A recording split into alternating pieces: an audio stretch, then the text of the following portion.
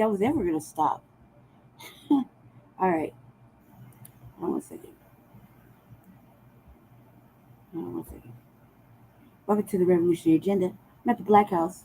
He hasn't done unpacking, so yeah, and I forgot to turn the light off. So, oh well.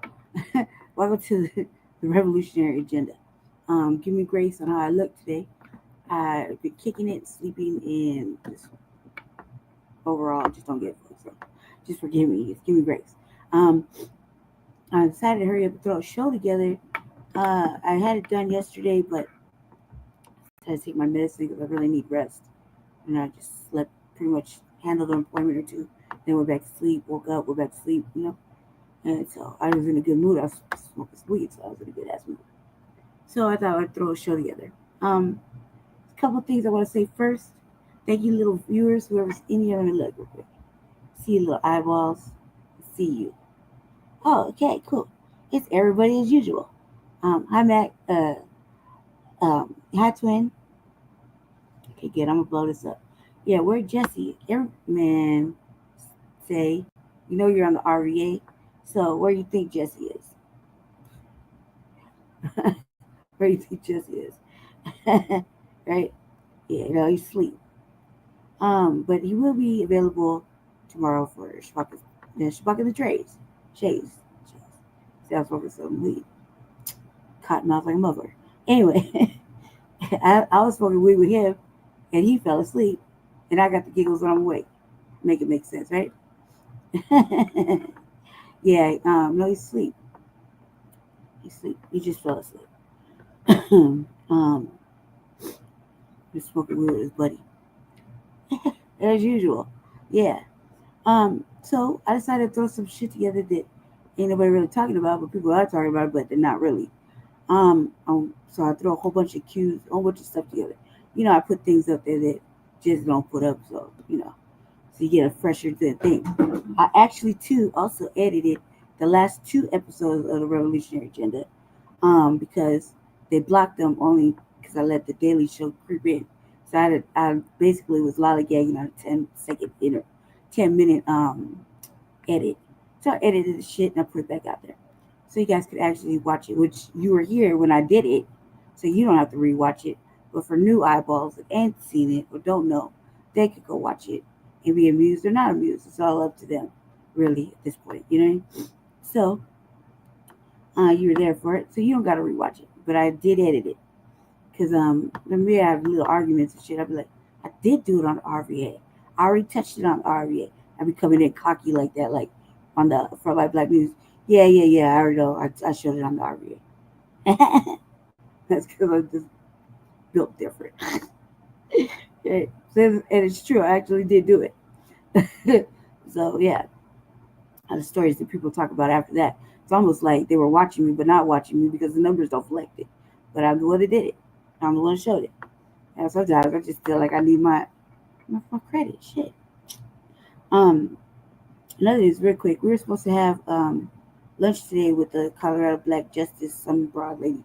That I was going to talk about my crime bill that I've been working on heavily for Foundation of Black Americans, especially in Colorado. But last night at like, I don't know what time, like 7, she called, or the night before, I'm sorry, Thursday night, something like that, Wednesday night. She said that something happened. She had to go to check herself into the emergency room. She'll get back to us. Part of me was happy, another part was not happy. So, God damn it, I've been working hard. Like, like with just this little taste, I feel is this so good.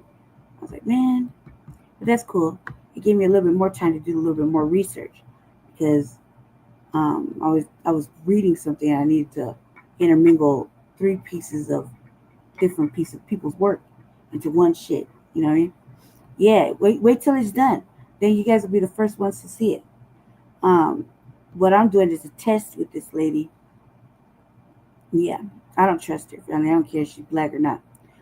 She just gave me. If y'all were watching the time where me and Jesse went into the state house and did a little testimony, and then we had a little interaction. There's a piece of me that, like, I felt the shift. and then I stopped talking to her. Then she stopped talking to me. I could have took the attention back, but I stopped talking because I didn't like the way she was moving there. Something about it was intuitionally not right with my shit. The thing is, family, they could get these bills and take all of the shit that's meant specifically for us out and put whatever the fuck they want in and make it an all inclusive bill for inclusivity, even though none of this shit is meant for to be inclusive to us. So what I'm working on is severe because it has to go in what everybody's been talking about. We need and have to have for FBA crime bill. So I was kind of happy and sad about that. Sad, like happy, like yeah, okay, I give you more time. Sad, like you just didn't want to deal with me. Kind of sad, yeah. Yes, exactly. But making it an actual fucking crime. It's like a act of terrorism, like the homegrown terrorists, basically. And it is terrorism. You know what I mean? I mean, if we're gonna like go into these guys, what's good for the goose is good for the gander. This is terrorism. Speaking of, side note, got kind of like a little stalker or some shit. Not really for me, because wasn't really listening to me. So I have to let everyone know, motherfuckers do make threats to, do whatever, right? Even if they don't know you, they just don't like you, whatever, it don't matter. But I had received I don't answer the phone. I don't like to text messages. I answer the phone and I ignore people all the time, just because like I believe your energy gets spread through the lines. You know what I mean? Text messages can be read wrong. A tone on the phone could be read differently, heard differently. People like me that are reactionary can look at it like, "Are you talking shit, huh?" Oh, can you hear me? I had to bring the mic from the crib. Look, look, I brought the mic from the crib, y'all. Y'all hear no weirdness over here? Look. Oh, this motherfucker right here.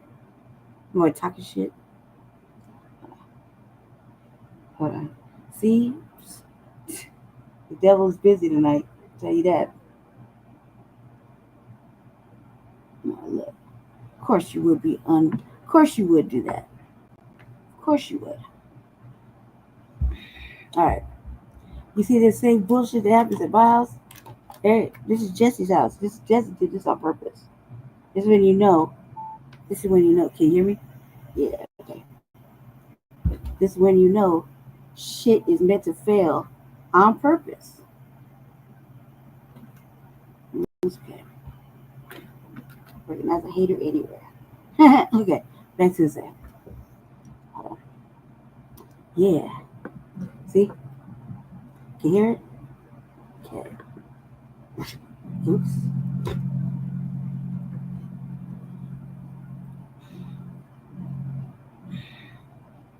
Alright, you can hear me now, right? I bet. Not like Jesse's. My shit works.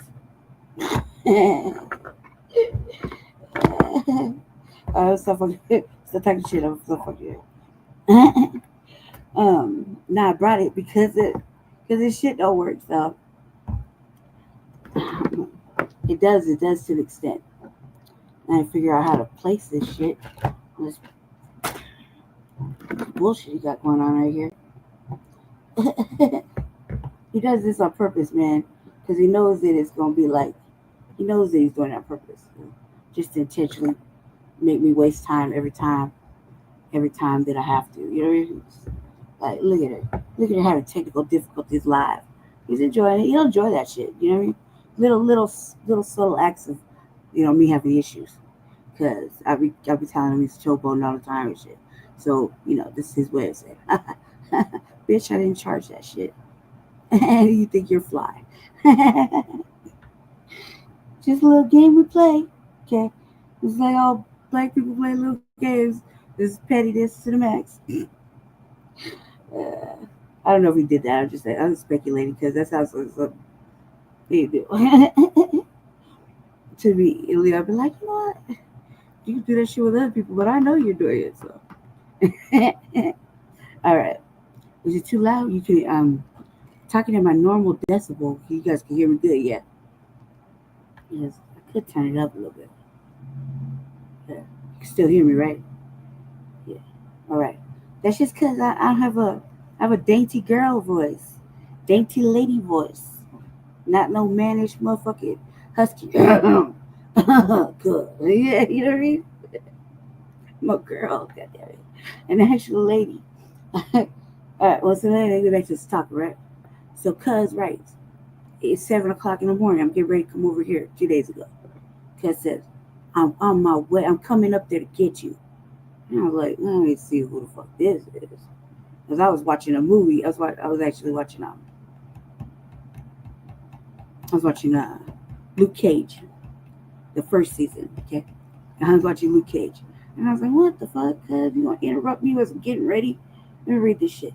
Well, since I don't delete nothing, the previous messages came from like April when Cuz said who he was and who he was looking for. I don't really answer him. I just ignored him.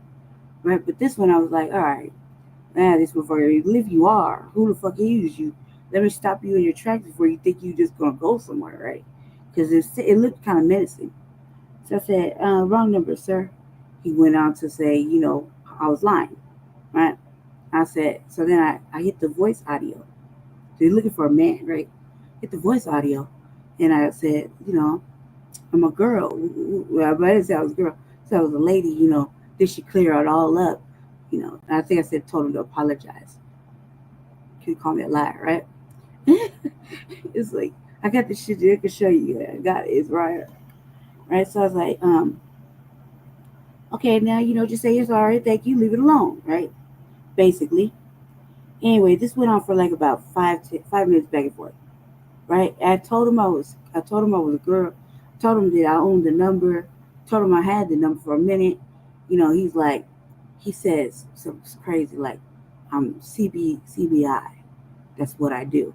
I said, well, you're failing. I fire somebody. You're a supervisor.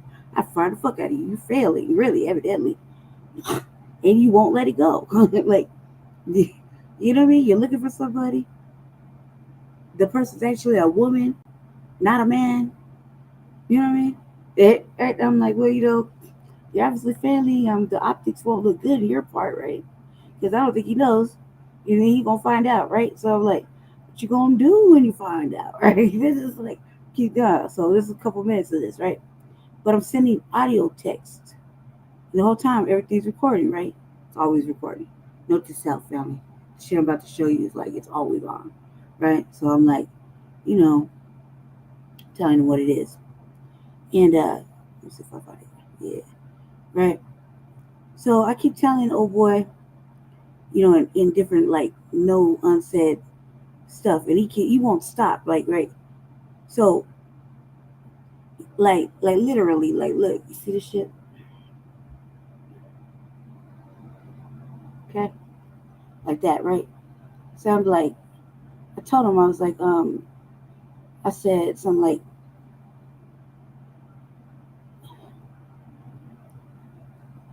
let's just apologize and leave it alone. I swear, I promise to you that this number is like a cricket number, and I have it, okay? And it doesn't matter what you think, maybe because of the account or whatever, it's actually an issue to me. I take that back. It was purchased for me. So, yeah, because I needed one. I don't need to give you any more details, but if that's the case, I'm letting you know if that's what it is. So, that's my number now. Been using it faithfully, fully, for as long as I've had it. And it's a cricket number, and I think it's attached to to my family. I can't really give you any details. I think if you really want to look at that, okay, simple as that. All right, but I promise you, it's not. I'm not your friend. I'm not who you're looking for. Actually, very not who you're looking for. Good luck on your mission. That, so I tell you that. Good luck on his mission, right? He said, when I get, he's still like that. He's like, you won't take no. He's like, when I get there, we'll meet. He's pushing it, right? And then he does all the love faces and shit. I'm like, I like that, cuz. Right? They says, you sound so sexy. And I'm like, whatever, cuz. I hit him again, like, no, oh, I mean, your friend has a girl, a voice like a girl. And we really need to talk about Roberto's traces, don't we? Right? I'm sure you don't laugh like no 45-year-old grown ass woman, right? I'm pretty sure you're looking for a man, right? An actual man. Sure you don't have no, little voice like a delicate female, right? Because that face to face is like that's stupid, right? Don't you think? I'm kind of telling you that. I'm letting you know. Why would you want to face to face with somebody that's a girl voice? Are you high? Are you smoking drugs? Okay, it's cool if you are. You gotta put it down now. It's 7:30. It's 7:30 in the morning. Okay, I promise you. I swear to you. I don't know what to put it on. Put it on your mother. How about that? Then it's not what you think. I'm not hiding your friend. I don't even know your friend. I would never. Know why? Because it's probably whiter, so that I don't like that. So I never could ever do something like that. Okay. So go ahead, just and why would you buy a hamburger? Cause just apologize. Simple as that. Simple, very much. Just say, I'm sorry for bothering you. Cool. And I already put it in the phone. Wrong number. So don't even worry about it. The next time they message you won't even get answered. This is a courtesy. You're welcome. You have a great day. Right? You would have thought that would have stopped there, right? No, no, my brothers, no. He's all like, new friend, I love you. You're so amazing. Woo, woo, woo. Right? And I'm like, I'll tell my husband that you think so. You know what I mean? I'm sure he appreciates that. I mean, he definitely appreciates when somebody tells his wife that she's pretty, did a good job. So I think I'll, just go share that with him. Or, do your little CPI research. I guess you'll figure it all out. And you'll still be very upset when you figure it out. Don't do it. Just let it go. Because, it's not, we're never going to talk again after this. Like I said, courtesy. I'm sorry you have to move to a new town, but they have places to make new friends and find dates and all that good shit. It's called the internet. And I suggest you look there. I'm an old-fashioned person. I don't like to answer phones, look at the internet, and or talk to people unless I must or I have to. And so that's why I don't answer phones or talk to things. So it was fun. I'm highly amused. I amused myself. I hope that you learned something from it, and I hope you find your friend because it seems like you've been looking for him since April. When you take these little long gaps, you should look harder and really be consistent. But I can't help you, bro. Can't help you. I'm sorry. I'm a grown ass woman with real problems, and I don't know nobody. Name that. So, you have a blessed morning and good luck on your search, and have a great day. Right. So after that, right. So I'm like, I'm about to leave. I'm just dropping the phone. I'm trying to get back to my show, right? So he said something like, "You owe me money," and I let that go, right? And I said, "LOL, I'm sure." He said, "Only 10 grand. I will find you, bro. It's what I do." You see what I'm saying? So he didn't get the message, or he's ignoring it intentionally. Whatever the fucking reason was, I made sure I did audio clips of that, right? I was like, oh, "What?" He's like, "See you soon." He keeps calling me Roberto, and he says he's so excited, right? So I just did what the, what they do. You know what I mean? Like, how police be shooting motherfuckers, and I was scared, right? So I was like, all right, play your game today, right? So I was like, told him, failing at it. You're very poor at finding that. He says what he does. I was like, you do. You failed. That error, that grandiose error. What do you think is gonna happen then? Because I'm like, what you gonna do? I love when people think they always got the upper hand and they like to try to extort or bully somebody. You really must have got a good idea what you up to. Well, I don't know what to say, love. Sounds like you got a busy job of trying to find a man, and as a woman telling you, obviously, just need to keep in mind, it's all recorded. telling you that you're looking in the wrong spot and you're bullying and menacing and kind of threatening, kind of feeling a little scared. So, I wouldn't carry on, sir. Okay, Polly? I wouldn't either. That's his name. Right? And if it's what you do, you're failing at it. Trust me, failing at it. How you gonna come? How you gonna say, I found you, that's what I do? Clearly listening that a girl's voice is on the phone. But you're gonna continue to disrespect an actual female by calling me some man's name, who I have no idea about, saying all this extra shit, talking about oh, you what? Never in my life, sir. Never in my life. Before my whole fucking life. No, he's giving me a motherfucking thing. Haven't took nothing. Couldn't. You know why? Because I just don't got it like that. Trust and believe.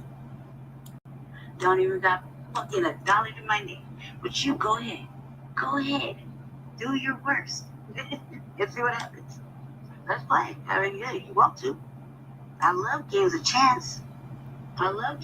So if that's what you want, you know what happens. Right, like, I was like, what were they? That wasn't supposed to be. I was like, wait. Right? What you gonna do when you find out? That's what I wanna know. What you gonna do? I guess I'll just have to be in suspense.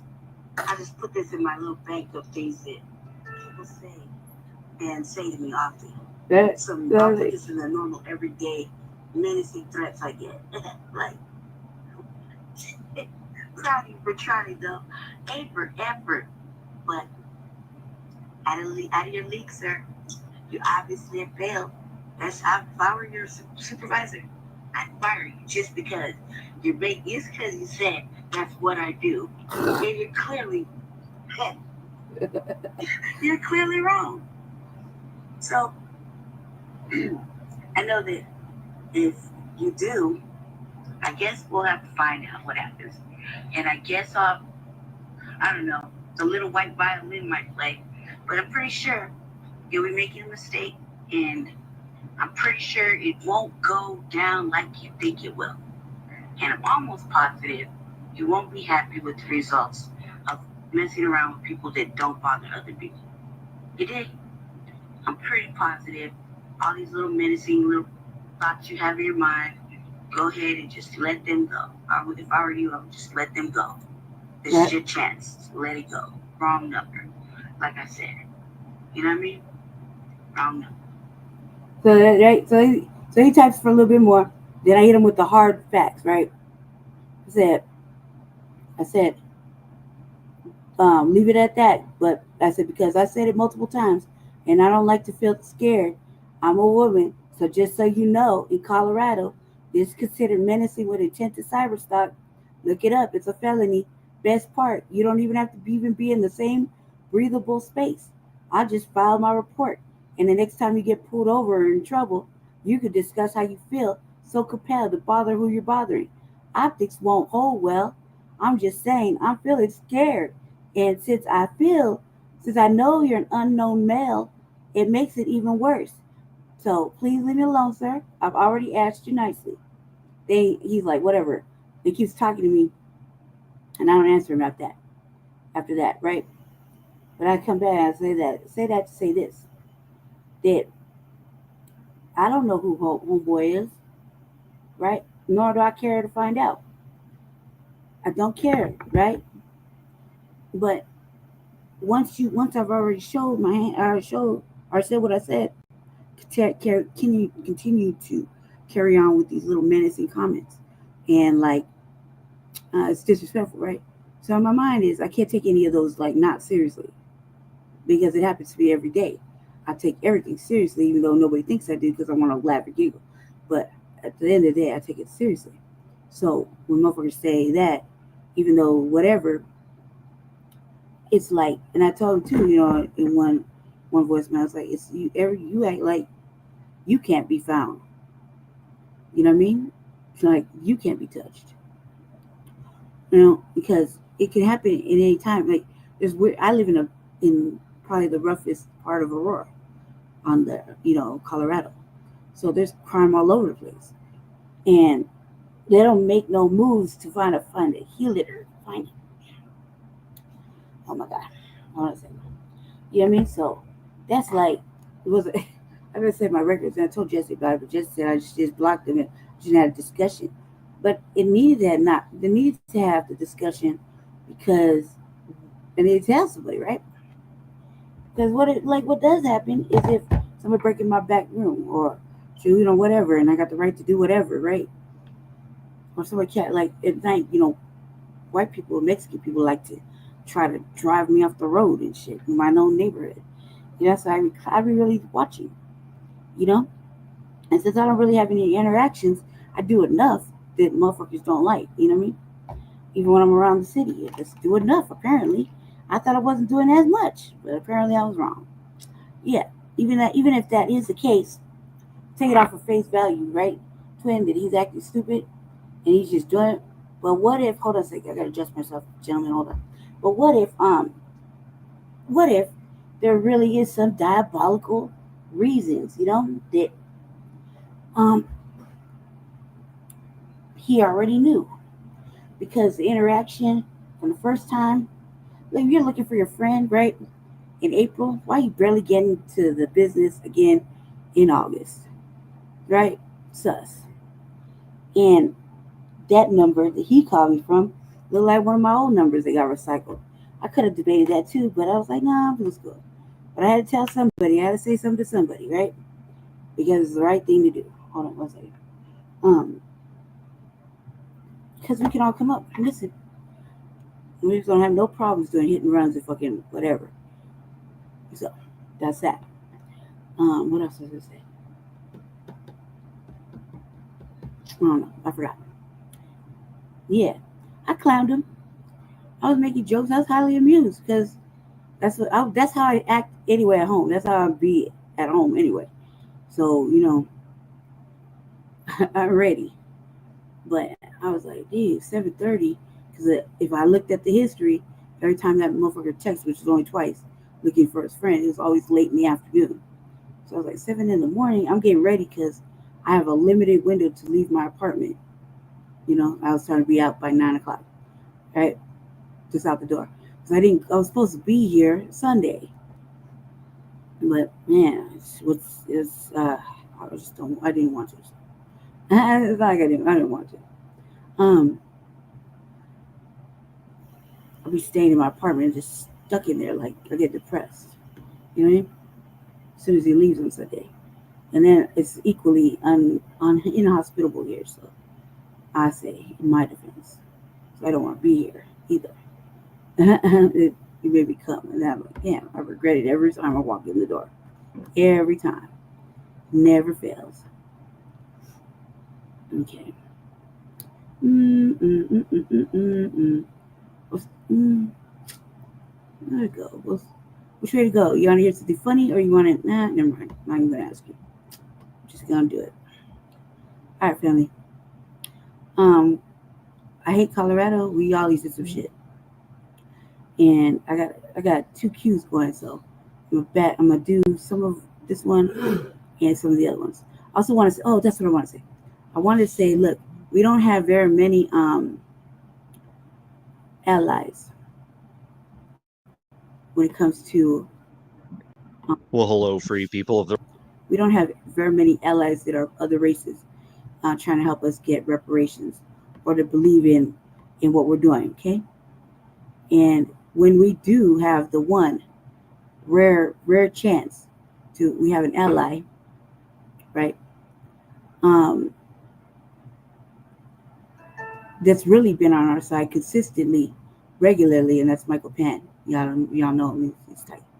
Um, chopped it up. Who goes at another alleged ally, which is white, and try to ask him the business and talk about using if they really cared they should use their privilege to help us get reparations and you know what I mean they should use their platform. They really were about that business, but they're just like Black Lives Matter, propaganda, fucking capitalists. They capitalize on that shit. But so our friend, our ally, you know, very consistent. You know what I mean? Very consistent actually. And so regardless of what his ethnicity is, he's with us. You know what I mean? He's been with us. Actually turned us on to a whole bunch of different things.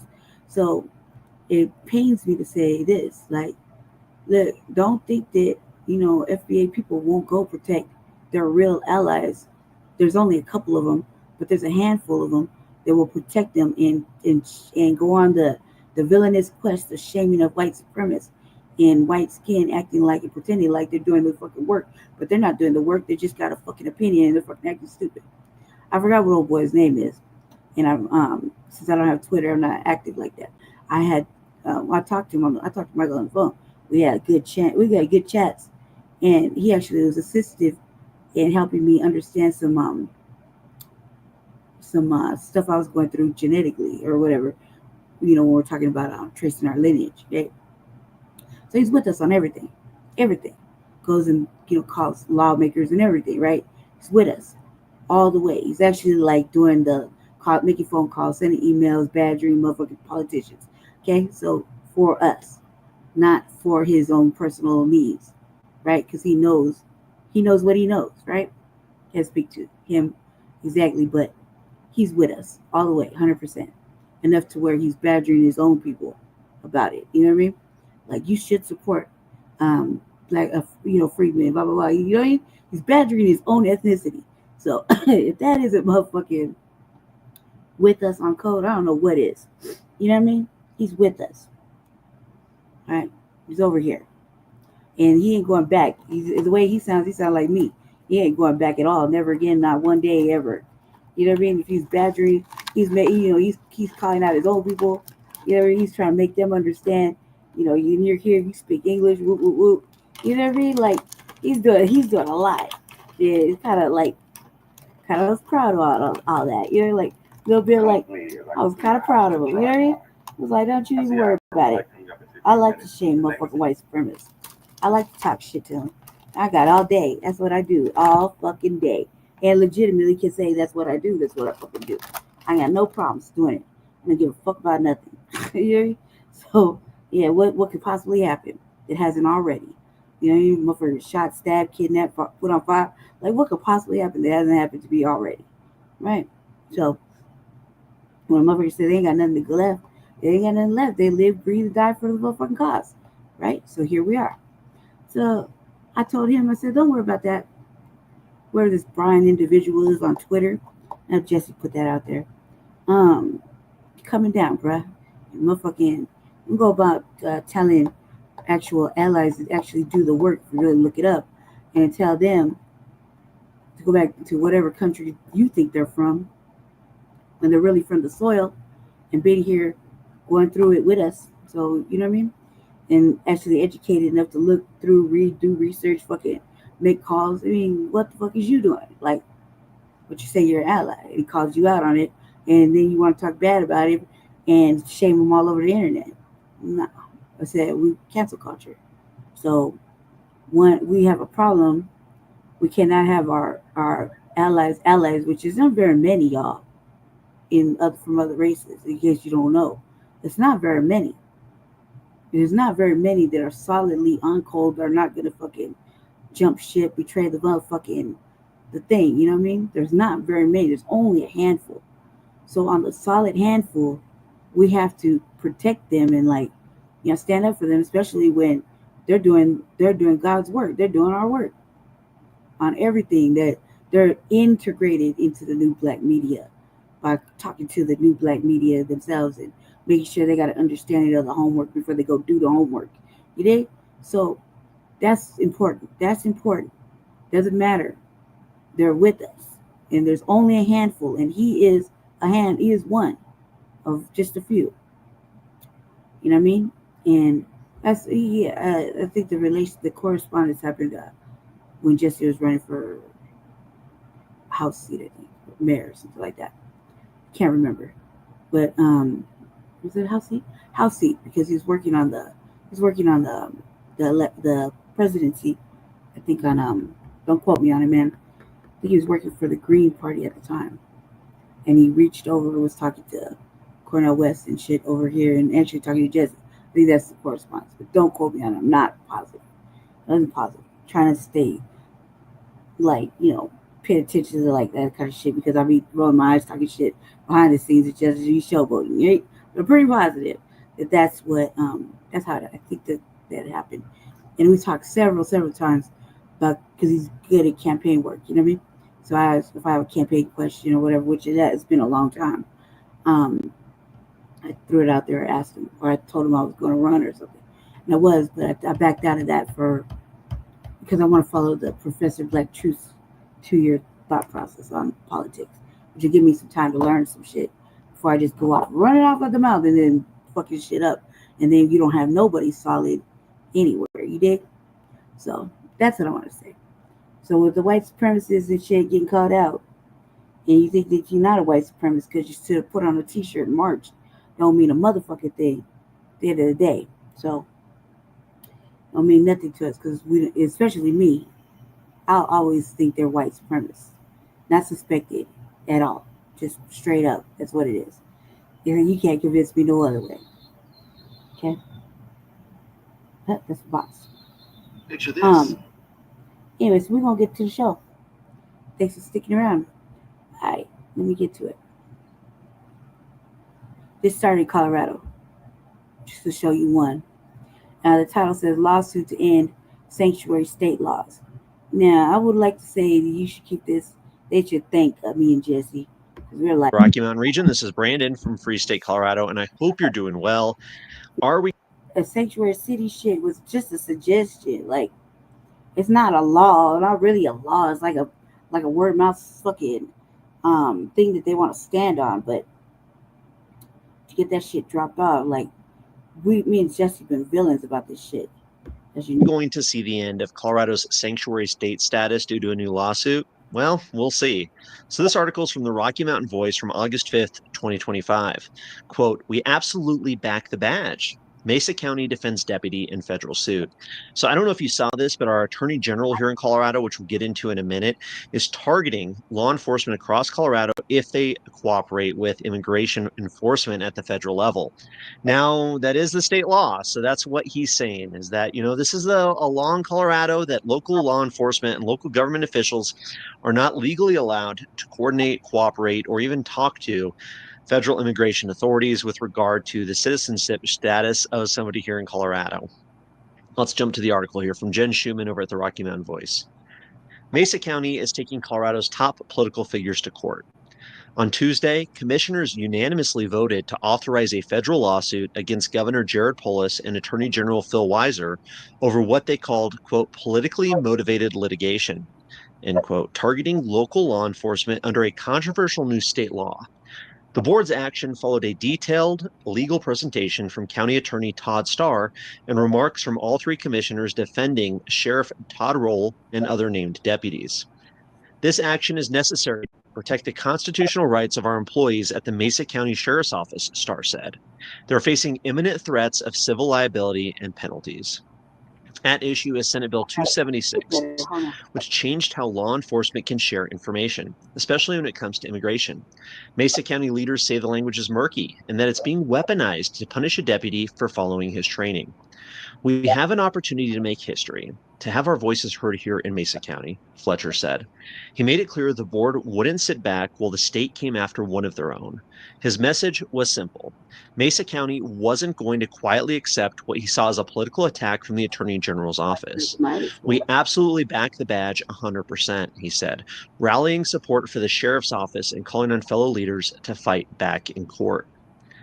Starr explained that the county is seeking a declaratory judgment to clarify the rights of law enforcement personnel under both state and federal law and an injunction to block enforcement of Article 74 while the matter is litigated. The statute's lack of clarity creates a significant risk, as we've already seen, of arbitrary enforcement, he said. We will not stand by while our employees are targeted for doing their jobs. Among those named as plaintiffs are Sheriff Roll, Under Sheriff Matt King, and Captain Curtis Brammer. Starr said the case isn't just about one deputy, it's about every officer. "It's not just lawful, it's necessary," he said. "It protects those who protect our community and ensures they can continue to work without fear of politically motivated litigation." wish I was longer. So there you go, folks. Deputy Zink there in Colorado is being targeted by Attorney General, if you hadn't heard. So here's the backstory from July 25th, 2025 from the centersquare.com. Links always at freestatecolorado.com. Colorado sues sheriff's deputy for allegedly working with ICE. So this is really what it's coming down to. This is why Mesa County is suing the state of Colorado to protect their sheriff deputy who was doing his job, reporting somebody to federal immigration enforcement who was here illegally. So to this article, Colorado Attorney General Phil Weiser has filed a lawsuit against a Colorado sheriff's deputy, holding him liable for allegedly cooperating with federal immigration authorities. Weiser made the announcement on Tuesday. Quote, Colorado law is clear. It is illegal for local law enforcement to carry out federal civil immigration enforcement, he posted to social media. And in Colorado, we do not allow the federal government to commandeer local resources for their own agenda. Weiser is suing Deputy Alexander Zwinnick of Mesa County for allegedly working with federal immigration officials to detain a 19-year-old illegal immigrant with an expired visa. The lawsuit, which was filed in Mesa County District Court, states Zwink has had no right to share or inquire into the driver's personal identifying information for the purpose of assisting with federal civil immigration enforcement. It asks that the court issue an order to prevent Zwinnick from similar unlawful conduct moving forward. Wow. So there you go, folks. Our law enforcement is under attack from our own state government for trying to turn people in who violated federal law. It's crazy. It doesn't seem right. And of course, so many of our legislators here in Colorado want Colorado to be a sanctuary state. Check out Libs of TikTok, 114,000 views from August 4th. Unreal. Democrat Colorado Attorney General Phil Weiser is suing a Mesa County Sheriff's deputy for allegedly sharing information with ICE related to the arrest of a Brazilian national whose visa has expired. The deputy, who was placed on unpaid leave and removed from the task force, can now face $50,000 in fines for sharing info with ICE. Democrats will do anything to protect illegal immigrants. And that includes targeting our law enforcement, those in our community who are working for the sheriff's department and trying to go after criminals. Well, in Colorado, they are under attack from our state legislature and our state attorney general. Now, of course, this is the same Phil Weiser who politicized the attorney general's office, in my mind, at least, and attacked this poor woman, Lori Smith, who had a website and did not want to do a same-sex wedding website. That's her job, is to run a website, and she won in the Supreme Court. I had said here back, and this is from January of this year, Weiser should be disqualified for his attack on the First Amendment. Lori Smith was persecuted by Phil Weiser and his thought police. And then from the article here, this was the Denver Gazette back then. Quote, Justice Neil Gorsuch, who penned the majority opinion for the Supreme Court, said the court has long held that the opportunity to think for ourselves and to express those thoughts freely is among our most cherished liberties and part of what keeps our republic strong. Weiser said the decision threatens to destabilize our public marketplace and encourage all kinds of businesses, not just those serving weddings, to claim First Amendment free speech right to refuse service to certain customers. So this poor woman, Lori Smith, got $1.5 million out of our state government, that's our taxpayer money here, because Phil Weiser attacked her, went after her, tried to destroy her life and her business, in my opinion, because she would not make a website for a same-sex couple.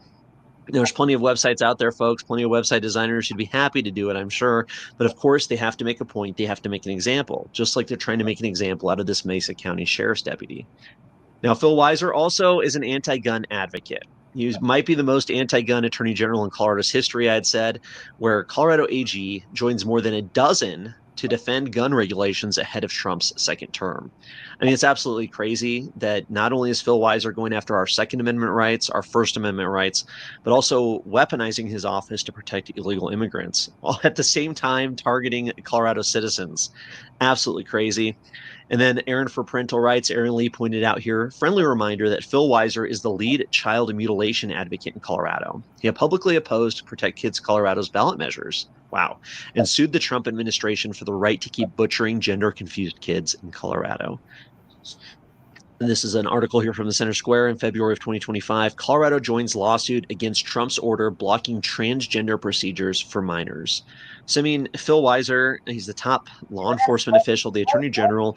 He's the one who's charged with basically enforcing these extreme. Like the way he, okay, that's one thing. What he said is like, you know, so that we don't have to keep doing unnecessary surgery on confused children. You know what I mean? That's what that he should have just said that. But instead he went on this whole thing like, he over there mutilating kids, like he just taking them and cutting off their arms and shit. Like, what I mean? He made it sound like that's like we're supposed to protect the children. He's getting mutilated. Just now I get it. There's an agenda here. There's an agenda here. Well, obviously, what side is cuz really on? You know what I mean? And out of control laws that our state legislature has put into place. It's bad news, folks. This man has no business serving in public office and should immediately be disqualified from any future position. Like, what up? I mean, this says it right here, folks. Mesa County calls AG suit in ICE traffic stop incident political theater, files countersuit. 100% political theater, trying to target people who are trying to keep our community. I don't get it. Like, I mean, honestly, I mean, like, you know what we're supposed to do? Like, there's no sanctuary. Like, if we don't get a sanctuary, they don't get a sanctuary. No one has a sanctuary. You know what I mean? Fair is fair. Yeah. Dr. Kafari, have you heard about the DHS policy of collecting the DNA of children and storing it into the FBI criminal database, yes or no? I believe there is not a policy to do children. There absolutely is. Mr. Chair, I ask unanimous consent to enter into the record this report from July 2025 titled Raiding the Genome, How the United States Government is Abusing. Wait, so I found this today, y'all. And I obviously had a reaction. I'm having the same reaction. I can only feel it coming. And sorry, I started laughing. But just listen to the words that she's saying, okay? Because I mean, I don't like Democrats. I don't like shilling. I don't like bedwitching, buck dancing, motherfucking none of that. Cooning to the highest level, fucking. I should be right at the top with the white people, knowing that I'm not going to go nowhere. I'm going to be in the same position. Pretty black faces in high places, fucking kiss ass shenanigans, right? Not doing for black folk. I don't like none of that shit. None of it. So I listened to this and I'm like, it's just the words. It's just don't make the. You hear everything and you're like, God damn. Like, ooh, you know what I mean? Like, for real. And then you'll think about it. You're like, what? Just listen, because she's crazy. Its immigration powers to amass DNA for future policing. Without objection. This policy began under Donald Trump. In his first term, he authorized DHS to be heard about the DHS policy of collecting the DNA of children and storing it into the FBI criminal database, yes or no?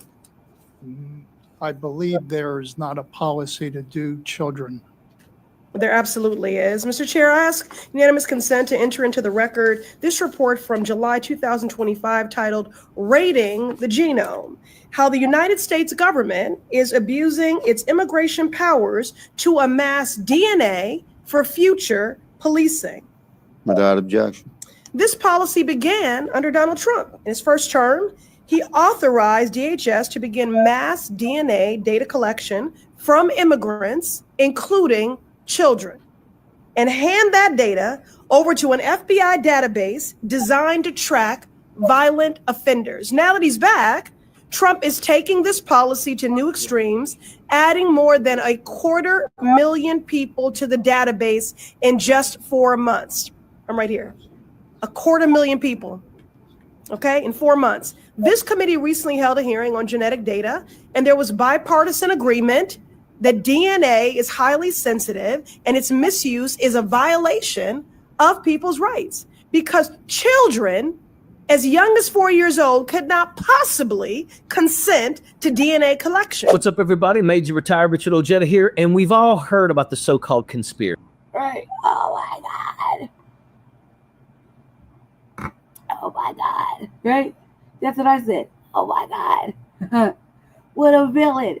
Because the bad villain is like, so you like just think about it. So they've been swabbing and taking blood of these motherfucking kids and everybody and mama coming through, they get caught up or whatever, right? Just put them in a database because for future crime fighting, right? So you motherfucking some young kid, keep in mind, 4 years, right? Was it 4? We had like 8 years, right? Minus whatever, like 12, little 14-year-old, whatever, get caught breaking into some shit, right? His name ain't even in the motherfucking juvie database, right? They put it over there, run his fingerprints and take blood and shit, whatever. But we get a lot of 14-year-olds that are going to jail now, right? Like all over the place. Some of them are immigrants, but not all of them, right? Including some of our children, right? So get picked up and go to jail, getting tested, you know what I mean? And their fucking blood pops up, bing. Oh, you entered the country like in woo, woo, woo. You're an immigrant. You're not nationalized, and you've committed said crimes. Like, look, you've committed a couple of crimes because we've got DNA. We had no idea where it came from. You know what I mean? The motherfucking kid going to jail till he's 18 and then going to the big house. Well, just think about that. Now, not just think about that. Think about what else they took. What else they've been taking. And what files we all sit in. We're probably sitting in everybody's file. And that's not just them, but us too. Think about it. Time you go to the doctors or something, they probably have some nefarious shit. That's why I'm like, man, they always listen. They always watching. It's just a matter of when, right? I don't even give a fuck anymore. Like, fucking hot boy season it is. Because you don't know anymore. They're all up in your phone. They're all up in your camera. They're all up in your blood. You dig? I was like, man, it was like, this is diabolical and good at the same time. I was so excited to read it. I was like, oh, shit. Got a motherfucking villain. Already. Goddamn. And you wanted to vote for this. You wanted to vote for Trump. He's been over there saying, this is like a time cap, like a time burst of fuckery. You know, you like, this is calculated. He's like, yeah, I got kicked out, man. All right, cool. He had 4 years. I'm going to be back up in that bitch. And when I get back up in that bitch, that's when this shit's going to be so relevant and so prevalent to the shit I'm going to do. Eligibility coming up for the back burner of the last time he was there. Kids? What do you mean? Kids are supposed to be off limits. Not according to Trump, because everybody can get it. It's up. Everybody. Don't matter if you're in the womb or not. You're a tourist, baby. Yeah, you getting it. You came over with your mommy and daddy and swam over, or came under a motherfucking busted wire fence and shit, and braved the fucking African-filled fucking waters and shit. Traveled 8 countries of tropical fucking rainforest, desert, and you decided this is going to be the place you're going to caravan your big ass over to. And then you're going to vote against the collective and go vote for Trump. This is crazy. Did you know? I didn't. It was like planned fuckery, okay? Straight villain. Straight villain. I'm laughing, okay? Well, let's carry on. Area 51, Bohemian Grove, alien armadas, flat earth, and QAnon. The kind of conspiracies that never rest. But you want to hear something that's not a conspiracy that just sounds as shocking as can be? They're harvesting DNA from 4-year-olds. And that's not a theory. It's really happening. Clay Higgins and the Republicans are pushing a bill to redefine what an alien is so they can justify building a lifetime criminal database on migrant kids who can't even give consent. Let's make no mistake about it. This is not about protecting children. It's about power, it's about surveillance, and it's about control. This administration is turning childhood trauma into a permanent record. Republicans on this committee, you claim to be focused on protecting children, yet you're ignoring actual threats to their safety. You traumatize children with the threat of disappearing their parents. You traumatize children by disappearing their parents. You traumatize children by collecting their DNA without their consent and criminalizing them. You traumatize children by denying them food when they're hungry. You traumatize children by denying them essential health care, which is their human right. You traumatize them so much that they're afraid to show up to school, afraid to show up to church, afraid to go to doctor's appointments. Mr. Chair, I ask unanimous consent to enter into the record this July 2025 article from the Boston Globe titled, "I Want Daddy," as ICE detains parents and children. Without objection, the gentlelady's time has expired. Ms. Mason Stop is using children as recognized pawns. This is the for real 5 child minutes abuse. for questions. Thank Thank you, I Mr. yield. Chairman. I appreciate the passion this afternoon. And when Ayanna Presley called it out, Clay Higgins couldn't take it. Clay Higgins can dish it out, but he sure as hell can't take it. He slammed the gavel, shut the meeting down, and ran into recess without even voting on his own bill. Pursuant to the previous order, the subcommittee stands in recess, subject to the call of the chair. Point of order. Are we not We're in going to take the recess. vote? We're in recess. That was the previous order. Yeah. Mr. Chair, we need to take the vote from the motion. Why did I say so? You don't even have any excuse or answer. It's like I'm bouncing. I'm empty. We're in recess, and we will move to those votes. So this is out of order conversation. I'm just being polite. We had the previous order that we moved without objection. Votes would be moved until after deliberation.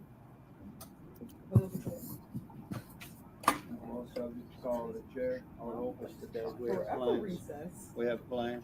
We have forever recess. Children will not. Sir, when is the actual, when are we back in session for this subcommittee? After votes? Subject to the call of the chair, as I stated. So We're going to do a permanent recess. the previous order. So stand by.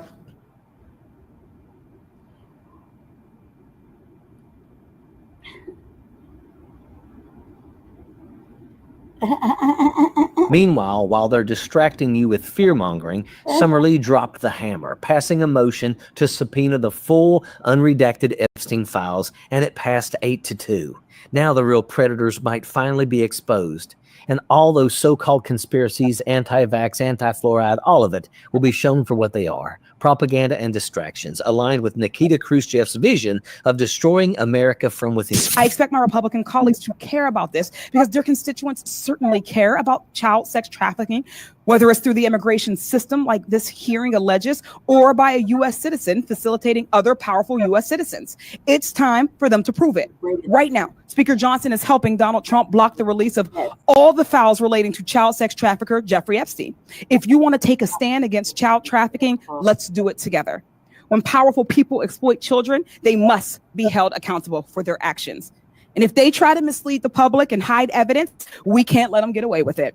So we can't allow individuals, especially those at the highest level of our government, to protect child sex traffickers. So today, that's why I will be offering a motion to subpoena the Department of Justice to release the Epstein files. Numerous members of this committee and this subcommittee have called for answers and transparency. So let's do something about it. Rep. Biggs has said we want to get to the bottom of it. Rep. Mesa stated, I believe we need answers on Epstein. If 1,000 kids were trafficked, how is there only one accomplice? Rep. Perry has written to Pam Bondi on Epstein saying the American people deserve answers and justice, particularly in matters involving grave allegations of criminality and misconduct by influential figures. Rep. Boebert said we deserve the truth about the Epstein files. Yesterday, our Government Operations Subcommittee approved a motion directing Chairman Comer to subpoena Ghislaine Maxwell to appear for a deposition before this committee. But Ms. Maxwell is currently serving a 20-year federal prison sentence for her role in sex trafficking children with Jeffrey Epstein. She could have a motivation to protect powerful people to get a lighter sentence. We need the actual Epstein files to get the full truth. So I hope my Republican colleagues will join me in supporting a motion to subpoena the Department of Justice to release the Epstein files. With that, pursuant to Clause 2K6 of House Rule 11, I move that the subcommittee issue a subpoena to the Department of Justice for the full, complete, unredacted Epstein files to be delivered concurrently to the majority and minority of the Subcommittee on Federal Law Enforcement of the Committee of the Oversight and Government Reform. But before we go any further, let's call this what it really is. The Republican Party wants to legalize kidnapping, and worse, they're laying the groundwork for ethnic cleansing.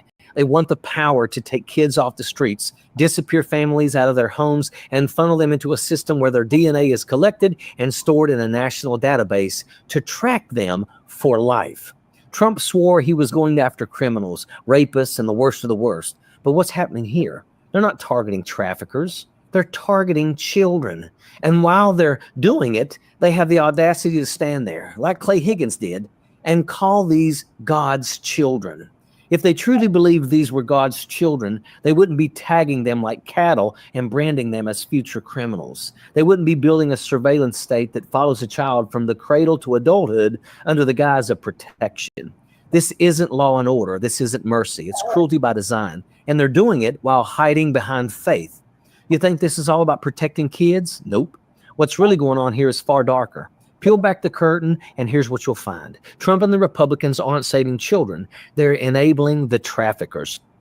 They're setting up a system that brands these kids, tracks them like criminals from the age of 4, and follows them into adulthood. It's a life sentence for being born on the wrong place. And don't let them fool you. They're not fighting trafficking. They're protecting the real traffickers, the Epsteins and the Maxwells of the world, by burying their files, giving them immunity, and making sure the truth never sees the light of day. This is Trump's legacy. He promised law and order, but what did we get? Chaos, surveillance, camps that look like Alligator Alcatraz. He promised safety, but he's out here tearing kids out of cancer treatment and deporting them to die. He promised peace, but he gave us fear and cruelty by design. What the hell is going on this planet? So according to NASA, the aliens that's supposed to be... Oops. What Siberian genetics revealed. What the hell is going on this planet? So according to NASA, the aliens that's supposed to be coming here in November have a strong resemblance to us. The aggressive aliens that's on their way to Earth that's supposed to get here in November resemble African American people. And they're saying they're around 7 feet tall. And if that's the case, we already know why they're aggressive. We already know what they're coming back here for. Earlier this summer, the Pentagon said that the Anunnaki... Wait. Before you go any further, right? I have a little quick story to say. Today, Jesse was going over, like, I read Jesse, that's all we listen to is fucking podcast, man. That's why I never come over here. I just want to stay home and watch fucking movies all day. Right? I listen to fucking Terry DC, right? The Twitter Spaces, and the one is called Plebiscite Babble, right? Plebiscite Babbler, some shit, some new episode, right? Probably a couple of days old. So I'm sitting there listening to it, and I'm like, man, Plebiscite Babbler will have you motherfucking confused and have to go back and reread and fucking look up shit, have you motherfucking confused all day long. Like your brain is turning around in circles on what you is and what you isn't, right? What you should say, what you shouldn't say. That's fucking just crazy, right? Well, Cuz said something like, I think Tree asked him, what does he claim if he ain't gonna be black or whatever? I don't remember what he said exactly. Because he said, I'm a Cherokee, otherwise known as Cherokee or something like that, right? And I was asked, so I was, obviously I was clowning. I was like, it's like he's like, he was driving a truck, because he's a truck driver. I was like, it's like Cuz trying to be fancy there. It's like, oh my God, Cuz trying to be fancy right there. You know what I'm saying? You know, Cherokee, right? And I was like, this is like the motherfucker saying, I'm not a regular, I'm an Anunnaki, but my people call it, or my tribe is called Cherokee, but you could call it, you lower level individuals could call it Cherokee. That's what I said. I don't let him try to be fancy and try to talk shit, tell us whatever. I was like, just say what it is, because he said Cherokee. I was like, because he's a regular dude driving a truck, probably from like whatever. I was like, did you try to be fancy? Yeah, you're so weird, right? And the whole time I've been watching, I've been like, I'm kind of on the little space, stuff on from behind the scenes. I like conspiracies. I like them a lot. I like the thought of aliens. They like it, and I'm like, oh, they're just finally telling us. Remember the FBI, CIA finally coming clean about the motherfucking UFOs and shit. We already know. We've been done. So I was like, all right. I thought that shit was hilarious, and then it led me to this. Not for no other reason. It just popped up on my thing. Probably because it just knows I was laughing about it. So here we go. We'll be back here in the next 2 years. And now NASA, of course, again, NASA is saying that the aliens that are coming here this November look like African Americans. You do the math. The truth of the matter is, the truth has been hidden for way too long about what this planet is, where this planet came from, who we are as a people. And apparently those interstellar beings that's coming here are coming here for a reason. And apparently someone's spoken to them. Someone is keeping... I just been watching the Y-Files, man. And I watched the episode yesterday on the White Files talking about this exact same thing. The Anunnaki. I was like, come on, cuz like the timing couldn't be perfect. I was like, we even worried about motherfuckers having fur or reptilians. They either a reptile or they've got fur. You know, you talk about the motherfucker white folk forever, too. You know what I mean? And now we're like, oh shit, we're about to peel out our skin. You know, we've been living in motherfucking a fucking fantasy fictional fucking tale of fucking craziness. About to get up out our skin. We're about to show our ass. But all if they're like fucking, you know, universe beings are saying. That's what I was saying. You know, I'm a starseed. I'm like, shit, it's about to be on, about to come up out our skin. Show our ass, eat a dick, motherfucking race of white supremacy. Look at the fires we're starting. your country, your fucking globe is on fire. It's on fire. You know what I mean? We're laughing at I thinking stupid shit like that. I just laughed to myself because that shit was really amazingly funny to me in my brain. Like, oh shit, let's get excited. But let's not get excited because as much as they coming, look what they let us have. In contact with them. Someone knows their true purpose, because you can't randomly just say that they're aggressive and they're coming here aggressively if you haven't. I'm like, well, that's how they refer to us anyway, period. We're aggressive all the time. You know, so I talking to me, say, I'm true. It's true though. You know, motherfucking special ones, like, you know, like I said, like myself and shit. But yeah, we know our purpose, guys. I'm like, we know stuck in these fucking whack ass useless motherfucking skin suits and shit. You know, you get it. I get it. So it's even funnier. It's like I'm just saying the funny shit out loud right now to myself. And I was like, he's serious though. Spoken to them. Or if they're not here already, welcome to 2025. I want to see what's next. I'm out. The only way we're going to stop paying bills and our rent is if they hurry up with the alien invasion. Just like go ahead and roll that out already. Because like who's going to work the next day? Fake or real? I don't care. Like I don't even care anymore. I don't care if it's real or fake. If we see a 12-mile fucking ship in the sky, who's going to work the next? Like who's going back to work ever? Are you fucking serious? If rent was due that next morning after seeing that, like, I'm not paying my rent. Like, what are you talking about, dude? Do you see this? No, it's fucking over. And like, that's like, so, you know, let's get on with the fucking show. One thing that really be ruffling up my motherfucking feathers. How does NASA know the aliens are coming and they're hostile and that they're going to be here by November? How do you fucking know that?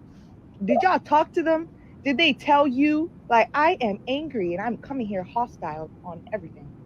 Did they? Or y'all just pulling shit out your ass like you always do? Like, NASA, I don't know about this. This is a little weird. How do y'all, and this whole thing be weird. Like, how do y'all even be knowing when they're going to be here? Because November 1 is too motherfucking specific. Okay, November is crazy. How do you even know? Did you speak to the aliens or what? Breaking news, y'all. Earth might be under alien invasion by November. Good. Because at this point, I'll take it. Beam me up, Lord. I am ready. Yeah. Because Earth is ghetto. U.S. government got beef with its own citizens. Every day it's like no bodily autonomy, no safe schools, no affordable housing. Don't even ask about healthcare unless you're trying to pay with your soul. But hey, student loans are still due.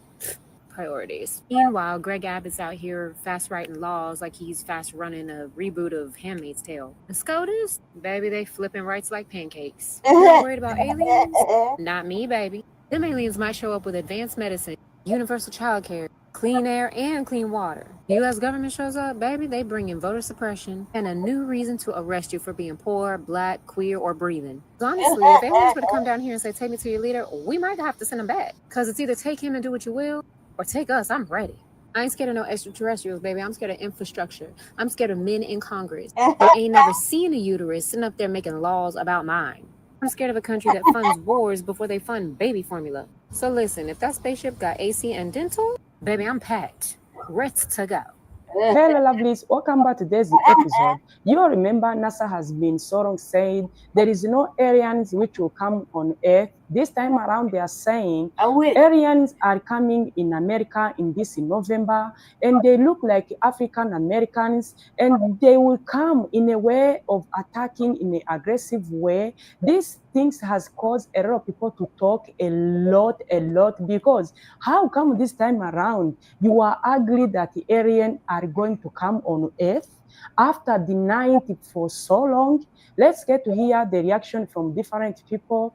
Drop your opinion in the comment section. Credits belongs to the original creators. Then we'll come back with more commentaries. Man, all this talk about NASA saying that hostile aliens is coming to Earth in November is really starting to get on my nerve. Because this is the same hostility that they claim is coming to Earth from aliens that we seen in Matthew 8:28, that we seen in Mark 9:14-29, and that we also seen in Luke 4:35. When Jesus cast these spirits out of evil people, they became hostile and threw them on the ground. And the word of God was here before any science. Matter of fact, NASA giving you information straight from the Bible, but because you don't believe in the word of God, you thinking this is something new.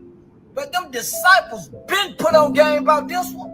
Scientists raised a concern about a recent discovery. Still a what the name is? 3 atlas. Well, the Bible called them fallen angels and nothing. Revelation 9:11 said they had a king over them who was given the keys to the bottomless pit. And when these aliens that's supposed to be coming to Earth in hostility, they gonna kill a third of mankind.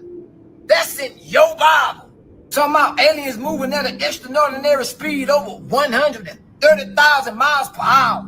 Sound like Luke 10:18 to me. And Jesus said he saw Satan fall from heaven like lightning. Now that's over 130,000 miles per hour, partner. So late November, toward the end of December 2025, 2 Thessalonians 2:11, strong delusion has finally arrived. Science is over the word of God, we here. Hostile aliens, I mean fallen angels coming to make war with humanity. Man, that sounds like the book of Revelation, man. Go read it. Oh, wait, I thought that they said that the aliens was coming in November. So they say it looks like the aliens will be here a little sooner than November. So they saying that this is breaking news, y'all. They saying they will hold a press conference today at 6:30, speaking about the aliens.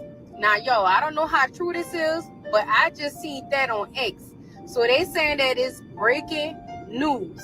Now, I wonder what's going to take place once these aliens get here and what's going to happen. So they're not telling us what's going to happen. They're just saying an alien invasion in November. But they're saying the aliens is going to be here a little sooner than November. So y'all let me know what y'all think about this. Now, y'all, this is breaking news. According to NASA, they just said the aliens that's supposed to come in here in November resemble African Americans. Allegedly. Hell no. And they said that they supposed to be 7 foot tall. Now, fuck. If that's the case, we already know why they coming back here for. I just hope they ass don't be aggressive, though. Yo, bro, you me, I'm you. Remember this summer, the Pentagon said that the Anunnaki would be back in the next 2 years. And then, boom, now NASA saying they look like African Americans. It's a lot of truth that's going to come out. There's a lot of truth that's been hidden about who we are as a people, what this planet is, where this shit come from, why I couldn't be 7 foot. What y'all niggas putting me, y'all stopped my shit from being 7 foot. I could have went to the league, bitch. And apparently somebody got to be in communication with them, y'all. I just don't understand. How do you know when these people about to be aggressive? Y'all say they coming in 2 years. The fuck they booked a vacation? Are y'all talking to them and they like, they own that or something? I don't know. How do y'all even, do they talk like us? I'm just saying, somebody got to know their true purpose. Because how can you just randomly just say this, that they going to be aggressive? How do they know? Or what if they here already? Or what if they're in the Pentagon NASA? Whoever's losing this galactic war just called in some backup, because 3i Atlas is looking more like a mothership instead of a comet right now. There's an astrophysicist at Harvard that said that there's a mothership on the way in November, and it's coming to kill us all. It's coming to save us. He said this object is 12 miles long.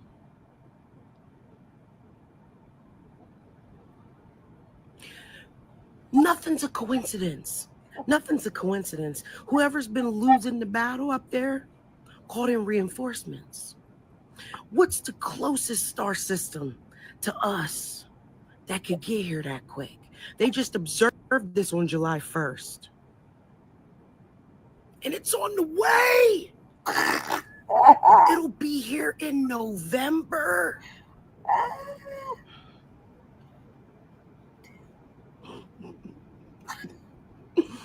It's the best year of my life. Now, wait a minute, cousin.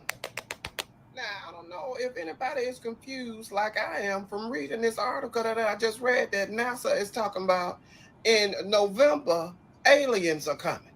And that the aliens are going to have an attitude when they get here. Now, first of all, November? Why are they coming in November? They would have missed the entire vibes of the summer. They done missed the heat.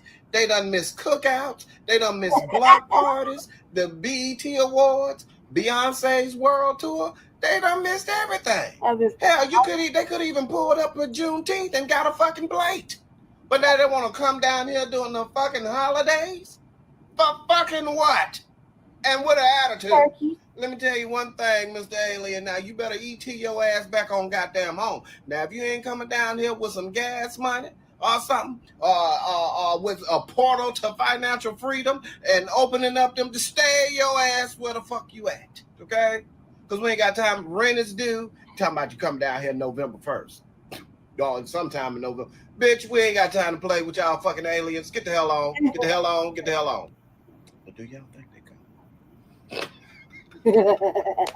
Y'all, they said that the aliens on the mothership is on the way. Listen, they supposed to get here in November. My thing is, why y'all ain't come last November, okay? If any time was a time to come, y'all should have came then. Y'all are a day late and $1 short. Mind you, they already said it was aliens that was just living up in the ocean. I guess the aliens in the oceans called up their cousins on the mothership and told them to slide through. Anyways, they said that the aliens are on a 12-mile-long mothership, okay, just cruising like a Smokey Robinson song. And I just want to know what exactly is y'all getting here, because can y'all come pick me up, give me a ride? Listen, I won't stand in y'all way. Y'all can call me Natasha Bedingfield. Take me away. Well, we supposed to forget that they already confirmed that it was aliens just down there in the ocean having them a good old time. So was we supposed to be scared that they said the aliens are coming on a 12-mile-long mothership? Listen, I ain't scared. That sounds like a good time to me. Tell them to swing through. We could throw something on the grill or something. And how do we know that the aliens just ain't coming in peace? Listen, they could be looking for one person.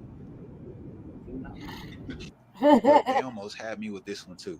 But no, there is no credible evidence or official NASA statements claiming that aliens are on a mega asteroid that resemble African Americans. Look, you almost had me with this.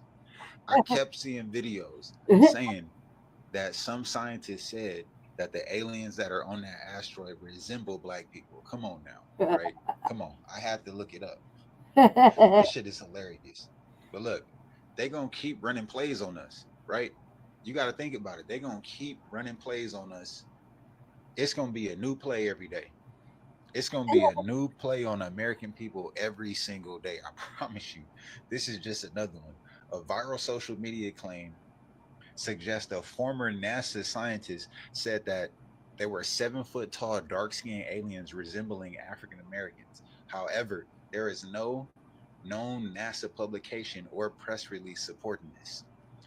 This post cites no official NASA sources, mission, or peer-reviewed evidence. No credible news organization or NASA press statement has corroborated such claims. They running a play. It's funny, and y'all almost had me, I swear to God.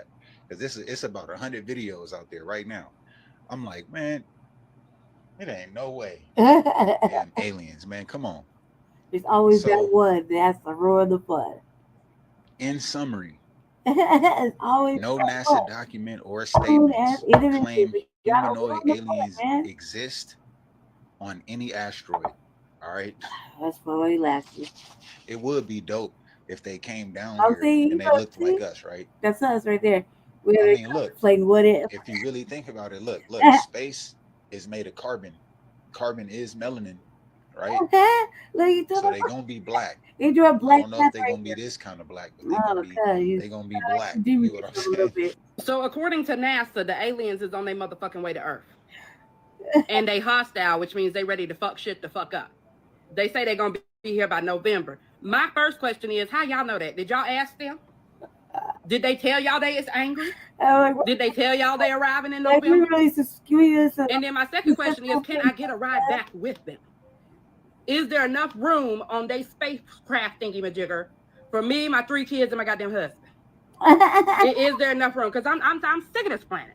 Unless they coming down here to take over and do a better job than what the fuck we got going on right now, then I'm gonna go back with them. I'm really confused also because didn't they just say that the motherfuckers was in the water a couple months ago when all them goddamn drones? Like, they in the water, they're under the ice, there's all kind of shit going on. They're under the fucking airport over here, they're in the canyons. I mean, it's fucking there everywhere, right? Like, there's just like black people everywhere. Like, seriously. And then the fact that they said they look like us and shit, and they coming with an attitude, that sounds like a motherfucking relative coming to visit. And don't like how you've been maneuvering all year. That's what it sounds like to me. And they coming in November. And so you coming to what? You know, so stop us from, you know, not going to the motherfucking booth for midterms. You ain't got to do all that. Just take a seat on the couch. Coming for Thanksgiving, whatever that means to you. Just cooking out, drinking beers with others. Like, just say that. That's cool. It's real. It's a rip. You know what I mean? Like, they look like us. And they come with an attitude. Sound like just one of us just coming home. You know what I mean? It's like one of us coming from the north to the south. You know what I mean? Yeah, I'm coming. I'm gonna be there in November. Like, you know, we booked our tickets on our flight. Yeah, I'm coming. I'm gonna be there. I don't like the way you've been moving, cousin. I'm coming home. Yeah, no, man, we're gonna talk about it from Uncle Rodney. How your mama doing? Yeah, all right. Yeah, tell her I'm coming. You know, I like the way she make that sweet potato pie. She gonna make that sweet potato pie, cousin. That's what it sound like. Yeah, they're like, they coming in November, they look like us, they got an attitude. I constantly got an attitude about anything, no matter where it is. Just say we gotta go to this place. I'm like, fuck, immediately with an attitude. Sound like family, man. It just sounds like some family shit, like, and cool. If we want to be really, really optimistic, let's hope they hit the end, raise some white supremacy, shake this shit up, take the ones out that don't need to be here, and just blow in some cool, clean air and add some animals and trees and shit. You know what I mean? And like, you know, we have a good time. We be able to spend money and not fuck up shit with an actual warning, like, warning, don't do this, don't do that, don't do this, don't do that. You do this, do that. That's it. You got 3 chances. Your ass gonna disappear into the fucking space, like, and you're disintegrate, like, spontaneously. That'd be a rip. You know what I mean? And they lied. That they misrepresented us. You know what I mean? That'd be tight. But come on, cuz. Come on now. They're like, what happened? I'm with them. And shit was going on. They said it was the aliens. Did they say they was in the water, coming up from the water, but now they back in the galaxy? Where the hell they live? I'm fucking confused. I feel like y'all just be saying shit. Just be talking out your ass. I think y'all trying to scare us, but we not scared. What the fuck is there to be scared of? We struggling on planet Earth every motherfucking day with you bitches. We not scared of aliens. Hell, we want them to come and do something. We want something different. Because we is sick of y'all. We is sick of humans. Hell, can they turn me into an alien? That's my motherfucking question. Y'all can stop trying to scare us. We not scared. We ready. I'm like, we is fucking ready. You remember, a lot of people has been confused for so long, and they asking these scientists from NASA a lot of questions, asking them, do you believe these aliens exist? Do you believe these things has been living on this earth before? Do you think there will be a day they will come to help the African Americans, not the continent? That's really, this should be what's upsetting, you know what I mean? And she's telling this story like, haha, you fools, right? But she really wonder, like, excuse me? Why are you not gonna visit the continent? And you look like African Americans was the opposite. Why are you always she bad about this? She kind of seems like she got a little attitude in her body language. But I mean, this is a real question. It's like, oh, so you just coming to see them damn foundational Black Americans, and why? To help them? What about us? Well, you know, that's how I feel.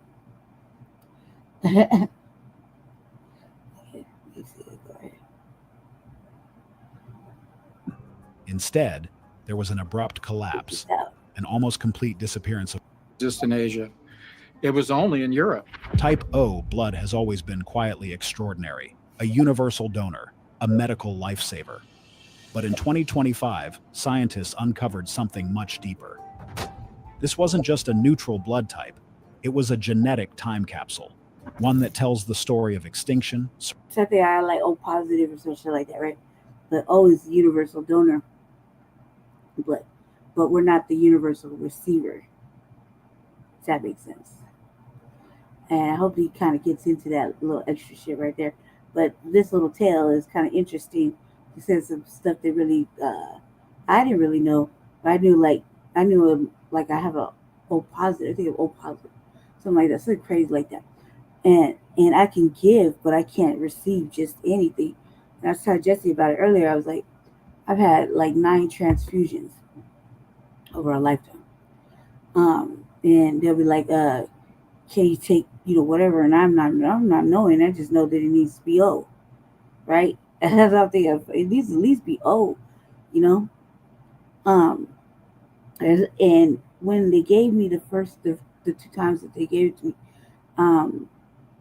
because a long time ago I used to test drugs for different people, long time ago, because I had a system to where my system is like opposite of everybody else's, meaning I could tell, like, for example, they give me prescription medicine, like when I was going through some things with my child a long time ago. They wanted me to be medicated, and the medication they gave me was under the psychiatric medicines. It was allegedly supposed to calm me down, but it just activated some internal homicidal shit. You know what I mean? And I felt it when I took it. 30 minutes later, I felt like bumping off my whole family and the dogs. You know what I mean? And so I called the mental health place. I couldn't remember the name right now. Mental health place. I told them that the medicine was messing me up. I only took 1 dose, and it's 30 minutes later, and I feel like this. And I had a whole family at that time. And I was like, I don't want to take it no more. They said, you can't possibly feel like this. It takes 30 days for the medicine to work in your system. But after 30 minutes, I knew that this could be a really dangerous medicine, and I didn't like the way it made me feel. So I just, did what any normal, reasonable individual, before they let that shit cloud your shit. I just started to put my finger down my throat and threw up. Because I wasn't trying to hurt nobody. I was trying to make a casserole earlier, you know what I mean? Now I'm sitting I'm thinking like, man, this motherfucker said one more stupid fucking thing. You know what I mean? Different, long time ago. But man, she touched my arm one more time, my little girl. That dog barked at said fucking nothing. I was like, just anything could have triggered it, right? So I still taking it. Well, so when they did the blood transfusion, they had the same kind of results, but not like murderous of results, but different. Like my arm felt like it was, as soon as they put it in, my arm started itching and started spreading, like through your veins, you know what I mean? And I felt itchy all over and burning, and it was like fire where I was getting it, and I started to throw up. And I could hear you like Black Jesus, like how it is that you tell him to take that shit out, you're gonna die. So I kept saying, I'm gonna die, like get it out. So they got it out, and I had to wait a little while, like another couple of hours, because I did need the transfusion, but they had to find the right blood and my body would accept back. So we could be the universal donor all day. Our blood is magical, it saves lives, but we can't be the universal receiver. So we have to do a whole bunch of shit like eat right, drink water, things like that, and try not to get into any kind of, things things where we need that. And like, well, the second time I had it, I just immediately started throwing up. They gave me some other type of shit. And then, because I'm prejudiced as shit, I'm like, you're prejudiced, not racist. I have prejudice. I'm like, I want no white people blood. Right? I had enough of the villain shit going through me. You hear me? Like, I don't want no white people blood either. I like you just get some straight fucking, my shit going through it, which is a reasonable request by black people to ask for black blood, yeah, especially American blood, especially if they're like, black, like, you know what I mean? It's reasonable ask. It should not be looked at as some other shit, because once you start mixing other people's fucking blood to save a fucking black person's life, and the next thing you know, that black person's sick. And sick with shit they can't get rid of or get out their blood. Like, bloodborne illnesses or whatever. Or shit like that. Like, for example, I truly believe 150% that I have flesh-eating necrotitis bacterial viral thing that lays dormant. Right? So just keep in mind, it eats the flesh. Right? So all my major wounds, like the one on my hand, my leg, my stomach, all came from that motherfucking bacterial virus. Shit just dies off. Necrotizing, right? It's real word. So I carry it, but I think I got it from the first motherfucking transfusion. Because after that, that's when I started like getting fucking chopped up. You think? So I'm pretty fucking positive that that's what came with the infection that I got from my heart and all the shit they did at that time. So I'm convinced. You couldn't convince me any other way, because I have a rare form. It's like MRSA, but rare. You know, different. And it doesn't matter. So I'm always careful. Like, I don't get no cuts or I bruise easily, shit like that. I was careful. And I don't get no real shit where I get cut. You know what I mean? So it's like, because I know that if I need a transfusion, I have to give them the speech. I gotta say, I don't want no white blood. I don't want no Mexican blood. I don't want no fucking married $5 Indian shit. Just give me the straight shit. I need fucking straight black blood, like mine. You know what I mean? Why? Because that's really what runs through me. Don't let the fucking shade deflect the message, right? But I know that because my mother is fucking European of some sort, I got all like some weird little sicknesses that only white people get. You know what I mean? That part of my fucking immune system can't fucking fight off. You see? Problems would be mixed. So I found this very, very interesting. Very interesting. Because I've had 9 fucking transfusions over a lifetime. That's a lot for motherfuckers saying they've survived some shit, been through some shit. That's a lot of motherfucking transfusions, you know what I mean? In 45 years of life. So, that's like every soldier got a tale, right? Let's see. Let's start it up again, because this is good. The information I got from this is pretty interesting. Survival, and a hidden catastrophe that reshaped the bloodlines of entire continents. As researchers followed the clues across ancient bones, remote islands, and forgotten immune codes, a chilling truth emerged. And what they just revealed about type O blood has left scientists speechless. The blood that wouldn't go away. In the sprawling annals of medical science, blood types were once relegated to a practical role, the simple life-saving system that allowed doctors to match donors and recipients during transfusions. Among the ABO groups, type O held a special place, the universal donor, prized for its lack of surface antigens, making it a biological wildcard that could flow safely into almost any vein. For years, type O blood was seen as little more than a clinical convenience, a footnote in textbooks. But this seemingly mundane detail began to reveal a profound mystery as scientists turned their attention to the indigenous peoples scattered across the Americas. From the steely reaches of Alaska's tundra to the dense, whispering jungles of the Amazon, a striking pattern emerged. In these communities, type O blood wasn't just prevalent, it was overwhelmingly dominant, almost to the point of exclusivity. Among certain Amazonian tribes, for instance, nearly every individual carried type O. The same pattern repeated in isolated Andean villages and remote Arctic hamlets. Samples collected over decades told a uniform story: the near total absence of A and B blood groups, replaced almost entirely by the silent blank type O. At first, the scientific community treated these findings as mere consequences of isolation. Genetic drift, founder effects, population bottlenecks, these were convenient explanations for what seemed like a simple quirk of evolution. But the more data poured in, the less satisfactory those answers became. The purity and consistency of type O in these populations didn't look like randomness or accident. It appeared purposeful, like a silent code etched into the very bloodlines of these peoples, passed down through thousands of years without deviation. The puzzle in plain sight. To the casual observer, the ABO blood system might seem straightforward. The presence or absence of certain antigens on the surface of red blood cells defines our blood type. Type A blood carries the A antigen, type B the B antigen. Type AB carries both, and type O carries none. This absence is what allows type O blood to be a universal donor. It doesn't trigger the immune system's defensive alarm bells, making it compatible across other types. But this simplicity masks a deeper biological story. In nature, the absence of something can often signify the oldest, most primordial origins. Type O blood, blank as a clean slate, may actually represent the ancient core from which other blood types evolved. It's not merely a passive absence, but a resilient, enduring foundation of human blood history.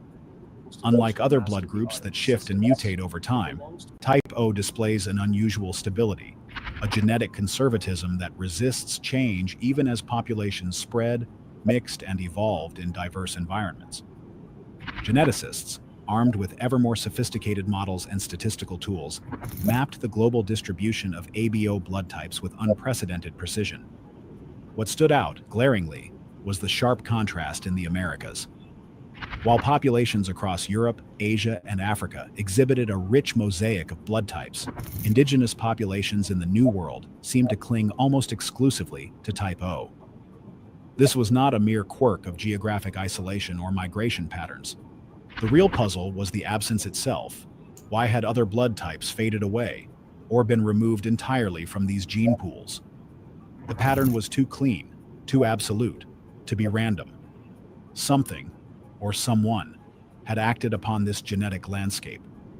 Natural selection alone did not offer an adequate explanation.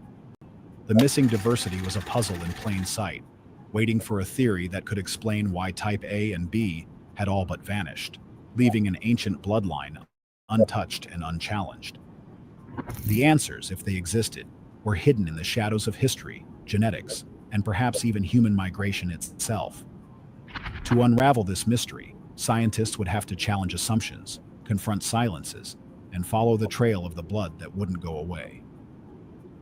The ice bridge theory starts to crack. For generations, the prevailing story of humanity's arrival in the Americas rested on a singular, compelling image. Small bands of ancient people, braving an icy wasteland, crossing a vast land bridge known as Beringia, which once connected Siberia and Alaska during the last ice age. This land bridge, exposed when sea levels fell dramatically, was thought to be the sole gateway for human migration into the New World, roughly 15,000 to 20,000 years ago. The migrants were believed to be a tiny population, maybe a few hundred individuals at most, carrying with them only a fraction of the genetic diversity present in their Siberian homeland. It was a bottleneck, a narrow genetic funnel through which all subsequent indigenous peoples descended. According to this traditional anthropology, this bottleneck explained the overwhelming prevalence of type O blood among indigenous populations in the Americas. If the founding migrants carried predominantly O alleles and little to no A or B variants, then isolation over thousands of years would naturally preserve and even amplify this dominance. It was a neat and tidy explanation, fitting the puzzle pieces together with reassuring simplicity. However, as genetic science grew more sophisticated, the neatness began to unravel. Ancient DNA extracted from Siberian remains near Lake Baikal, dated to the same epoch, revealed a different story. Far from being a homogeneous pool dominated by a single blood type, These ancient Siberians displayed a rich mosaic of blood groups, A, B, AB, and O, all coexisting. The same genetic diversity was evident in early East Asian populations as well, indicating that the ancestral gene pool was far more complex than once thought. This complexity posed a glaring question. If the ancestral populations had such a variety of blood types, why did this diversity not survive the crossing into the Americas? Why, upon arrival, do indigenous populations overwhelmingly show only type O blood, with near total absence of A or B? There was no gradual blending or dilution of blood types that might be expected from isolated evolution. Instead, there was an abrupt collapse, an almost complete disappearance of blood diversity, a genetic void where A and B should have been. Such a stark shift defied simple explanation. Either the early migrants to the Americas were exclusively type O carriers, a scenario at odds with what Siberian genetics revealed, or a catastrophic event had eliminated all other blood types after the crossing. The implications were profound. Was the land bridge theory incomplete, or was there a hidden factor, something lethal, that reshaped the genetic landscape of the Americas in its wake? The vanishing bloodlines. By 2025, this mystery entered a new phase of scrutiny when a coalition of immunogeneticists from Canada, Brazil, and South Korea unveiled a groundbreaking study that sent ripples through academic and scientific communities worldwide. Their ambitious project had focused on sequencing ancient DNA from skeletal remains scattered across North America, Siberia, and early Polynesian sites, aiming to track the movement and evolution of blood-type alleles through time and geography. The results shattered many long-held assumptions. Indigenous remains from various sites, all dating to after the hypothesized Beringia crossing, showed a near-complete absence of A and B alleles. This was not merely a quirk of small sample sizes or incomplete data, patterns repeated across continents and cultures, pointing to a sweeping and profound genetic shift. Yet, the data revealed something even more unsettling. Early skeletal remains in Alaska, closer in time and space to the original migration event, still carried faint traces of type A blood. This suggested that A alleles had indeed crossed the land bridge with the early peoples. But somewhere between Alaska and the central plains of North America, these alleles disappeared completely. They were wiped clean from the genetic record. This vanishing act could not be explained by simple isolation or random genetic drift. Instead, it suggested a powerful and selective force actively removing non-O blood types. But what could be so selective and so deadly? Speculation ranged from devastating epidemics sweeping through vulnerable populations to intense genetic bottlenecks triggered by environmental cataclysms. Some proposed a previously unknown pathogen or immunological crisis that targeted non-O blood types specifically, creating a brutal and unprecedented natural selection event. The researchers themselves refrained from definitive conclusions, leaving their interpretations open. But their paper's abstract contained a sentence that slipped past many readers, a quiet but chilling hint. The data imply a directional selection event, potentially immunological in origin, favoring O alleles over all others.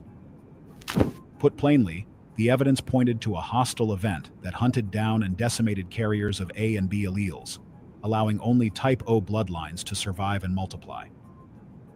The silent genetic scars of this catastrophe were embedded in the DNA of millions, a biological fingerprint of survival and loss. And yet, despite the gravity of this discovery, the academic world had only begun to scratch the surface. Behind the closed doors of conferences and buried within the stacks of restricted papers, whispers persisted that the full truth had been obscured. For decades, for reasons still unclear, they hid this. The story of a bloodline purge so profound, it reshaped the very fabric of human ancestry in the Americas. The immunity rift. As scientists peeled back the layers of human genetics and immunology, the extraordinary resilience of type O blood carriers became impossible to ignore. Unlike other blood types, type O seemed to hold within it a quiet strength, an immunological edge forged through millennia of relentless survival battles against some of the deadliest pathogens known to humanity. This wasn't mere speculation. Researchers observed that people with type O blood exhibited distinctive immune response patterns. Their bodies responded to infections such as cholera, malaria, severe dengue fever, and even newly emerging respiratory viruses with a remarkable clarity. The immune system's attack was efficient yet measured, avoiding the disastrous overreactions that could prove fatal. Their clotting mechanisms, a crucial factor during infections, were notably less prone to causing harmful clots, and their inflammatory responses were better balanced, preventing excessive tissue damage. This delicate harmony didn't grant them immunity in the absolute sense. They still fell ill and sometimes succumbed. But it did tilt the survival scales in their favor, granting a subtle but consistent advantage over centuries of epidemics and environmental hardship. Nowhere was this advantage more vividly apparent than high in the South American Andes. Indigenous communities, isolated and cut off from modern medical advances, thrived in these unforgiving highlands. Here the air was thin, the sun merciless, and infectious diseases a constant threat. Yet these populations endured, their health surprisingly robust. Genetic analyses revealed a significant prevalence of type O blood, paired with a remarkable immune-modulating gene variant, known scientifically as IL-17 variant 52C. This gene variant seemed to act like a biological thermostat, calming the dangerous cytokine storms that often accompany severe infections, where the immune system spirals out of control and causes devastating damage. The presence of interleukin 1752C suggested an evolutionary refinement, a way the immune system had adapted not just to survive infections, but to survive them without self-destruction. What was chilling, however, was the implication behind these discoveries. This wasn't a random chance. It was the unmistakable fingerprint of survival through some massive, silent, and likely catastrophic biological conflict.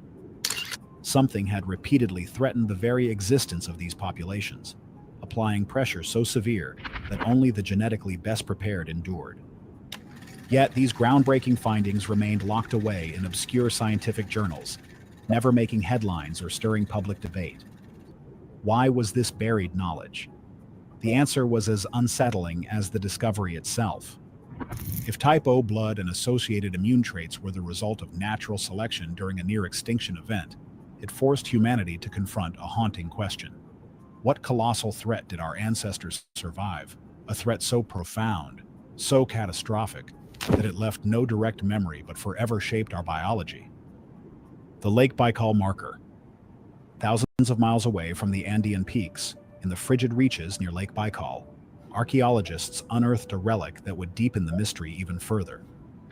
Encased in permafrost, preserved through millennia, lay a human skull dated to over 12,000 years ago. DNA analysis of this ancient bone promised to rewrite parts of history, connecting the deep past with present-day lives. Within the genome, scientists found something extraordinary: a rare haplogroup, an inherited genetic signature, shared only with certain indigenous peoples of North America, notably the Blackfeet Nation in Montana. This genetic bridge across time and space whispered of ancient migrations, frozen footprints on the landscape of human evolution. But even more astonishing was a peculiar mutation embedded in the ABO blood group gene cluster, a deletion mutation they dubbed the O-delta variant 1.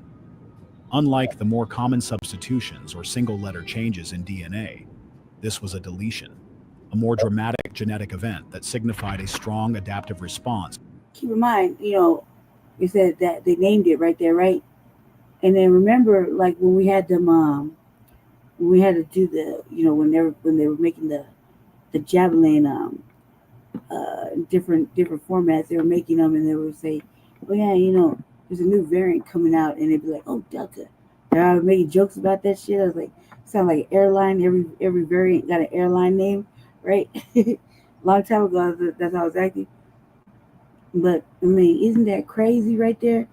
That they were talking about these variants, you know what I mean, or whatever, and they were making these the javelins, that these were going to be what cured us, but in reality, it's what would be erasing. Listen, hold on a sec. Wrong page. I clicked the wrong thing. My fault. Go ahead. One second. Listen. To an extreme environmental or pathogenic pressure. What made this mutation all the more fascinating was its exclusivity.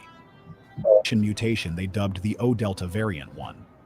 Unlike the more common substitutions or single-letter changes in DNA, this was a deletion, a more dramatic genetic event that signified a strong adaptive response to an extreme environmental or pathogenic pressure. What made this mutation all the more fascinating was its exclusivity.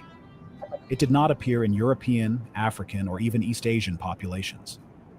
It was a genetic hallmark found only among select indigenous lineages who had not just migrated from Siberia across Beringia, but had endured the brutal ice age, survived massive climate shifts, and rebuilt their communities in relative isolation from the rest of the world.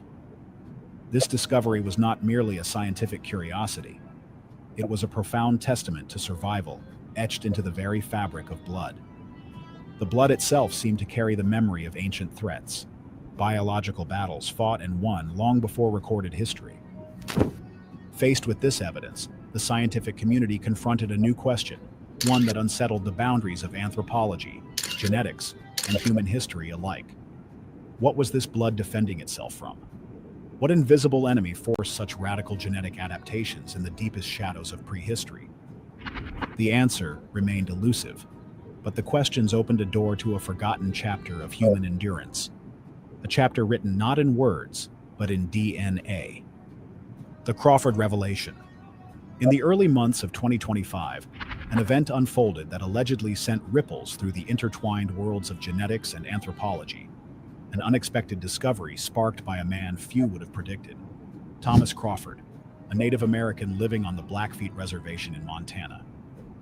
What began as a routine DNA submission for a large-scale ancestral bloodline mapping project quickly evolved into what some are calling one of the most profound and mysterious scientific revelations of the decade.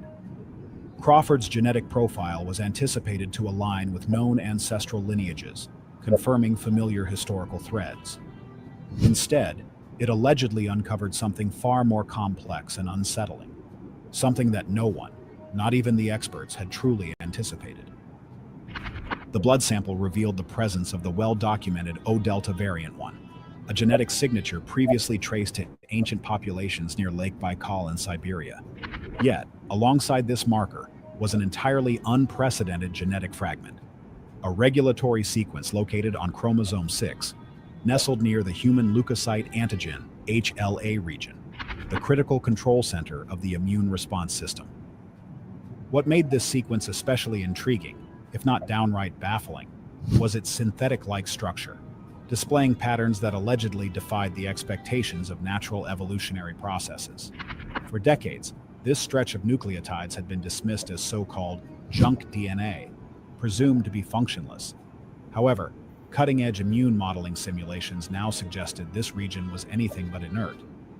Remarkably, this enigmatic fragment seemed to activate only under extreme biological duress, specifically during multi-organ infection combined with acute oxygen deprivation, a state biologists often term a death spiral. Under these dire conditions, rather than shutting down as most genes would, this sequence allegedly sprang to life with an almost defiant resilience. In Crawford's blood, it was as if a hidden genetic code was fighting back, a secret layer of defense possibly engineered or evolved to survive the unthinkable. The implications sparked urgent and unsettling questions. How had this mysterious sequence become embedded in the human genome? And why was it seemingly preserved only among type O blood carriers? Equally puzzling was the conspicuous absence of any reference to it in Western medical literature or global genetic databases. The silence surrounding this discovery was deafening. The breakthrough came from an unlikely source, a whistleblower within the shadowed corridors of the Human Genome Archive, a vast repository of genetic data managed by powerful international scientific institutions. This insider reportedly revealed, almost in a whisper, that this peculiar genetic pattern was first identified back in 1998, but had been systematically buried and suppressed from public view. They found this pattern in 1998. It got buried, the source confided. Those words lingered ominously in the air. Allegedly, they hid this, the Polynesian Passage. As geneticists broadened their scope beyond the North American and Siberian nexus, The story of type O blood allegedly stretched far across the Pacific Ocean, into the vast and enigmatic expanse where even more astonishing findings awaited. On Rapa Nui, better known as Easter Island, archaeologists uncovered skeletal remains dating back roughly 900 years. These ancient bones were not just relics, but genetic time capsules, potentially holding secrets of transoceanic migrations and intercultural contacts that defy conventional historical narratives. DNA extracted from the Rapa Nui remains revealed a notable prevalence of type O blood. Yet the most provocative finding was the presence of the IL-1752C immune variant, the same genetic signature associated with enhanced immune modulation in South American highland populations.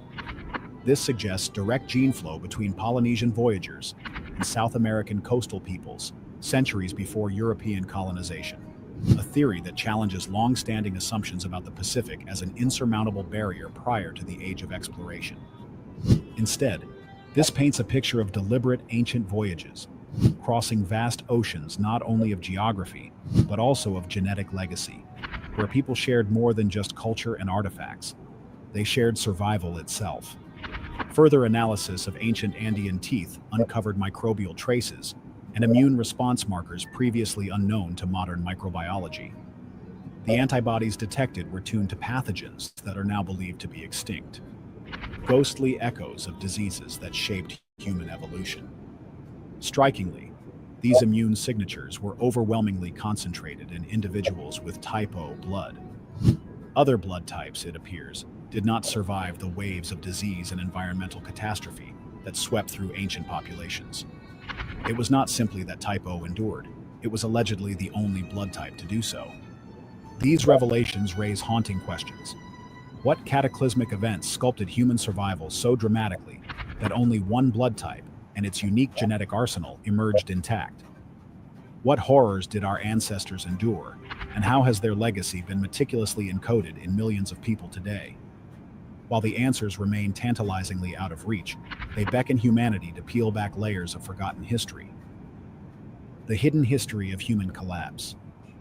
With the passage of time and advances in genetic technology, the emerging data became impossible to ignore.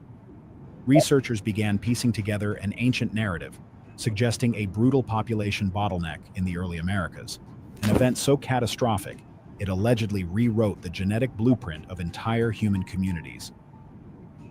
This was no ordinary migration story. Instead, it was a tale of near extinction and survival against odds that defy comprehension. Carriers of type A and B blood types, once common among ancient peoples, had been almost entirely wiped out. Only those bearing type O blood, along with a distinct immune variant linked to survival, endured the relentless onslaught of a devastating, but as yet unidentified force. The evidence suggests this extinction unfolded slowly, creeping through generations like a shadow, pruning the diversity of bloodlines until only the most resilient remained.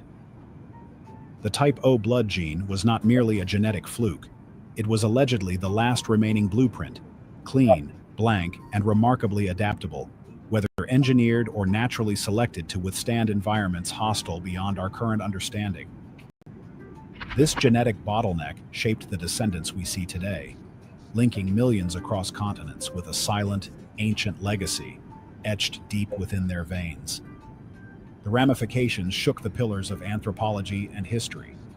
Human migration could no longer be framed as just hopeful expansion. Instead, it was a desperate flight from something unspeakable, an extinction-level ordeal that forced early humans to adapt or perish. While the physical record is fragmented, the genetic fingerprints remain etched in bones, genomes, and the resilience of indigenous bloodlines. Yet this uncomfortable truth was allegedly obscured, hidden beneath layers of academic hesitation and cultural denial. They hid. Yeah, like they keep repeating the same shit. But yeah, it's interesting, right? It's interesting. Gives you a lot to think about when you're doing them stupid ass tests. That's a nice family right here. Hey, one, two. That's a great family. Yeah. Awesome. Thank you. Yeah. Where you guys from? Colombia. And you stay with Trump? What do you say to someone that says Trump doesn't like Latinos? Trump is family. De familia. Yeah, Trump is not familia. yeah, it's protection for USA. Yeah. Okay? Well said. God bless you. It's been a minute since I've had a fuck around and find out moment. So today, this is for Luis Valdez Cocho, one of the activists that was really going crazy for Latinos for Trump. He's a Cuban immigrant who was going crazy in Florida screaming for Latinos for Trump, and now he has been deported, and he is waiting in a detention center right now. So you get what you get, I guess, don't you? Adios. I just don't understand how you thought it was going to go any other fucking way.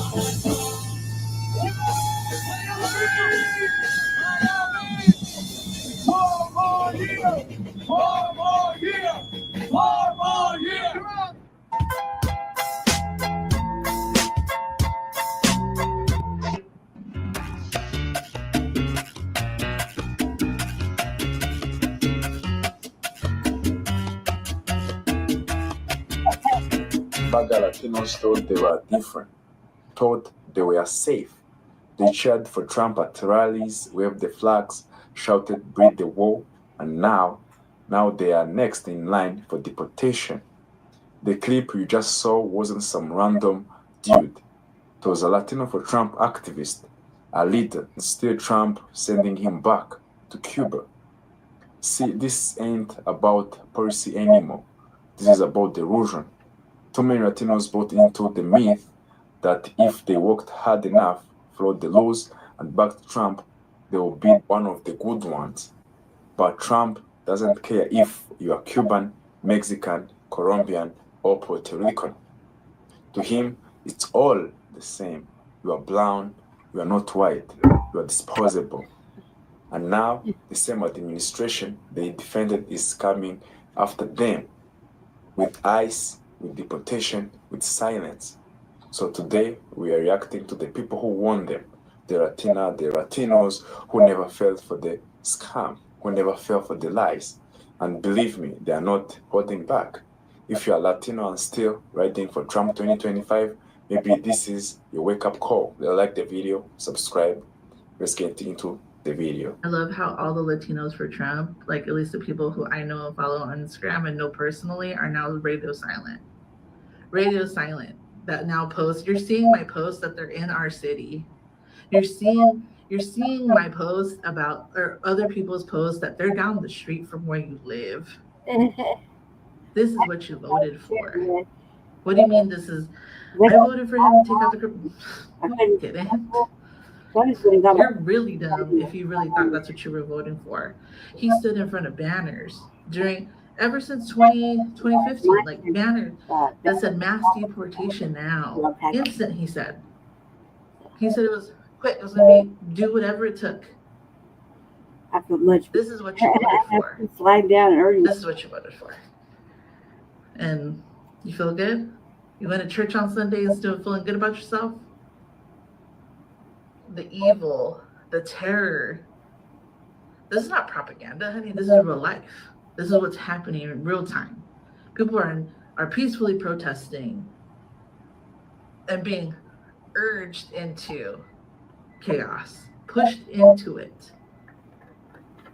This is what our proud servicemen and women are supposed to come and now police our streets from exercising First Amendment rights.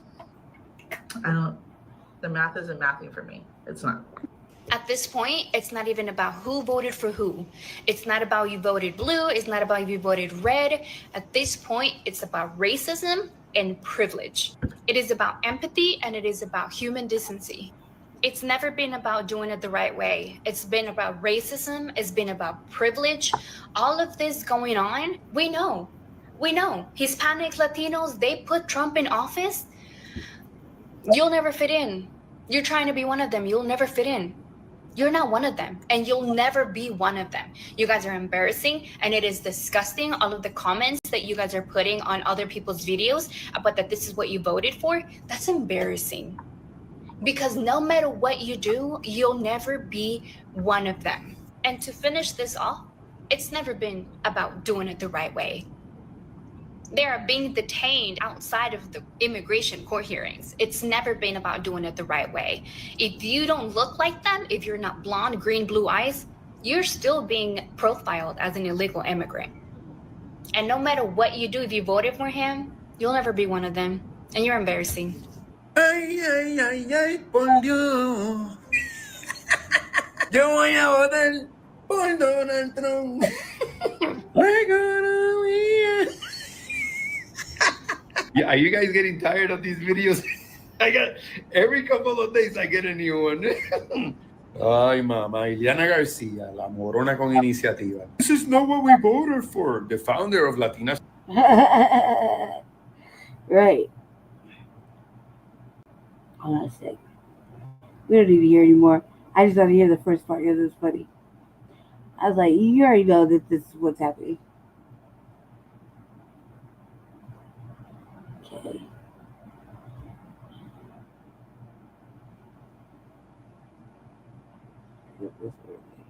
This is funny too. We're just gonna watch the beginning of this. Amigo, I want to man. Stay away from near Qatar. Stay away from near Qatar.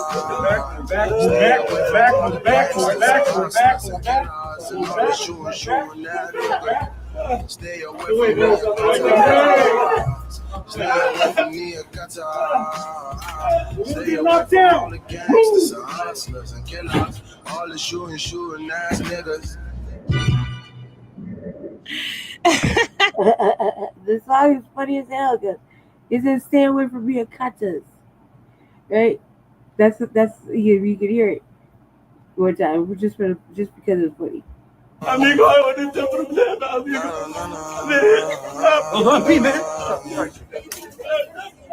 Stay away from near Qatar. Stay away from near Qatar. Stay away from near Qatar. Stay away from near Qatar. Stay away from all the gangsters and hustlers and killers. All the shooting ass niggas.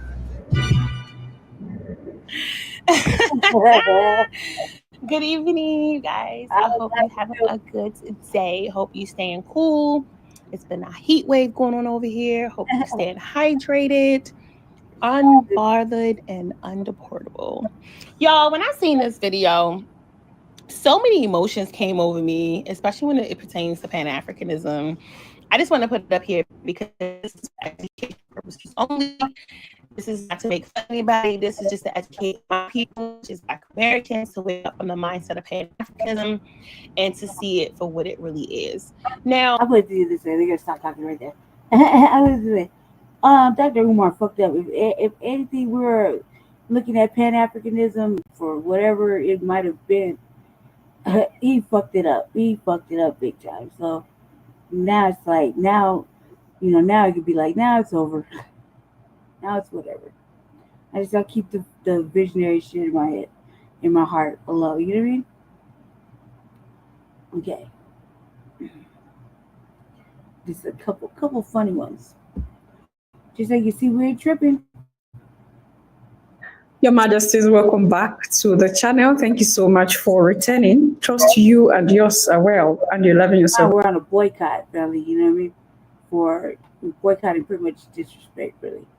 So, I mean, it's a whole bunch of things, but we're on a boycott, so, they feel some kind of way because it's targeting, they say, you know what I mean? So we're on a boycott. This is just part. These are just some of the things that are happening during this. And all this, like always, many thanks to all of you for the support to give to the channel. Thank you so much to our channel members, to our anonymous supporters, to all of you, my team subscribers. We're loved, celebrated, and of course appreciated. There is a heart-to-heart I want us to have about one of the information one of you sent, and I felt like it is important because it is about our existence, it is about us. What is really the problem? Why does it seem like we can't unite as a Black people, irrespective of where we find ourselves, whether in the continent or outside the continent? I keep flogging on this issue and I will not be tired.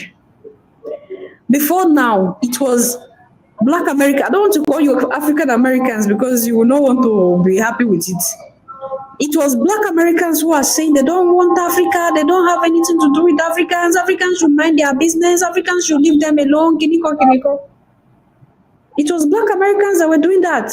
I was shocked to see that Africans who open their mouth and say they don't have anything to do with those who are in America.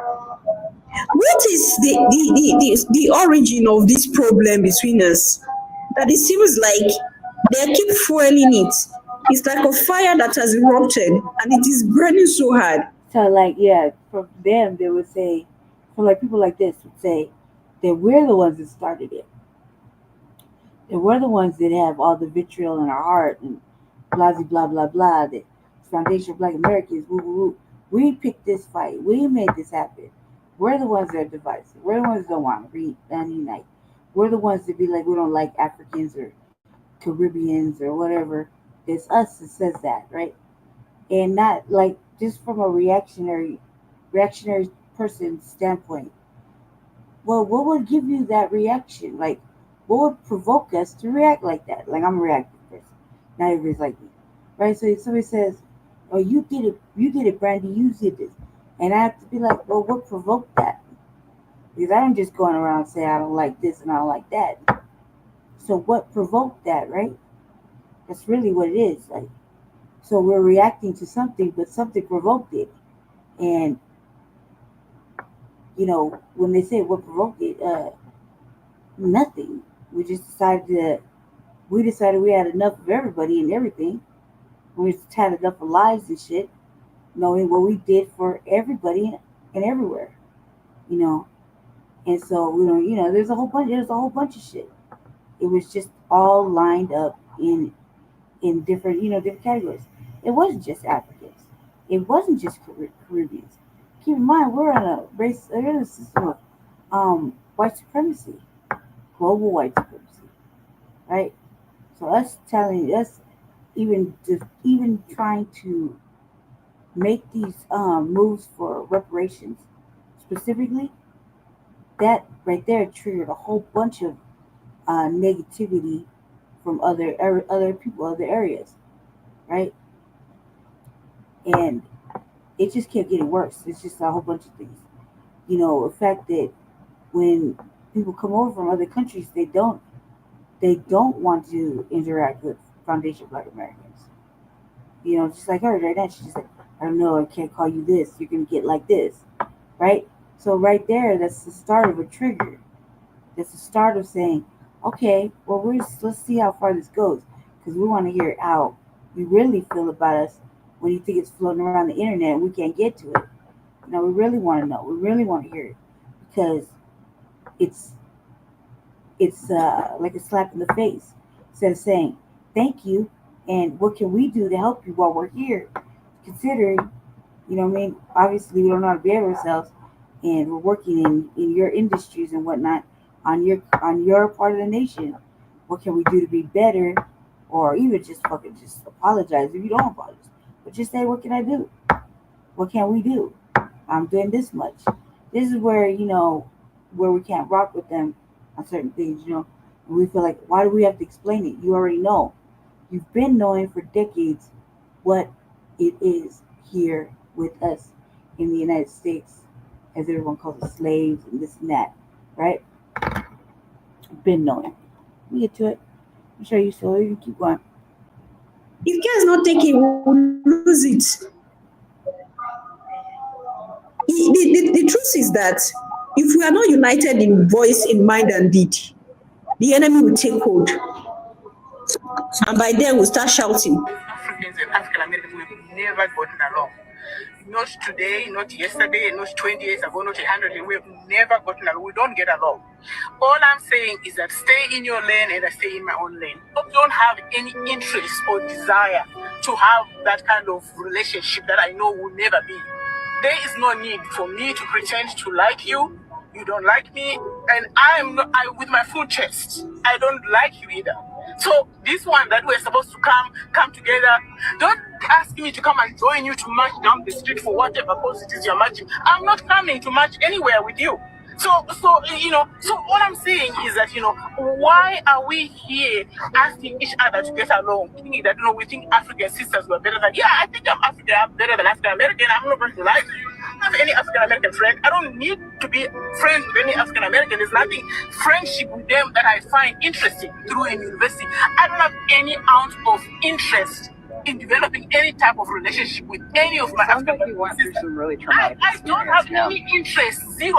If I see you coming down the road, I turn around and go the other way. I don't have any interest whatsoever to have a relationship with you. I hate them. I hate them. End of story. There's no solution. I hate them. Period. Saying I beat my full chest to say I take ownership of how I feel.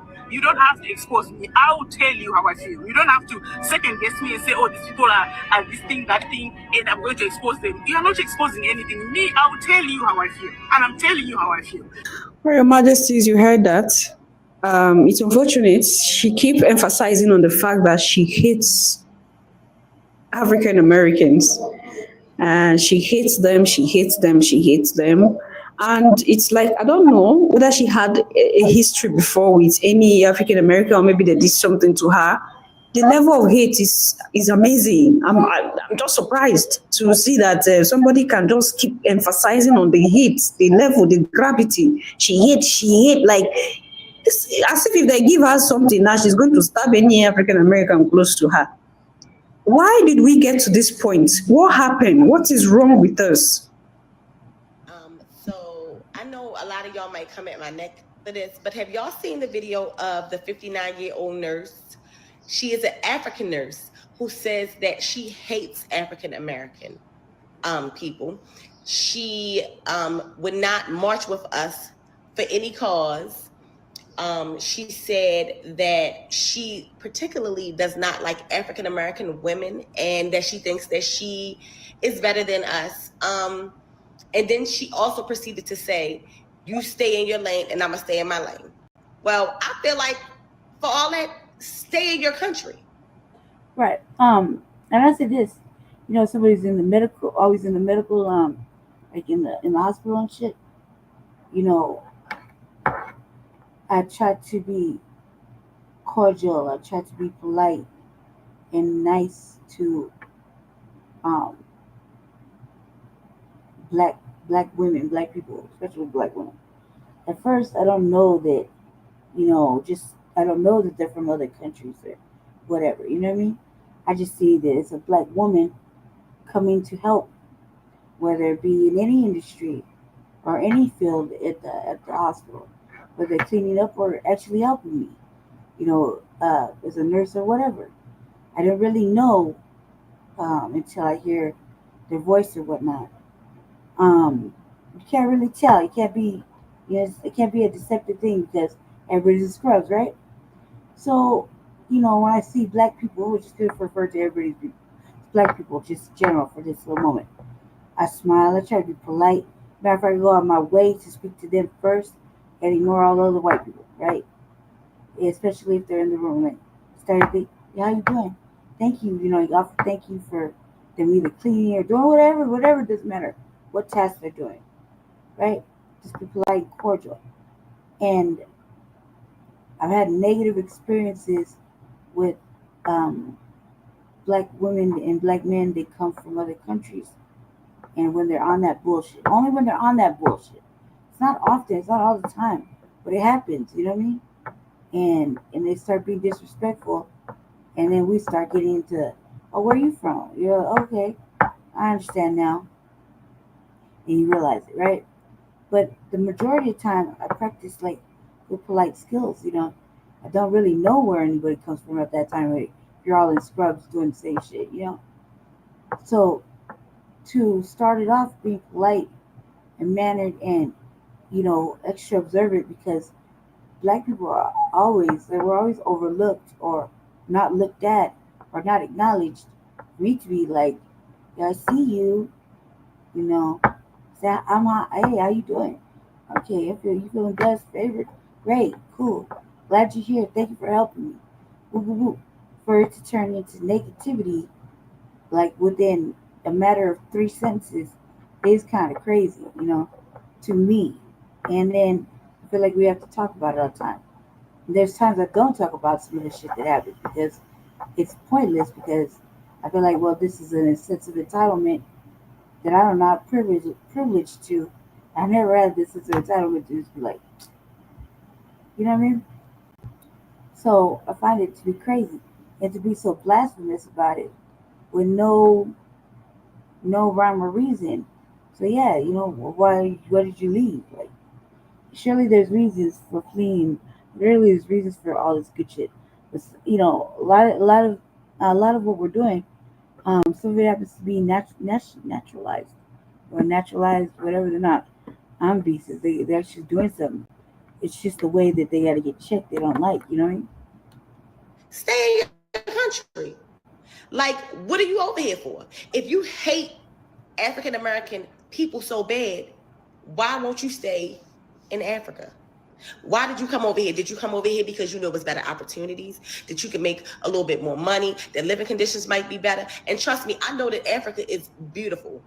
I know there are many, many beautiful places in Africa. But what are you here for? What are you here for? And what makes it even worse is that you're a nurse. And I feel like you being a nurse is dangerous, because if you don't like African American people, how are you going to properly care for an African American person? And I'm going to link her name down below. I'm going to tag her page down below so you guys can see. I don't see that video on her page, but it's definitely her. But yeah, if you don't like us, what are you here for? Stay in your country. You stay in your country and we'll stay in our lanes. We don't need you. We don't need you for anything, for real. I'm not going to sit up here and bash Africans, because there's a lot of African people that I know that I really, really am cool with. But for you to say all of that and then tell us to stay in our lane, I think you should take your own advice and stay in your own country. Bro, I'm reaching out to the African community.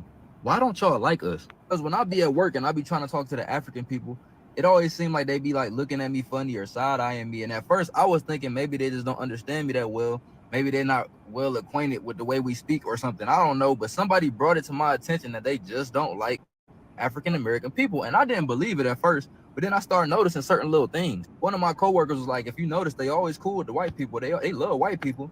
I'm like, no, I don't think it's that. Like, there's no way they like white people more than they like us. That don't even make sense. I'll never forget. I was walking down this long pathway at my job. It's like a long pathway. And I see somebody just running this way, like super, super fast. And it was an African. And I'm sitting there watching this, and she's a beautiful African lady, like super beautiful. Like, but she running this way. I'm looking like, what's she running from? It's a white dude behind her chasing her, and they both just laughing and giggling. I'm like, ain't that the same girl I was just trying to talk to yesterday, and she act like she couldn't understand nothing I was saying? How she having so much fun talking to this white man, but she can't be cool with me? Like, that's insane. Like, why don't y'all like us? Like, what is it that y'all don't like about us? I thought we was cool. And then as time went on, more and more, like, down the line, I'm starting to peep, like, this is a reoccurring pattern. Like, it keep on happening. I'm starting to peep that ain't no Africans trying to talk to me. They all act funny towards me, but they do be messing with the white people. And I'm like, bro, that's a real thing? Yep. Like, I used to hear people say it, but I didn't really believe it. Like, I'm not the type of person. I was like, how the fuck you not gonna like us, but you like them? Like, that don't make no goddamn sense. They corny as fuck. Ain't no style. I get dead. They ain't fucking funny. Like, what you talking about? Like, I mean, I questioned it too, brother. I questioned it too. I was like, what? Like, I mean, I have my best friend is South African. We don't have no weird ass interactions, like at all. We've been friends for like 30 years. Like, what are you talking about? But these things happen. Like when I went to go put some shit in the mail. Oh my god, I need a fucking tax assistant. Put that, God, like, you realize how much they don't want to pay people their fucking refund. Like, that's a whole nother subject. Um, I was like, yeah, the interaction I had right there, like, they're looking at me like they want to goose me, but then they want to be mean to me. That's fucking weird. It's like, whatever.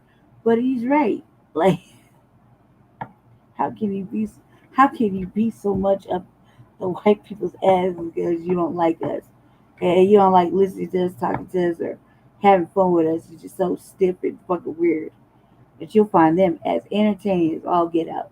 That don't make no goddamn sense. And I questioned it too. I still question it. So I hear people saying, I don't get it. And he's like, I thought we were cool. Do you get it? The only one, brother? I thought we was cool too. Person that just hear something and just believe it automatically. Like, I gotta see for myself. And once I really seen it, like this same African lady I was just trying to talk to yesterday, not being flirtatious, not being weird or nothing, like regular conversation, just trying to, you know what I mean, help make the day go by, like not even saying nothing bad or nothing. This same lady who wouldn't even give me a conversation was being chased down by a white man, laughing and giggling. I couldn't believe it. Why don't y'all like us? I understand we're a little bit Americanized and everything like that, and we're a little bit brainwashed. You know, we can be ignorant at times, but every African American is not like that. I don't like to see myself as an ignorant person who runs around starting. I don't do that. You know what I mean? I don't do that at all. So I don't understand. It's very frustrating. I don't even want to talk about it no more. But hey, have y'all ever experienced it? I think this is a conversation that needs to be had. So I was scrolling on TikTok the other day and I came across this boy video and he was basically saying, why don't Africans like Black Americans? He was trying to talk to this African girl at his job, but she ignored him. But he did see that she was talking to the white people. So he got to wonder, why don't Africans like Black people? Let me just go ahead and say, and let me be the one to say, it's not that Africans don't like Black people. It's the other way around, sadly. Black people don't like Africans. And what do I mean by that, you ask? Because when making fun of Africans was a thing not too long ago, y'all had everything in the world to say about us. Y'all called us all types of names. We were called African booty scratchers. We were told that we climb trees. We sleep with lions and tigers. We walk barefooted. We don't have no shoes. We live in huts. We eat goat. For real, Although this is shit. we do eat goat. So all these stereotypes, so on, so on. All these very... This is the devils. This is shit we would say just to say it. We clowning around like little kids. You know what I mean?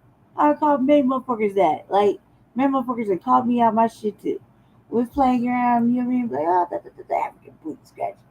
Motherfucking old bottled milk girl. Alright, whatever, cuz, but we was just playing around. You mean to tell me you took all that shit to heart? You really mean to tell me that you took all that shit to heart? We say, well, you sleep with cheetahs. And then be like, well, shit, you slept on the boat.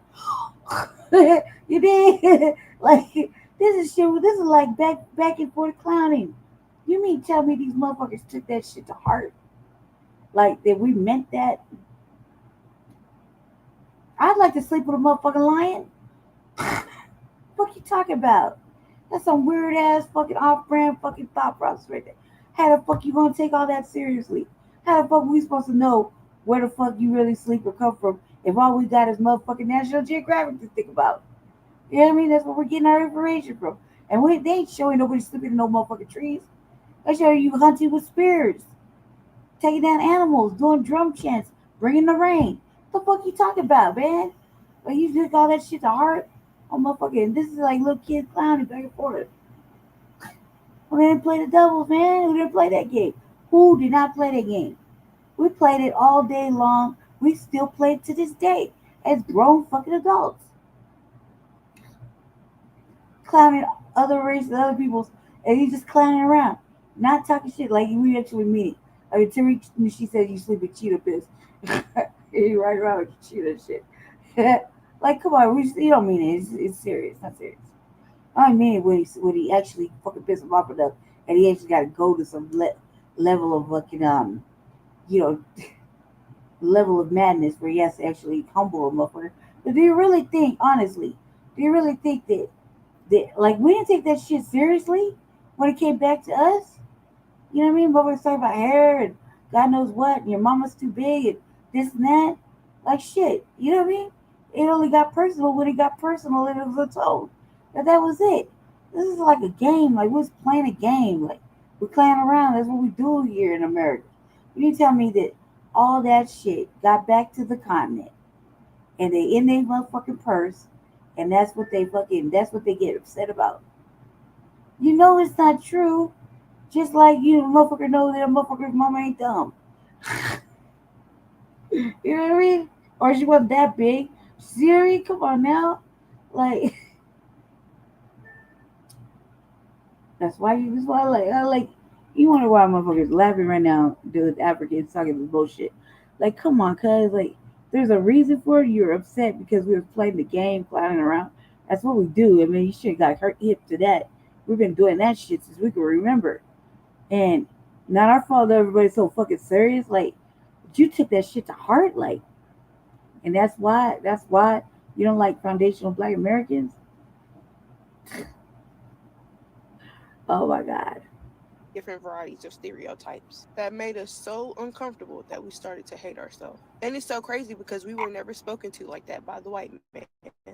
They never made us feel less than ourselves. I could never just understand that.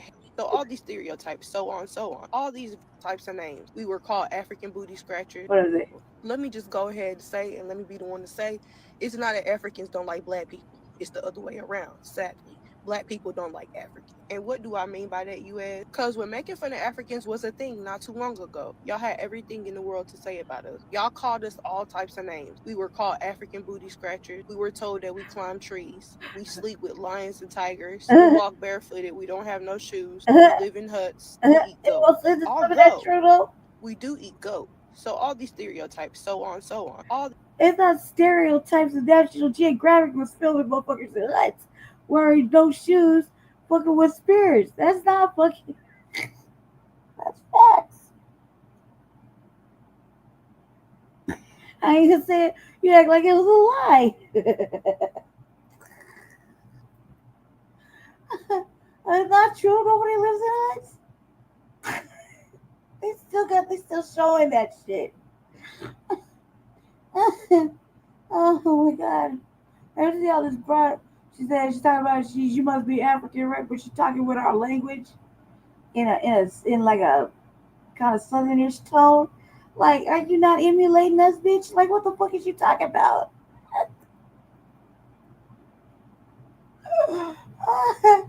They took all that shit serious. Oh my god, like, like I said, I played the game with Arroway, right? I have my moments playing the game with Africans back and forth, back and forth.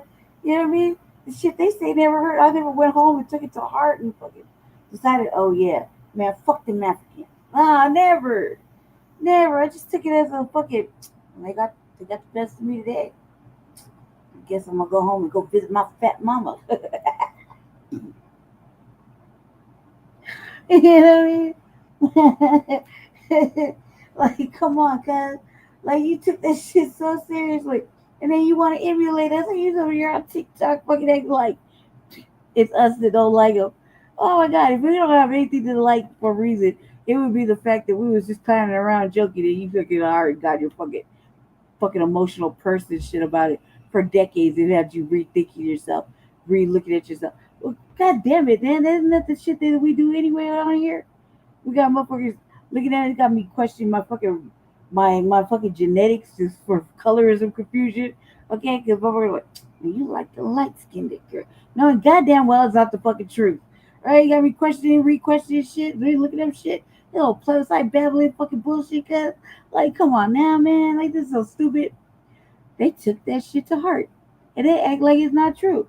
Okay, well, why the fuck would they, why the fuck would PBS, National Geographic, 60 Minutes, okay,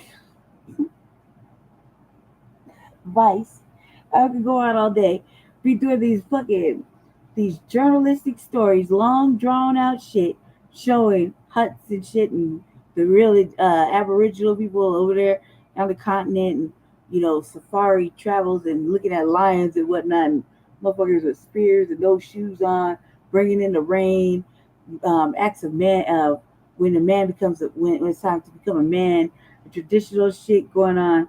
You know what I mean? It's not true. Like we didn't. We're not allowed to watch TV, right? I think about the time like I was looking at National Geographic. It came out on TV, the History Channel. You know what I mean? Like, I mean, come on, cause like it was true at the time. There's still places like that are just fucking like whatever. Like that's not true. All right. Then we talk about other shit, but then you get your feelings again. So it's like, and fucking poor us. We're like, God, okay, we can take anything and turn it around. You know what I mean? Like God. These very different varieties of stereotypes that made us so uncomfortable that we started to hate ourselves. And it's so crazy because we were never spoken to like that by the white man. They never made us feel less than ourselves. I could never just understand the hatred because we're literally the same color. You're no better than me, and we bleed the same. And then they say, I'm not African, I'm Black American. You be your own kind. Then you call them African American and they hate it. They don't want to be associated with Africans. So they say, I'm American or I'm Cherokee. They made it seem like being. Listen, because it wasn't our choice. This shit just like thrown on us. You know what I mean? It wasn't our choice. We didn't get a choice, right? You could pick a choice. You know, you have fucking you can make choices. They didn't give us that. Man, it's like yes, we hate that shit. It's just like calling a motherfucker a Negro. Or, yeah, you dig? So come on, guys. Why are they so worried about us? And we made them hate themselves. I mean, shouldn't you just anyway in general? It's not like the white man. The white man didn't ever talk to them like that, so they didn't have no idea. No, they didn't. They just came and colonized. They fucking did all the other shit. Like, come on, cuz like this is stupid. African was a crime. It was just recently that the Americans started showing love to Africans. And that's just because the celebrities started showing love first. So you know what that means. Everybody hopped on the bandwagon. It started from wearing dashikis to listen to African music to now eating African food. We're finally accepted in y'all eyes. So Africans never hated Black Americans. It was always Black Americans that hated Africans. Y'all ever wonder why Africans don't really like us? Well, I was married to an African. I remember we was having a conversation and I said to him, you know, it just really seemed like y'all don't really like us. I was showing him a video. I said, this is what they show us of y'all, that y'all hungry, your ribs is hanging out. So I showed him the video of one of those commercials they would show us like 3 a.m. Could you spare $1? He said, that is not us. He looked at that video, he laughed, and he said, who is that? He said, that is not us. He said, that's not them in Africa. That was never them starving. I said, what? So then I said, well, what is they about that, right? So in the morning, talk about for like $2 a day, you can adopt a motherfucking small child in Africa and feed him for a whole month for $12 a month. There's some crazy shit like that, right? We'll even send you a postcard and a T-shirt of the child that you sponsored, right? And it's real shit. Like, kid got flies buzzing around him, his stomach all bloated out. He ain't ate. He over there got just crust on his face. You need a real little somebody to wipe him down with a washcloth. You know, little brush his little hair and shit. Just feed him, give him some milk and stuff. Right, and they show the whites. They're doing their good deed, right? They show the whites coming up and filling glasses of milk and giving them rice and stuff, like in a little bowl, not a lot, but just enough, you know. So they're over there just so happy, just eating away, right? And their mothers and just walking, walking for water, and they're carrying all the shit on their head, and right? They're carrying these baskets full of stuff, right? But they have to stand in line for bread and fucking shit, and we should just be thankful for the fucking saviors of the white men, right? That's how they look. And it's us over here, like, sitting here at 3 a.m. watching, like, oh, God damn, man, what the fuck? Can't have no children like that. Let me just call up my credit card through. Yep. No, I just like to sponsor for a month. Yep. Yeah, cool. All right, great. I can't wait to see the little kid I'm about to sponsor. Right? and then be like, that's not us. Well, where is it then if it's not there? Right? So they lied? How did they make this up? I mean, they've been showing this kind of different things for a long time. So, who made that up? Because so the propaganda is the white people colonizing and fucking do good fucking acts of colonizing. You know what I mean? And they think that if they go feed African children and stay there, like the bitch that won House District 8, that's called her a colonizer, right? But she went over there just to get photo ops with the children that are affected by HIV, right? And she's not doing shit. Whatever, she came back and built whole foundations and fucking small businesses or whatever to collect money for that type of shit, but she don't send it back. It's colonizing, right? You're raping and pillaging the motherland. I feel some kind of way about that, right? So this is just like, okay, well, we didn't really make it up. And at that time, and like, like I said, I'm 45. So I'm watching these little videos in like 1992. I was like 12 years old. So you can tell me that AI was there recreating some fucking poverty type ish system. You don't even talk about how they get clean drinking water. You know what I mean? They just talk about feed the children, right? Or motherfucking Michael Jackson doing videos and whatnot, talking about we are the world. Like, I mean, come on, cuz, like, did we really make? No, come on, we made this up, and now we like. So I'm like, so that's not your continent. Oh, because you from a different part of the continent, so that's not happening there nowhere. Yeah, right. Come on now. You took that shit to heart, and that's why it is. Showing y'all of us. He said the movies that they see of us is that we are, our men sell drugs, which they do, but they sell drugs and they just murder anything walking. They murder everybody. And so I said, well, what they show y'all about us? He said they show them that we're prostitutes and we get high. And I was like, what? And so then he said when he went to get his papers from immigration or whoever he get the papers from to come here, he said they told him, don't marry a black woman. You be better off marrying a white woman. So when we're looking at this separateness that we have amongst each other, it was inbred in us.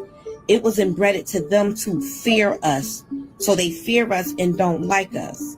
We got to wake up, y'all, and come back together and unite in unity. There was things that was done and said to keep us apart. Ashe, y'all ever? What is going on with Africans between African Americans? None of your business. In other words, black folk business is black folk business. Right. To make it simpler, don't worry about the drama happening in a certain community that you're not a part of.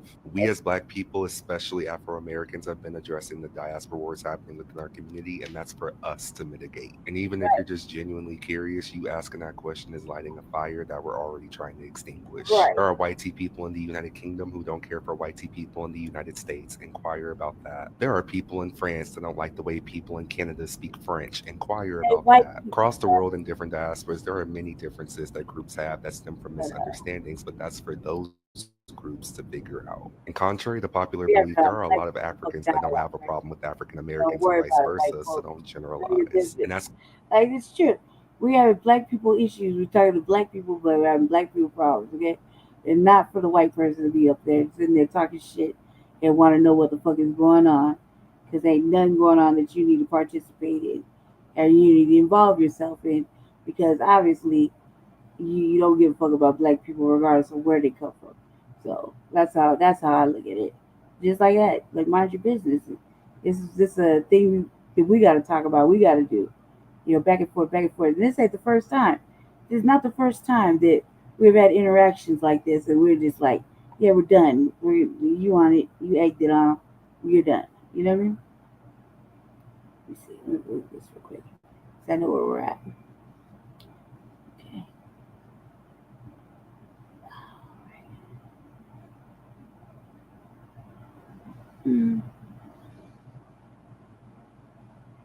Brenda, so you gonna Play with me. Give me the mother. Oh, right there. Put it in my mother. Good, man. So you gonna shoot me over there? Over your sister hitting me? Sorry. Wait till they lock your. Y'all already planned this. Y'all already set it up. Yes. I already know. I promise you. But you don't know what I can do. You don't know what I can do to your sister too. Your sister stabbed me. Okay, so what? She should have made sure to stop. Shoulda. You the. I'll be a, but you 1-2. You ain't shoot that gun. You can't be scared. You ain't shoot that gun. Yeah, you ain't shoot that gun. You ain't shoot that gun. You ain't shoot that. Yeah, she right here. She got a gun on me. I'm just telling you, she pulled it. Huh? Tonight, the Precinct 1 Constable's office says an off-duty deputy has been reassigned over this video showing her pulling a gun on a man during a family dispute. ABC 13's Jessica Willie live after talking to the man who had that gun pulled on him and his family. She's live tonight, Jessica. Yeah, I can tell you this video is being shared among law enforcement circles with strong criticism of this deputy's actions. Tonight, Harris County Constable Alan Rosen says that she has been reassigned to desk duty. An investigation is underway. Michael Evans did not want to talk on camera. He says he was not armed. At his family's urging, he started recording. Explosive video of a Harris County Precinct 1 deputy constable not on her best day. We are blurring her face because the agency hasn't named her and she hasn't been charged with a crime. Her gun is unmistakable. The encounter happening this afternoon, the man recording in a fight, he tells ABC 13, with the mother of his child, took off with her phone. He says her sister, the deputy, chased him down in her own car. I couldn't believe it. And that's when he called his cousin. Even though he might have not been in the right at that time, it still doesn't make it right for her to take actions upon herself. It's not how things go. You can't take the law in your own hand because you got a badge. That's not right. Keisha Ross did not want to show her face, but she feels strongly about how the deputy responded.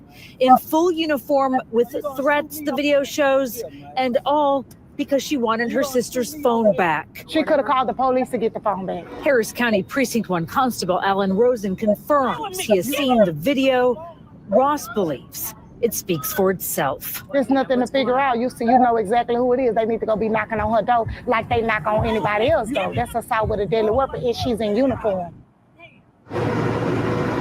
And again, tonight, Constable Alan Rosen with Harris County Precinct 1 says that an internal affairs investigation is underway. He also says that, quote, the public can be assured that they will be transparent then with the outcome. Reporting live tonight from downtown, Jessica Willie, ABC 13 Eyewitness. That's some video. Yo, it's Big Ant, the spokesman, man. We back. Another edition of Urban Politicians TV, UPTV. Make sure you stay on your pivot at all times, man. Had to come tap in, and all I gotta say is nah. Hey. Goodbye, because she is most definitely fired and finished. And I had a links in the description for the clips in the beginning in full from ABC 13, as this has been going viral out here in H-Town for the last couple days after it broke into the internet. And we was actually supposed to cover this story Tuesday night on the Studio 56 podcast that we shoot live every week, but it was my fault. I got all confused. My nigga Pook brought this story to my attention because I did see it flash down the timeline already, and I thought about it, but then my mind got to scrambling. Pook mentioned it to me, but my mind was all over the place again, so we didn't get to it the other night. But as more details come out, this is pretty much over with, signed, the deal is sealed and real. We know by the verbiage that they using in these reports that she is most definitely gonna get fired, even with the internal affairs, all that stuff they speaking. This is not needed. The video is clear-cut evidence that this is an aggravated assault with a deadly weapon. And I'm gonna get into the write-up in just a second, because this thing can be educational of how the laws work out here when it comes to pulling guns on people, because certain people don't know how far that can go already. And I gotta say this too, for her, she out of pocket. For bro, he moved incorrectly, didn't deserve to have a weapon pulled on him at all either. But this is his baby mama's sister. Obviously, there's a domestic history there. And I'm gonna tell niggas like this: you make your own decisions, you do what you want to do with your life, but this is just me. I do my best to avoid the drama, just keeping it all the way 100, because I know how it go.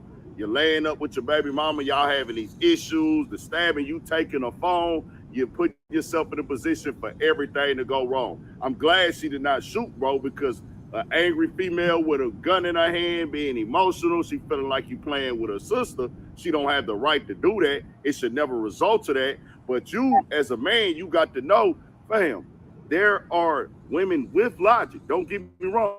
There are women with common sense, but there are a lot of women who don't think with logic or common sense, and they are very emotional. It just is what it is. You don't want to even drive them to that point. You have to ask yourself, hey man, I got a kid out here or kids out here.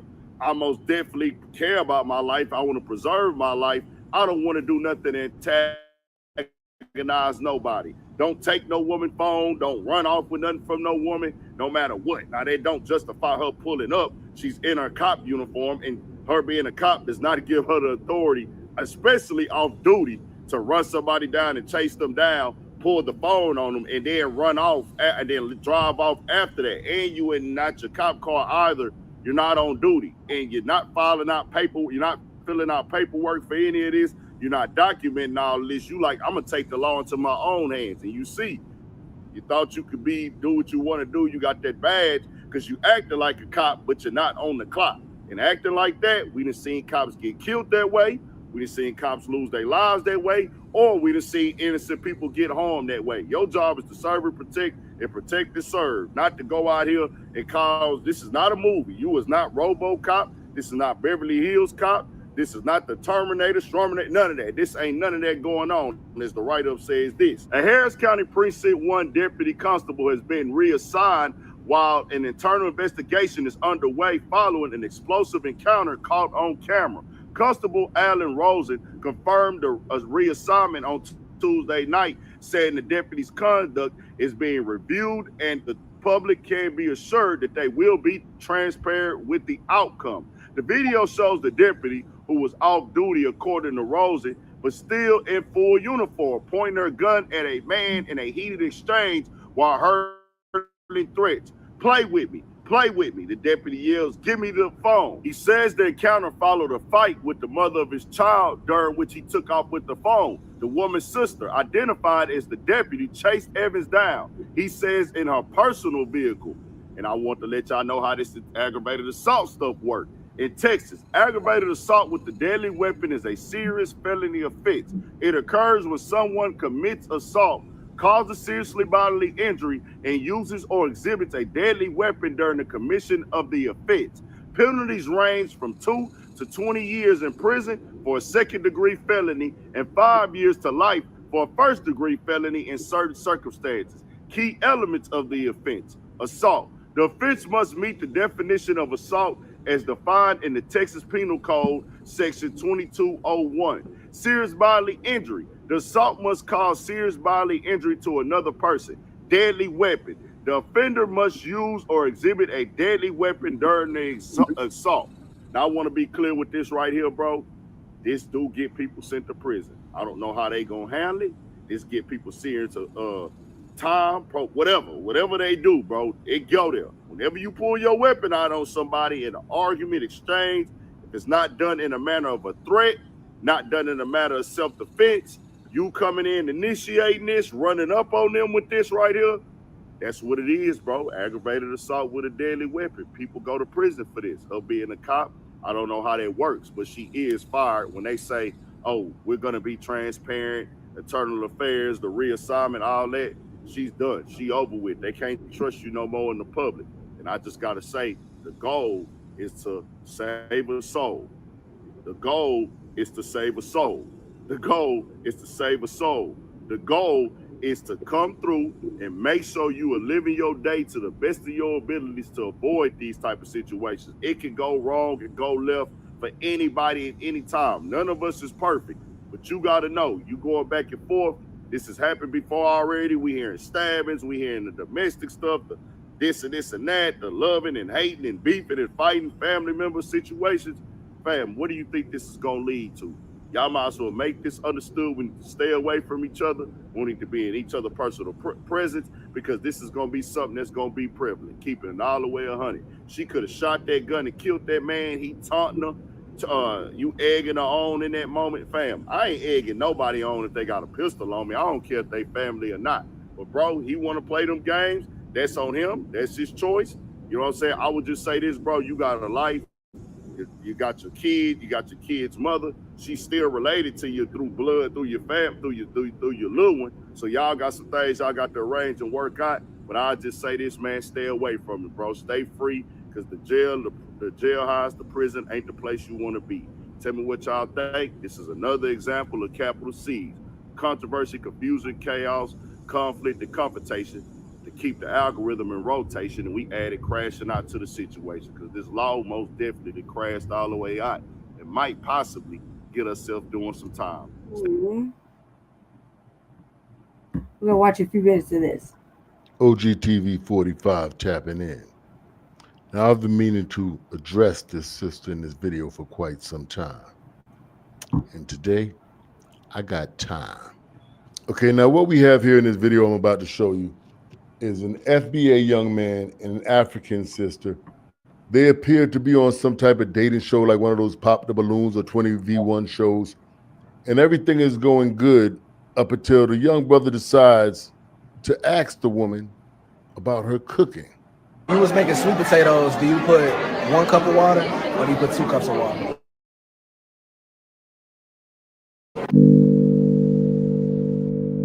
What kind of sweet potatoes? Sweet potatoes, candy yams. Candy yams? How much sweet potatoes am I making? Feed how many? Cooking channel? Feed how many people? 1 cup of water, 2 cups of water. How many people are we feeding? It doesn't matter? Nope. 1 cup of water, 2 cups. Well, I'm born and raised African. I'm not African American, so I don't know y'all culture. But if I were to make it, I don't know, shit. 2? Sweet potatoes, you don't put no water in it. Mm. I'm not the pass. Wait, so good. You want to steal? So y'all both gonna walk away? You gonna walk, okay? Yeah. That's slave food. I don't do that, babe. I'm not a slave. I was never a slave. I don't know how slaves cook. I don't know where my grandfather came from, my great grandfather, and where all their ass came from. Your ass don't know. Now, right off bat, I'm gonna tell you what's most disturbing about this video to me. The fact that she actually tried to answer the question. Right. See, she was with it. Right. Until he showed his hand, she was with it. Right. Once he showed his hand and let her know, oh, I don't want to rock with your culture, then all of that came out. Right. All of that hatred came out. All of that deep-rooted, hidden vitriol came out. Oh, Lord. It came out of her pores, not just her mouth. I would love to see that sister with no makeup and without that weave. I know she bald head. Please forgive me, but I just have an overwhelming desire to hurl insults and epithets at this young lady right now. It's crazy. It's crazy how quick you all are to call us slaves. Right. But you never talk about how easily you were defeated by the white man. You were so busy warring with each other. It took so little of them to conquer so very of you. Over here, on the other hand, things were quite different. It took a whole lot of them to enslave us. So this is why we say things like they not like us. You could tell y'all not like us. Have there been 1-point-something billion of us here? Minded of things like that when you say stuff like, that's slave food? I said, no, y'all wasn't slaves, y'all was just dumb. And that's all we do. That's all we do over there. Sheer ignorance. And you want to wake up this kind of beast and put him on your cakey face ass? You think you special because you wearing deodorant now? I don't know how you could ever come over here and try to play the high and mighty role when we know y'all eat dogs over there and y'all doodle in the river. That we are going to eat. Tinubu in members with the soccer. So dog is regarded as the best friend of man, but in this part of the world, dog is not seen that way. Dog is actually seen as meat, as animal, and it's actually sold that way. This is Makoko, the biggest floating slum in Africa. Where do they use the bathroom in Makoko? Where do they use the bathroom in Makoko? They use the bathroom in the river.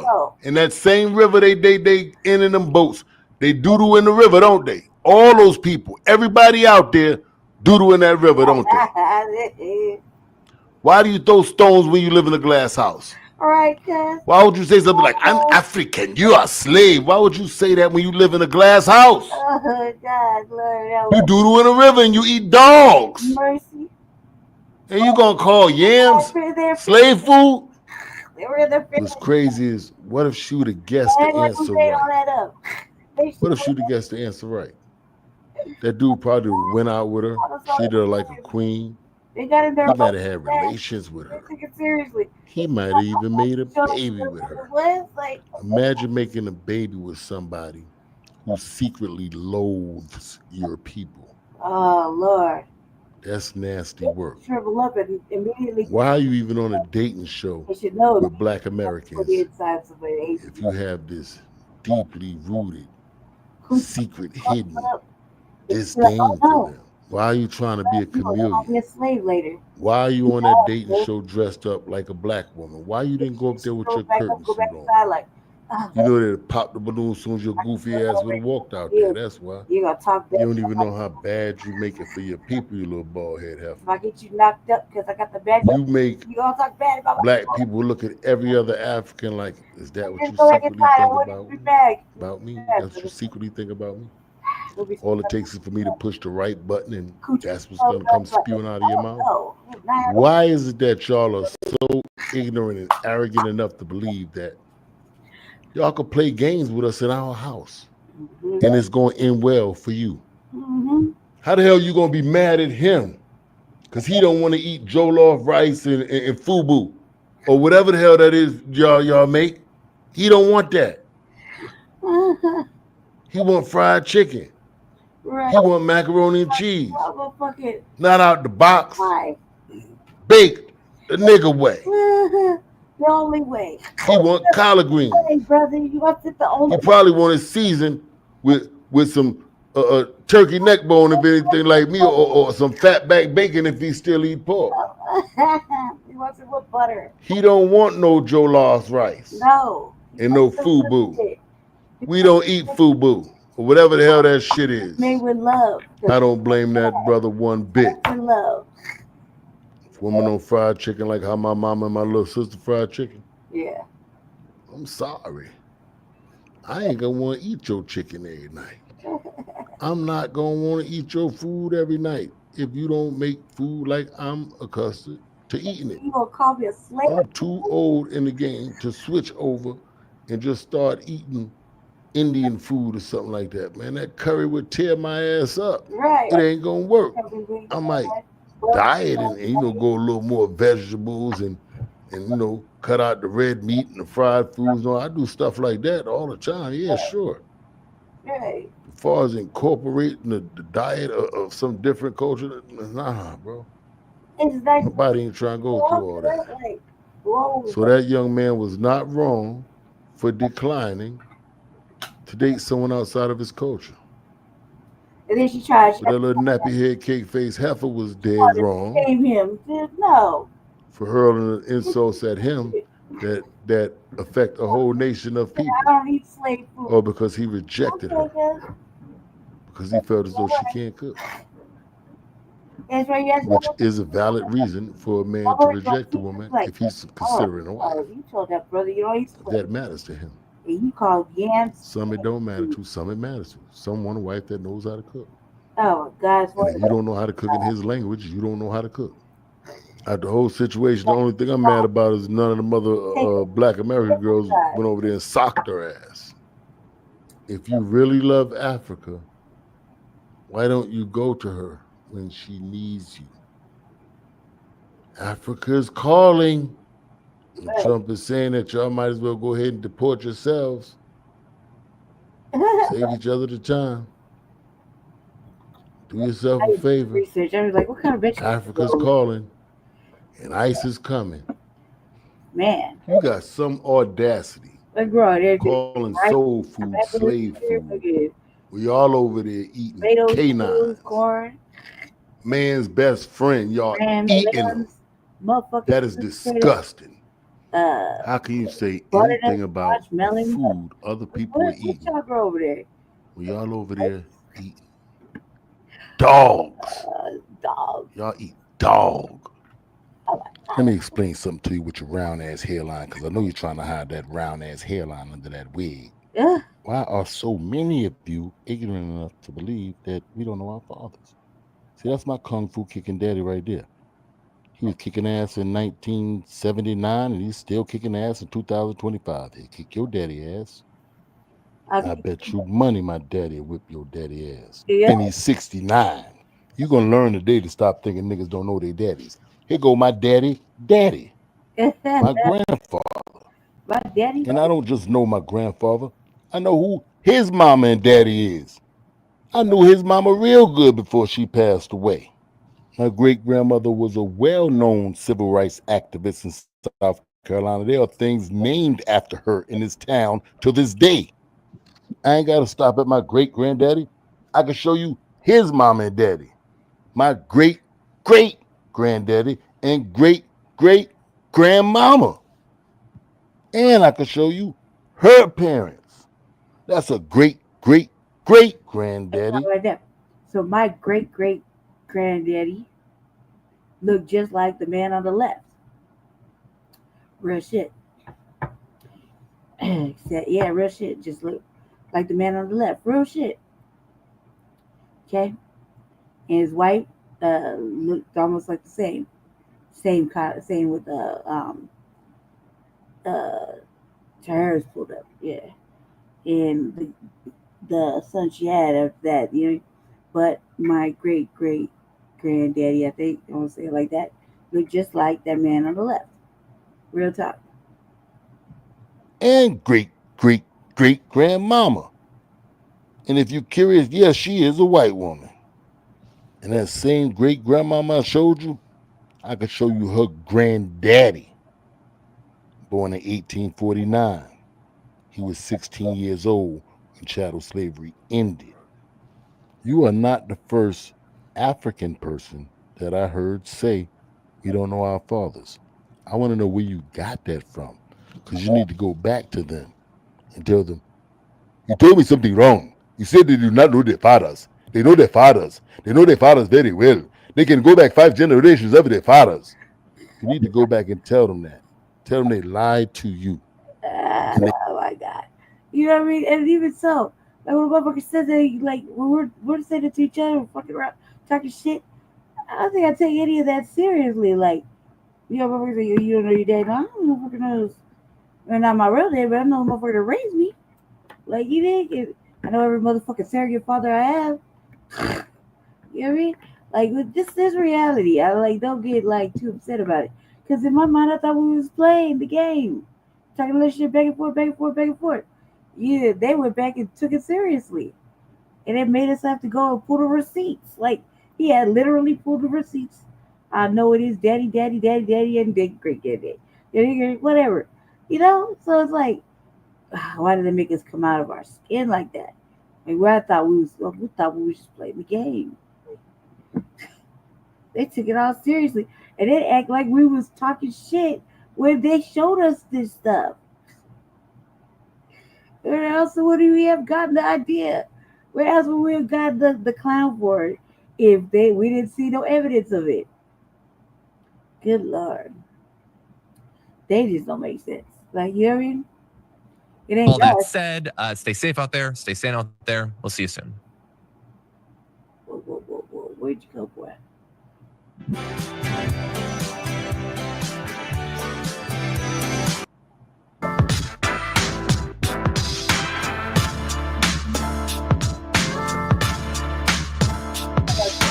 You, Director Patel, for your swift response and action, Cornyn posted. Now, what kind of investigation? I got to pause. I mean, they've been all over TV. They've practically given out their numbers. That it's a little subversive, and you can tell it is because it's infuriating them. They like cannot handle it, and they're acting like they're all cowboys and these are outlaws. And it just goes to show that this is all kind of a sham. Yeah. We'll move on, but before I do you agree with me that the question needs to be by a group of 7 or 8 teenagers who discussed a previous disagreement? Robinson said he was not involved in a past issue and did not associate with any of the young men who approached them. Suddenly, one of his friends was punched in the face and the group focused on him. They were just yelling at me, just racial slurs. Robinson, who is Black, recalled. I was fearing for my life, honestly, because I was only getting hit in the back of the head. I didn't know if I was going to get out of there. Wait, pause right there. I would have had it. I would have had a schedule. Just remember where we're at. What is that? 1625. Okay, just remember where we're at. Just remember where we're at. I went ahead of jumped ahead of what I was trying to show y'all.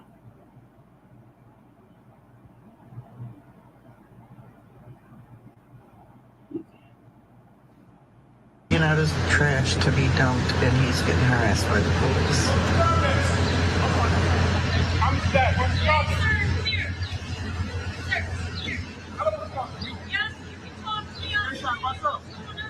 He was taking out his trash, yo. His dad's coming out to see why they have put his son in handcuffs. I'm gonna put him in your car. I've never done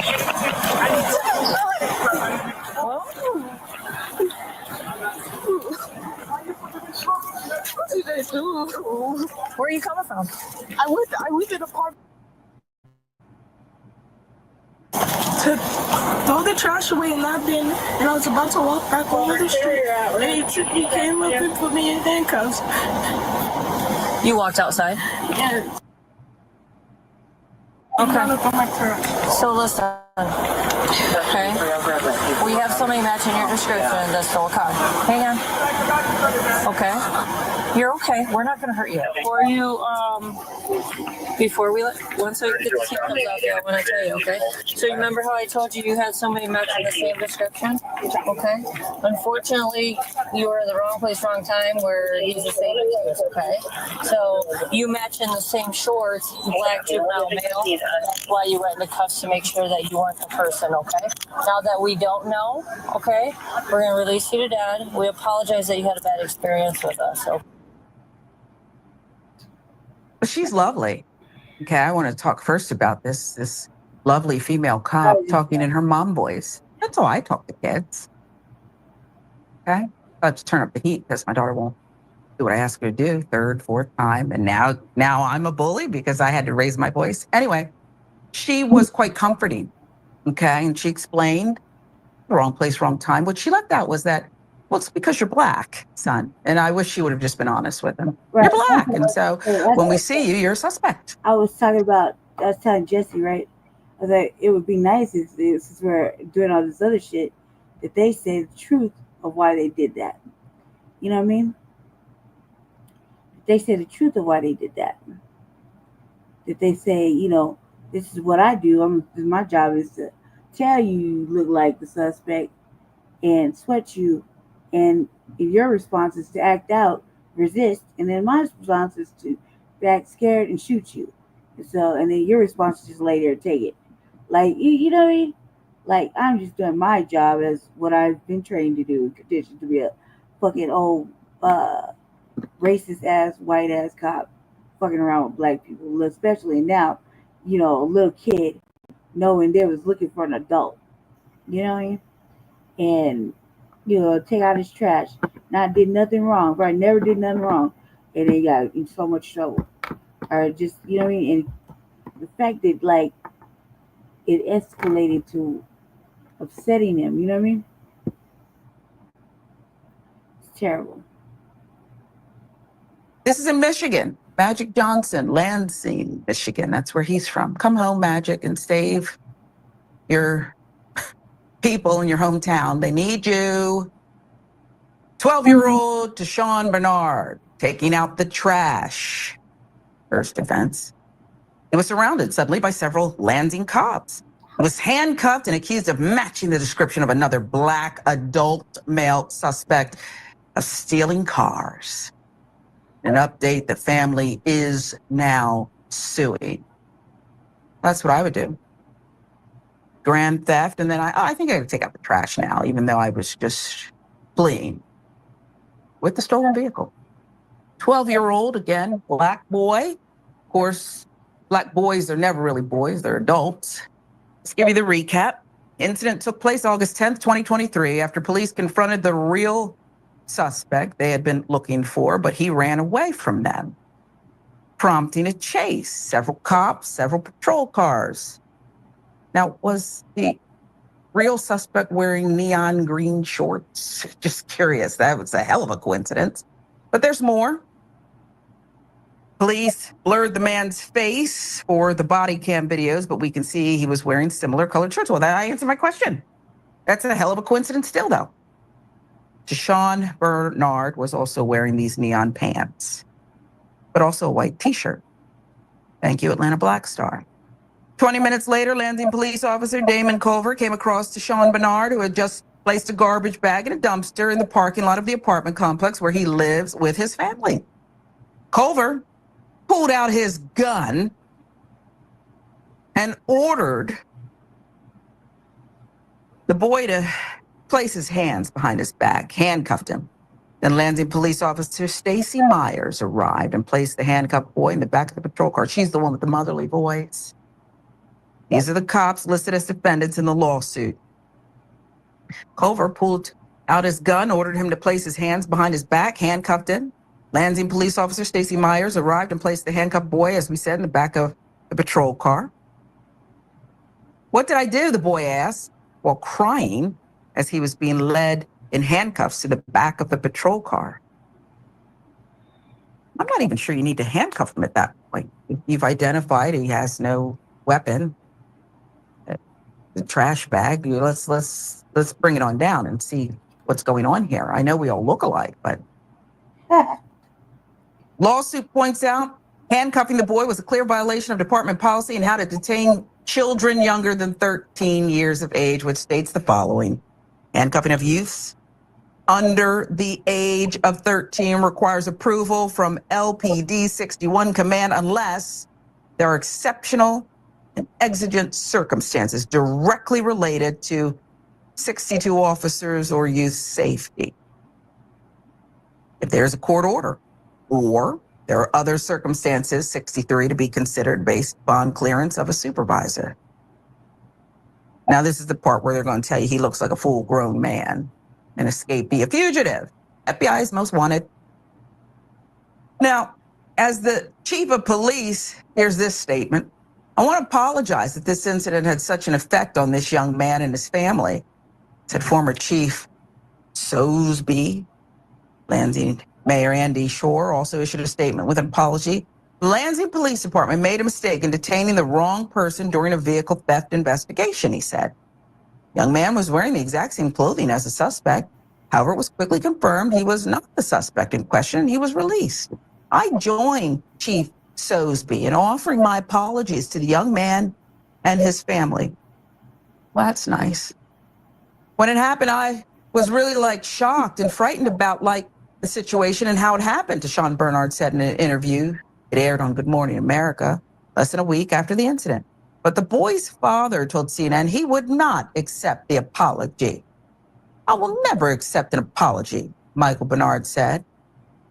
Lawsuit filed by the Michigan-based law firm Rule Law PLLC accuses the two officers who detained him of unreasonable search and seizure, false arrest, negligence, assault, and battery, excessive force. Also listed as defendants are the city of Lansing, former police chief Ellery Soseby, accusing them of inadequate training, especially when it comes to black kids, and especially because they suspect they were looking for was a grown man. Yeah, apology not accepted. Thanks, Dad. Thanks, Mr. Bernard. Right. I mean, those days are over. Well, I did a good job. I won't accept no apology either. Stop this for a second. And go to the other queue. Told you family had another queue. I'm going on. Sorry. You staying with me, family? No. I'm just still moving, so it hasn't unpacked all the way. Let's see. Good job over there for myself. All right.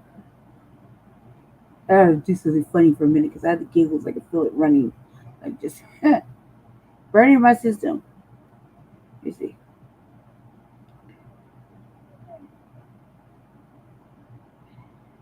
I got some serious shit over here too. So.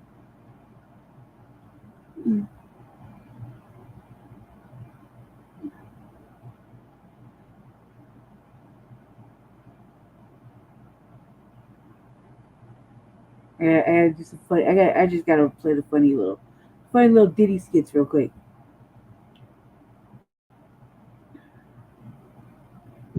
President Donald Trump is breaking his silence on pardon, showing Diddy Combs for the first time since the music mogul was acquitted of the most serious charges in a federal sex crimes trial last month. In an interview that aired August 1st on Newsmax with host Rob Finnerty, Trump discussed the possibility of a presidential pardon for Combs. John Diddy Combs, would you consider pardoning him? Well, he was essentially, I guess, sort of half innocent. Yes. I don't know what they do. He's still in jail or something, but he was celebrating a victory, but it seems, I guess it wasn't as good as a victory. Probably, I was very friendly with him. I got along with him great. And seemed like a nice guy. I didn't know him well. But when I ran for office, he was very hostile. He said some not so nice things. Yeah, and it's hard,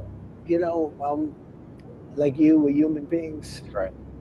And we don't like to have things cloud our judgment, right? But when you knew someone and you were fine, and then you run for office and he made some terrible statements. So I don't know, it's more difficult. Makes it more, I'm being honest, it makes it more difficult to do. But more likely a no for Combs, I would sounds say like. so. Okay. Come on, Mr. Trump, man. Come on, Daddy. You know what I'm saying? You could give me a pardon. I apologize, Mr. Trump, Mr. President. I'm sorry, man. I ain't mean to say those mean things about you when you were running for president. You know what I'm saying? I was under a bad influence. It was some dark times. You know what I'm saying? But you just can't leave me in here like this, man. For real, Daddy. I want to go home, man. I want to go see my kids. I want to sleep in my own bed. You know what I'm saying? I want to go back to living a good life. I know you know about that, Daddy. I know you love living your good life. I want to go back to living my good life. You know what I'm saying? I want to taste food from my personal chef. You know what I'm saying, Daddy? Come on, man. You just give me this part, man. I swear I follow you to the end of the earth, man. I follow you to hell, Trump. I'll follow you all the way to hell. If you went to hell, I'll go right there with you, Daddy. Burning right beside you. You know what I'm saying? I'll be your biggest #1 supporter if you get me out of here, Daddy. Please, man, you got to get me out of here, Trump. I can't do one more day in this place. You know what I'm saying? I can't do one more day. Now stop your crying because it sounds really pathetic. I don't believe you deserve a pardon. All the mean and hateful things you said while I was running for president, yeah, your black ass is stuck rotting in jail. Next time, if there will ever be a next time, you know now to keep your mouth shut and not to burn bridges. If you would have went about things in a lot nicer way, I would have considered it. But now I can't even consider it. I put you up there with Elon and Hillary Clinton as my sworn enemies. I hope you have a nice life in there. Maybe you'll get out in time to see your twins graduate. Though I doubt it. Good luck. You roadkill, toupee wearing, sun-kissed Tropicana, orange skin racist asshole. Only a fool will vote for you. You dirtier than me. You know what I'm saying? You have your own condo on Epstein Island, Daddy. You should be in here with me, serving life, you scumbag. You and Epstein went fishing for young girls. You think I don't know the stories? Huh? You think I don't know the stories, Daddy? I know the real you. I know you, Donald. I know the Donald behind that orange mask and dad's skin. You know what I'm saying? F you, Daddy. No Diddy. AKA no me. You know what I'm saying? Sean Diddy Combs' request for bail has been denied yet again. Judge Aaron Submaranian has denied his request a week after his team advocated for his release from jail while he awaits sentencing. In the letter, Submarinian said Combs fails to satisfy his burden to demonstrate an entitlement to release. Combs' sentencing hearing is scheduled for October 3rd. Last month, Combs was found guilty on 2 counts of engaging in transportation to engage in prostitution, but not guilty on alleged racketeering, conspiracy, and sex trafficking. The way they got me in here, you would think I was guilty, but I ain't even guilty, you know what I'm saying? They still trying to get me with booming prostitutions across state lines. Man, if that's the case, then all these OnlyFans prostitutes and all these porno prostitutes, then they should get the same thing that I get. You know what I'm saying, Daddy? This ain't even fair. Oh, they just want to keep me in here. Biggest when they take my black ass in here, Daddy. That's all that's about. You know what I'm saying? It ain't no justice. Like I told y'all, there's no reason for them to keep me in here. I ain't no flight risk. I ain't going nowhere. All I'm going to do, you know what I'm saying, is go chill with my babies. You know what I'm saying? I miss all my kids. I miss my moms. You know what I mean? I miss my chefs cooking up those good meals. I'm getting tired of this prison slop. You know what I'm saying? And I just want to go to sleep in my bed. That's all I want. You know what I'm saying, Daddy? I don't know what's going on out here, but it's like the devil's busy today. You know what I'm saying? The devil's real busy. That orange man with his nonsense, you know what I'm saying, won't even give me that pardon. When he pardoned, you know what I mean, he pardoned all them other rappers and all these other criminals out here. How come you can't pardon me? You know what I'm saying? What's wrong with me? You know what I'm saying? Why can't you pardon Pixar Diddy? I don't even know, man. This ain't even fair. You know what I'm saying, Daddy? This ain't even fair, man. I don't even know. That's all I know. I'm still innocent. You know what I'm saying? I ain't ever racketeered nobody. You know what I mean? Proven by a court. I ain't never trafficked no one. Proven by the court. You know what I'm saying? I'm innocent. So won't y'all just let me up out of here? Let me get my bail. Let me get, you know what I mean? Let things be fair for once in the change. You know what I'm saying? I'm getting tired of being mistreated up in here. You know what I'm saying? You see all these other people. You see that Abercrombie and Finch dude, Michael Jeffries, he's walking free with bail. And he was hit with the same things I was hit with. And they saying he can't even make it to trial because he's unfit. So he ain't want to get a trial. And this man is free. You know what I'm saying? They just let him go. You know why? Because his skin color. And that's all that is. You know what I'm saying? I'm a black man. And they want to keep me in here, you know, rotting like Miss Sophia off The Color Purple. Dead man better not rot to death. And that's what it is. You know what I'm saying? This Pixar Diddy.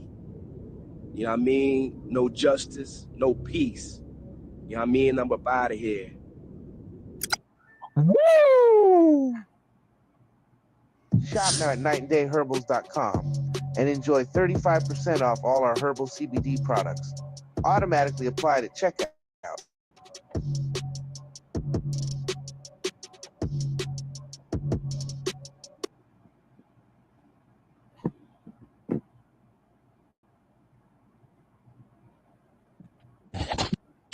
Sean Diddy Combs made bombshell claims about his prison conditions in a fresh appeal for bail. Diddy's lawyer, Mark Agnifilo, petitioned Judge Arun Subramanian on Sunday to release the 55-year-old on bail ahead of his October 3rd sentencing in a brief letter. In the filing, the attorney claimed that Brooklyn Metropolitan Detention Center is an inhumane facility. MDC routinely serves food that is expired or infested with maggots. Agnifilo alleged in a document going on to reference a picture. The maggot-infested food captured in that photo is unfortunately not an uncommon experience, he wrote. Agnifilo deemed this an allegedly frequent lockdowns exceptional circumstances worthy of consideration. Holmes has been in a New York City prison whose other famous inmates have included R. Kelly and Ghislaine Maxwell since his September 2024 arrest. I can't keep living under these conditions, man. You know what I'm saying? Hey, Nifalo, you gotta get me out of this, man. You gotta get me out of this motherfucker. You know what I'm saying? You know what I'm saying, Daddy? I can't do it. You know what I mean? Now they serving me food with maggots in it. You know what I'm saying? I can't do this, man. I miss my personal chef. I miss my bed. I miss my kids. You know what I'm saying? I miss the infinite amount of baby oil. You know, you only get limited baby oil in here, and I need at least 10 bottles. You know what I'm saying, Daddy? You know what I mean? This is nasty. Y'all gotta see this nasty ass food that they bought me. You know what I'm saying? I don't know what this is. You know what I mean? I'm in here losing weight, hungry as hell. You know what I mean? I want some fried chicken. I want some collard greens. I want some macaroni and cheese. You know what I'm saying? I want some yams. I want some peach cobbler. I want some chocolate cake. You know what I mean? All made by the hand of my chef. You know what I'm saying? I miss my chef. I'm in here. I'm starving. You know what I mean? It's inhumane. You know what I'm saying, Daddy? And I just want to get out of here. I'm innocent on all the serious charges. Like I said, I never racketeered nothing. I never trafficked anyone. You know what I'm saying? They claim I moved prostitutes across state lines. You know what I'm saying? And that's whatever. But before October 3rd, Agnifilo, Daddy, you got to get me out of here, man. I can't take it no more. Man, look at this nasty shit that they serving me. Look at these maggots. Look at what? I'm looking good. The food looking good. I don't know why you in here complaining. There's some people who ain't got nothing out here. I don't know what you complaining about, man. What's your name? P Diddy, P, whatever the hell your name is. Why you complaining, man? Shoot, you better eat this damn food. I've been eating it. You know what I'm saying? I know damn well this maggot ain't sitting up here talking to me. You know what I'm saying? Am I hallucinating? Do y'all see this shit, man? Are these maggots actually talking to me?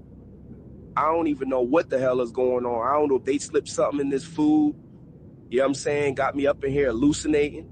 But y'all see the type of abuse I'm taking. You know what I'm saying? They feed me the slop with live maggots in here. The maggots talking to me. You know what I mean? Agnifilo. You know what I'm saying, Daddy? Gotta get me out of here, man. I think I'm losing my mind now. I'm seeing the maggots in my food talking to me, man. For real, Daddy. You gotta get me the hell up out of here, man. I don't know how much longer. Okay, keep an eye on the time. All right, family, I'm gonna do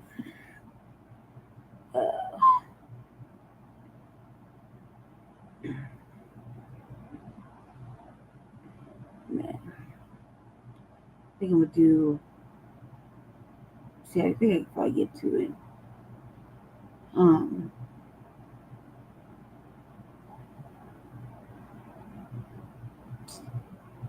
It's just I came out really late, and I gotta get off the computer so that Jesse can get ready for Chicago's Black Experience Enhanced. All right, we're gonna do like 2-3 more, maybe at the most, but they're really small. So I'm doing one that really bothered me, and I was gonna do it, but I lost my cue, so I had to start over. That's why I had to make 2 different sites. Blame Trump for this treatment, is what they told me. I've been in Cabo San Lucas for the past 48 hours for a celebration for graduating from understanding. And me and my brothers were kidnapped, robbed, and beat, and thrown in cages, held captive for 16 hours. Our jewelry stole. No more necklace. Cash stole out our pockets. And the result of this, my eyes swollen shut. I'm pretty sure it's fractured. This eye can barely see out of. But I think I'm safe now. So I'm in the airport, about to fly back to LA for immediate care. Please, everybody, pray for me. And this is your warning to not go to Cabo San Lucas. Just stay clear, far away. Blame Trump is what they said. Stupid Negro, nigger. Stupid nigger, stupid nigger. Blame Trump for this treatment is what they told me. Stay away from Cabo San Lucas. No. Them putting the N-word there over and over and over and over and over again, then go blame Trump for this. No, you already kind of like that. And this is probably what y'all probably been doing to people the whole time, even without Trump, to try to enhance your excuse for doing that. That's crazy. In Mexico, we already know that MAGA people hate Mexicans. Are you a MAGA follower? No, all Mexicans ain't racist. I'm just saying.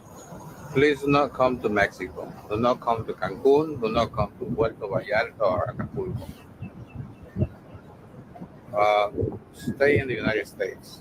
Eat your Taco Bells. Eat your burritos. Eat your whatever you got back home. In Mexico, we already know that MAGA people hate Mexicans.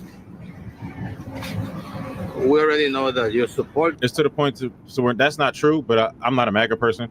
But it's to the point that they're just, you know what, saying forget it. We're not even trying to scope the good MAGA out from the whatever, from the bad ones. We just labeling the whole MAGA, anybody MAGA, if we find out or see or any type of recollection of anything you got on you that we think you voted for Trump or you do something that make us think, hey, that might be a Trump voter. Just label him a Trump voter and get him out of here that way. Donald Trump, who is a really bad guy for Mexicans. They are putting our people in prisons. They are attacking our people. They are disappearing little children, separating families. We don't like MAGA people here in Mexico. And if you come, please do not bring your orange hat saying MAGA. Do not come with your shirt saying MAGA because we have seen. Who was going to Mexico with MAGA stuff on anyway? That's definitely not smart. If he's seen bold people like that, then damn. I've seen cases where MAGAs have been attacked by Mexicans in Cancun. At least they get knocked on their head, or at least they insult them, and we are right. We know you hate us in the United States, so why are you gonna come to Cancun with your offending us with your MAGA shirts or hats? So update in Mexico and traveling to Mexico and vacationing in Mexico. Credit card fraud, ATM fraud, hotels, security are in on it. Taxis, dangerous. All over Mexico, it's being reported. It's no longer just Cabo, Acapulco, Tulum, Playa del Carmen. People are being assaulted everywhere. They're being assaulted in cabs. They're being assaulted in shuttles. Hotel security is assaulting people. They're actually setting them up. Had a story where family went down there, why they were wearing their jewelry. Security noticed all the jewelry. They actually told them when they were checking in, 9:30, go down to the pool. It's gonna be a big party, it's free. Family goes down there, is having a good time. Security shows up, starts harassing the son. They start beating the son. The dad gets involved. Dad gets beat up. Daughter gets involved. She gets groped, sexually assaulted. It was all hotel security.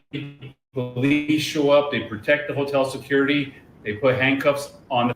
Also, don't exchange your money down there. They were saying, like, first of all, do that. I don't know why you're going down there exchanging your money while you're down there. That ain't smart, but there's places there if you want to do that. Went to a restaurant, sat down. He got approached by some people that are saying, yeah, give us $350. And it's like $350. Now, mind you, he exchanged and he got $350 worth. They know exactly how much money he had got exchanged, basically. So you go to the banks or whatever, everybody's contacting each other. I forgot what it's called, but when everybody around you is watching you and they're all collaborating with you, including the public and law enforcement. I don't know how often it happens, but these secluded situations are serious. So it's like it raises an alarm.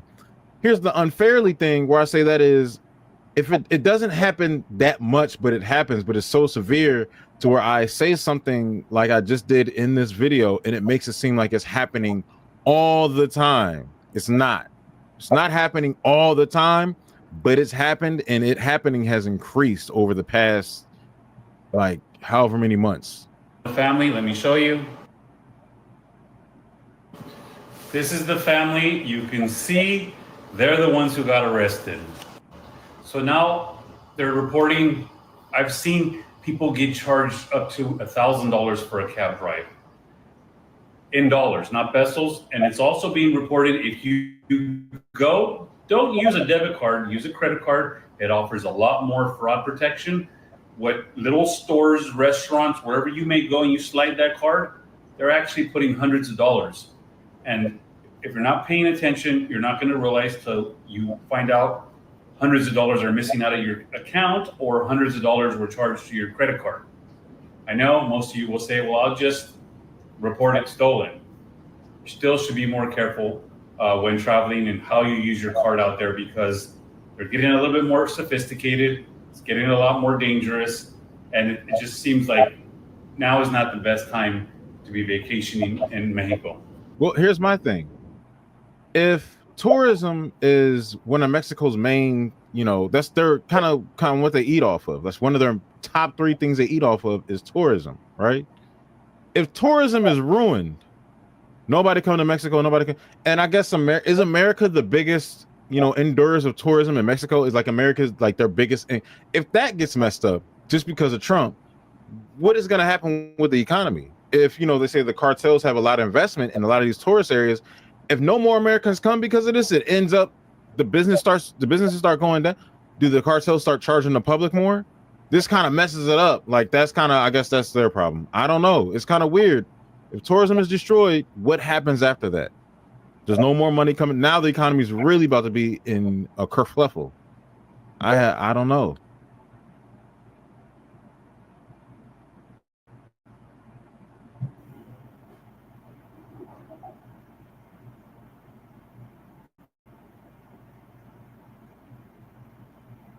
We don't need a manager, because I saw the candidates and nobody is worse. That would be kind of like you get shut down by a woman because she needs to work on herself. You know what I mean? And she like, ain't no other man. I just need to work on me right now. That's basically what Florida told you. They need to work on them. And if we're being honest, that is true. Florida definitely needs to work on itself. I would say it's also like all those times you applied for a job, you never heard back from it, but you see help is still wanted. Yeah, they would rather have the help wanted sign out than you. As it was described by Leslie Abravanel, explosive diarrhea versus projectile vomit, or why Florida can't have nice things. Yeah. Sounds like a Florida beach to me. I literally just finished recording that piece when I see this. MAGA star's top aide launched racial rant about those people. Byron Donald. Okay. That's for another time. It's got to go in the queue because it's got to go in the queue. I don't know how I jumped and skipped the one I was looking for.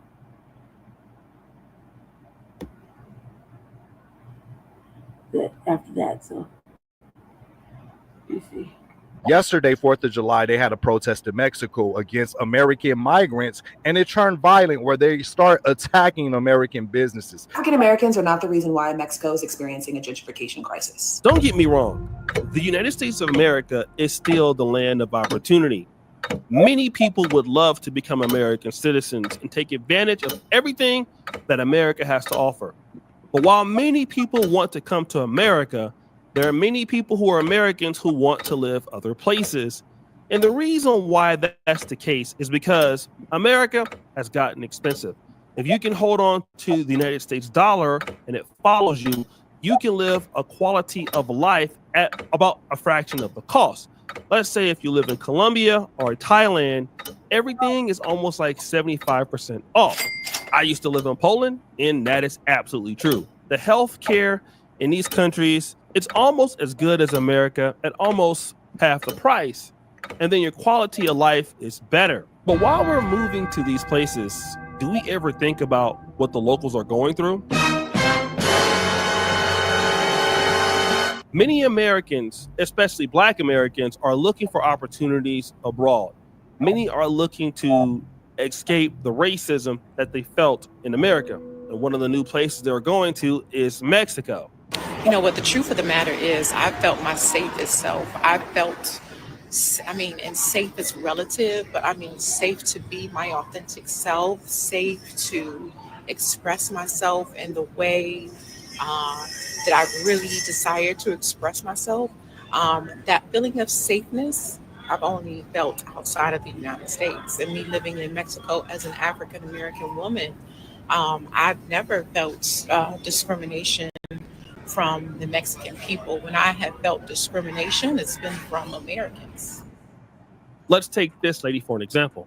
She's a family of 4 and they're enjoying their time in Mexico. Everything is getting better for them.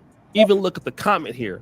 Somebody says, Mexico, is it cheap to live there? Travel Queen, the poster of that video, says way cheaper than the USA. Damn.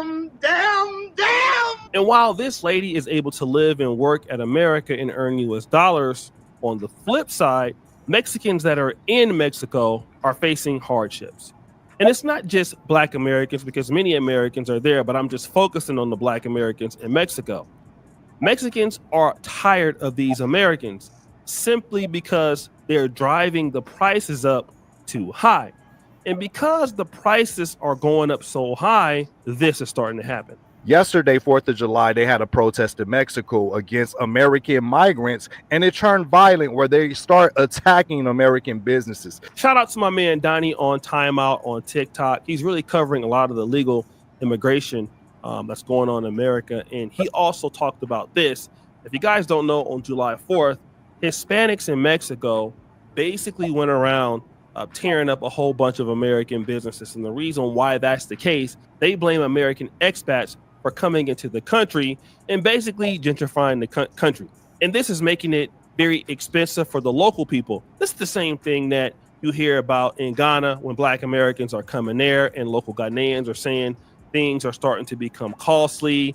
The locals can't get the things they used to do, yet the people who are building homes and apartment buildings are looking to cater towards, this group of people who are building businesses and doing. But watch what he says after this. So their complaints against the American migrants is gentrification. They're draining the resources of Mexico. Here's one.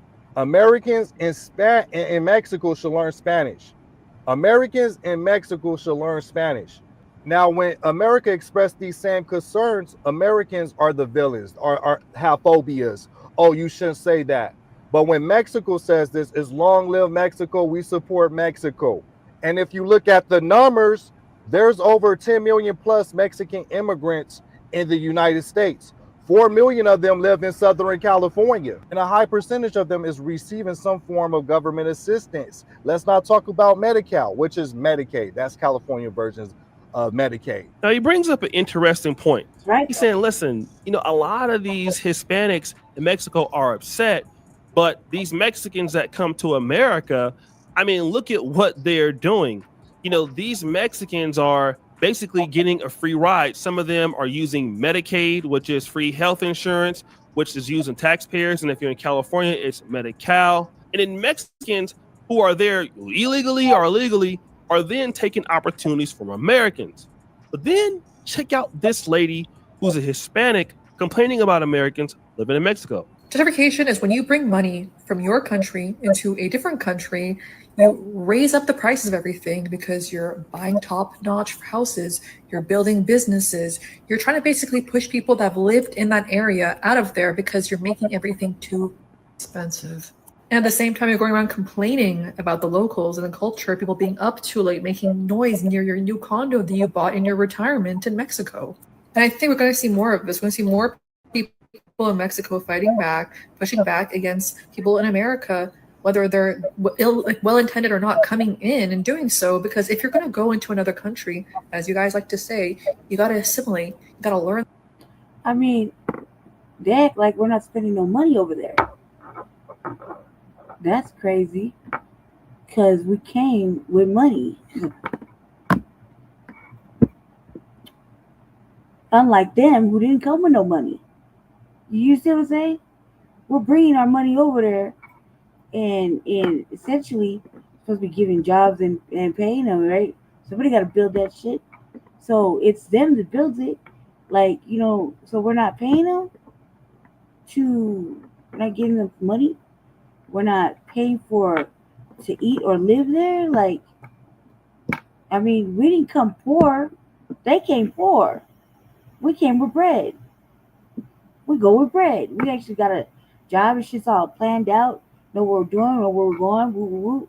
Right? Unlike them who just wandered on over all of a sudden. Right? No job, no place to live, nowhere to go. They need everything. Did we need everything? We always got a plan to go over there. That's just kind of one-sided and stupid. And so you just got Mexicans, allegedly, you got Mexicans just protesting in their own country, protesting over here, unhappy over there, unhappy over here. Well, what the fuck is going to make you happy? The culture. But for some reason, I think that they're the exception. They could go to these places, make their own areas. But let's go back to my man Donnie on timeout. What does he say about gentrification? We want to discuss gentrification. Try finding a place in Los Angeles or Southern California, especially if it's a lot where they're saturated at, where it's predominantly them. Even if you could afford the rent, most likely they're not going to rent to you. And it'd be like 8 to 10 of them living in a 1-bedroom apartment. When in Los Angeles, it's supposed to only be 3 people to a 1-bedroom apartment. If you try to do that as an American, you will get reported. Now, the Americans that live in Mexico, you got to show proof that you're bringing in $2,600, at least $2,600 a month. So you're showing them you're not going to live off their government. If you don't have that, you have to have $43,000 in the bank to even go over there. Now, remember, he says, hey, these Americans that are coming to Mexico, they've done everything right. They have at least $40,000 in their bank account. Yep. They're making at least $2,600 a month.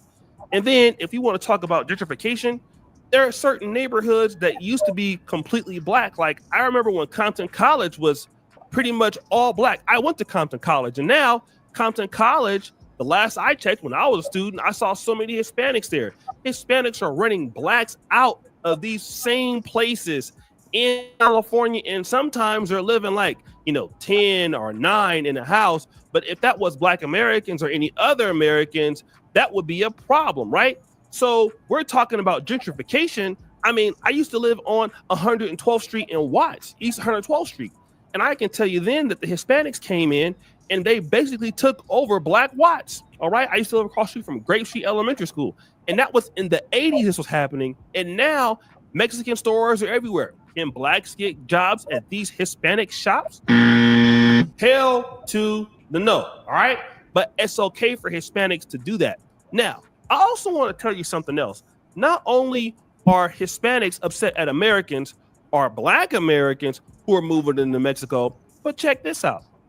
This is what an anti-migrant protest looks like in Mexico. There's anger and waving of Mexican flags and signs like this one, which translates to "No to the invasion." Now a new poll by the Washington Post and the leading Mexican newspaper, Reforma, suggests attitudes in Mexico may have hardened since this protest last November over the arrival of a migrant caravan in Tijuana. 64% of Mexicans, nearly 2/3, say they believe people fleeing Central America into Mexico are a burden that threatens to take jobs and benefits from Mexican citizens. 55% want them deported versus just 33% who believe Mexico should give them temporary asylum or residency. Just 7% support them settling permanently. So Mexico is seeing some of the same nationalist sentiments that we've seen in the United States and other countries. Remember the video I did about the Haitian community fighting back against ICE in Brooklyn?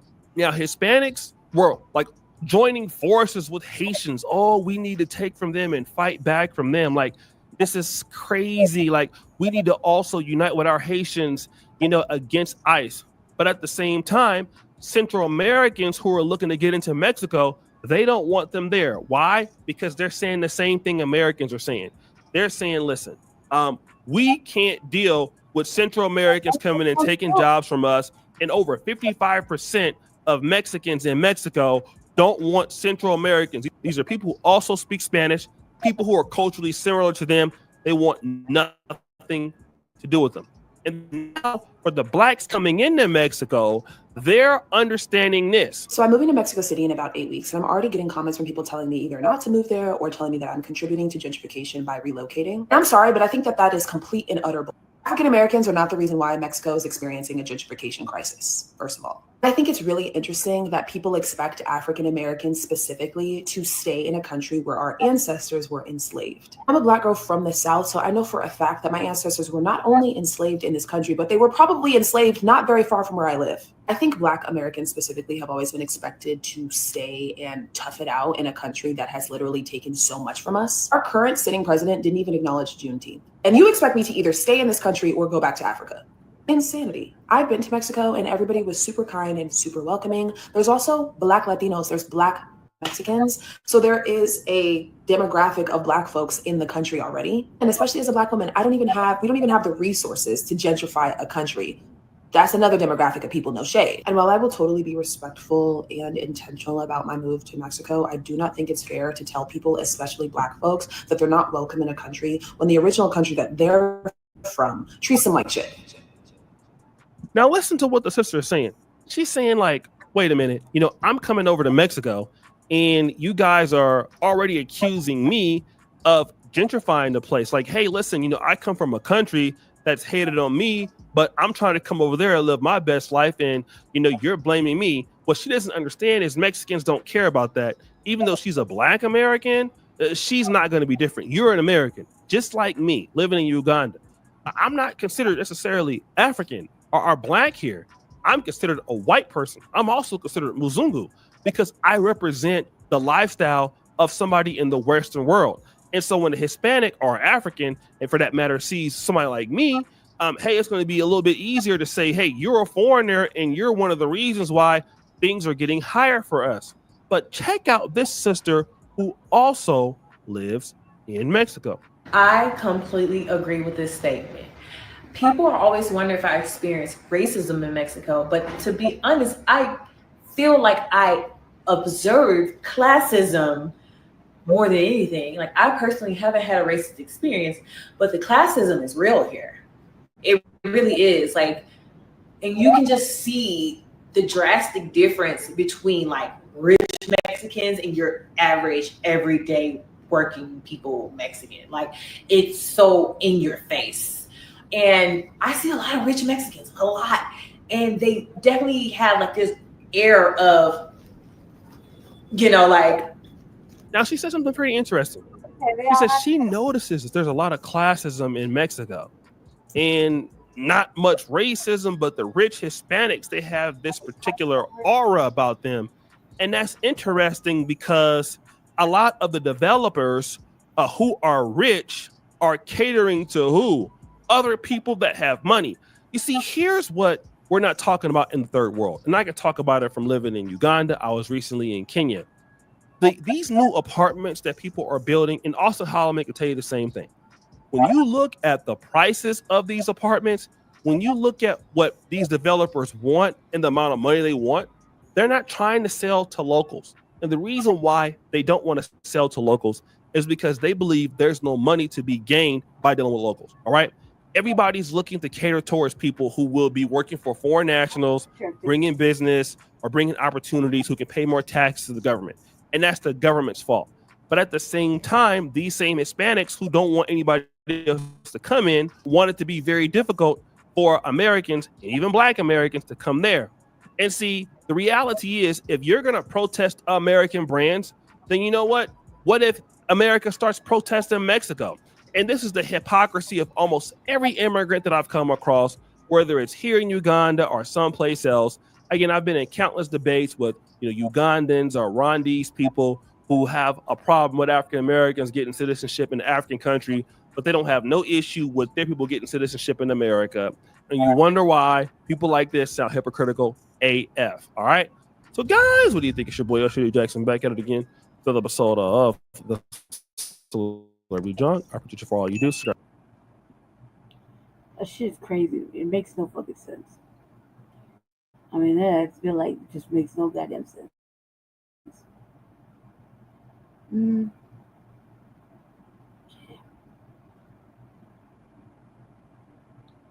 We're going to do a couple of little 3 minutes from our friend, Kokizi.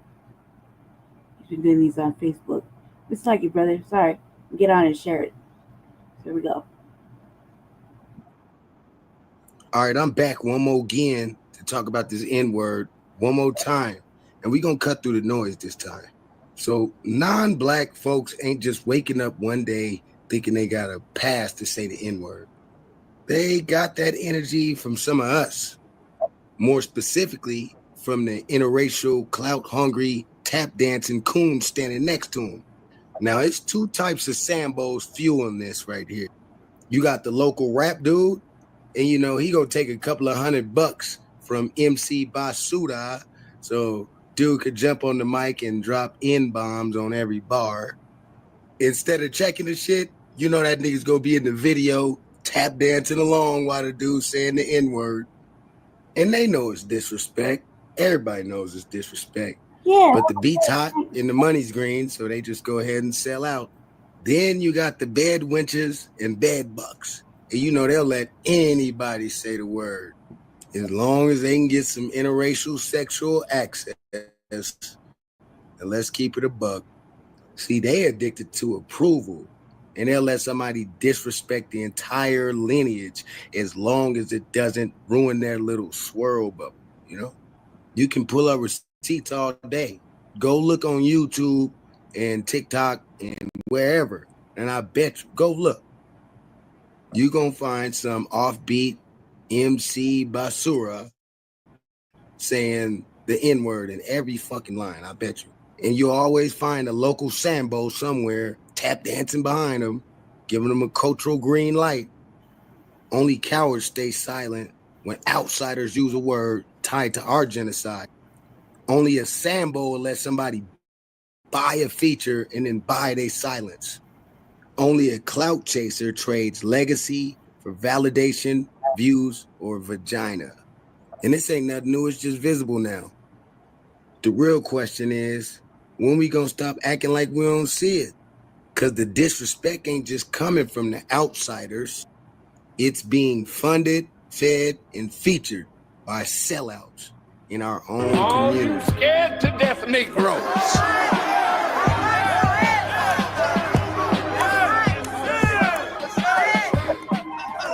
Just sit down. Don't you come out to defend our enemy. You sit down and you shut up and tell your master to come on out and deal with this.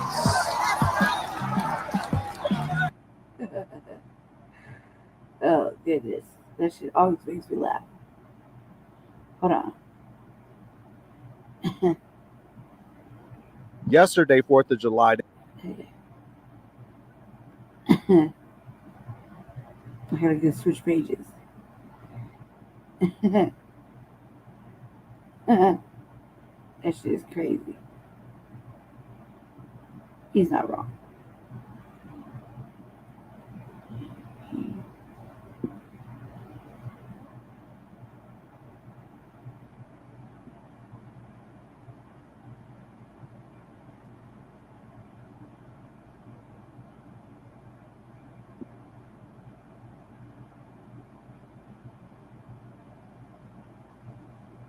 All right, listen up, family. Foundational Black Americans are waking up, and we gatekeep it.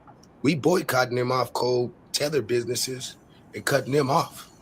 And right on cue, that damn Trump just dropped a bomb on their ass. $50,000 signing bonus for ICE agents. So yeah, he expanding ICE's budget, but then he's hitting African countries with tariffs.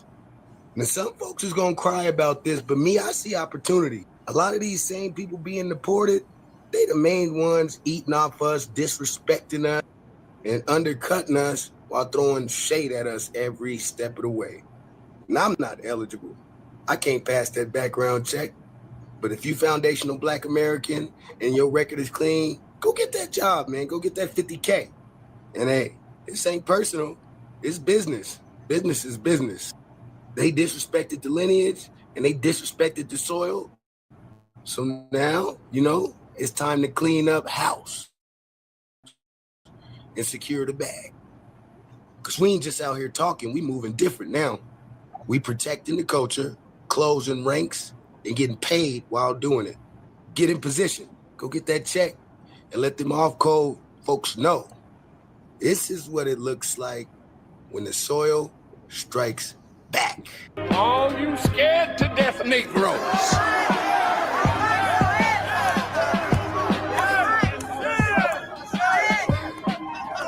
Just sit down. Don't you come out to defend our enemy. You sit down and you shut up and tell your master to come on out and deal with this. All right, family and fellow soldiers. I gotta go. Well,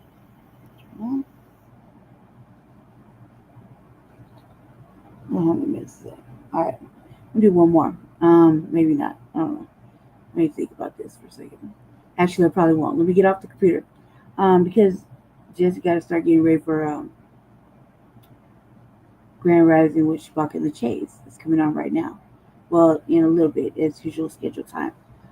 So join us there, where we'll be talking to Shabaka. I don't know what's on the menu.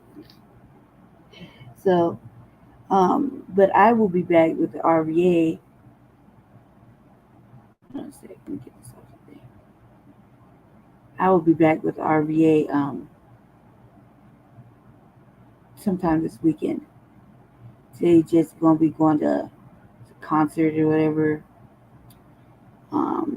I don't know. Probably try to be over with my sister. We'll see what happens. I'm gonna try calling her a couple times, but she didn't answer the phone, so we shall see. But yeah, I'll be back with the RVA later, sometime this weekend, in between Frontline Black News, if I get a chance. So, and then I'll put the rest of the cues back together, so we can go over some more stuff. Hope you had fun. Hope you learned some shit. Thanks for staying with me, and hanging out. Gotta go wake up Jesse. Well, Jesse should be waking up anytime soon. So I'm gonna get off the computer and act like I've been on all night doing shows.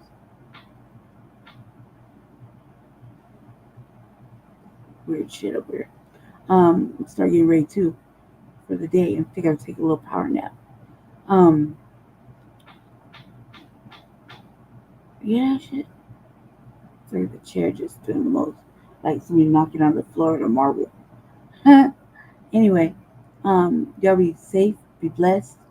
Join us for Shabaka, Grand Rising for Shabaka and the Chase today. Yeah. Well, Mac. Yeah, Jesse already typed up the show, so it's already in the notifications. So we'll see what kind of madness that happens. What happens with that? Really. We'll see what kind of madness happens. I myself will probably be taking a power nap, because we'll see. Ain't gonna change it. We'll just see. I think he likes some contentious moments, so we'll find out. I gotta in place and just chair. Just chair me slide out and hurt myself. I can't walk for the last week. So I sit in my own damn computer chair and it fucked me up. So I decided to get my shit and I just back it up and park it. And act like I act normal. So anyway, stay black, stay dangerous, stay favored, have a good day, stay on alert. You know what I mean? It's gonna be alright. We're gonna be alright. And I'll be back in the RVA as soon as I get a chance. Probably in between fucking Frontline Black News marathons. So see you soon. See y'all later. Thanks for hanging out. Go ahead and end this now. I figure we covered a lot. And I finally got the other two up. I edited them, so they're there. Anyway, peace. Stay black, stay dangerous.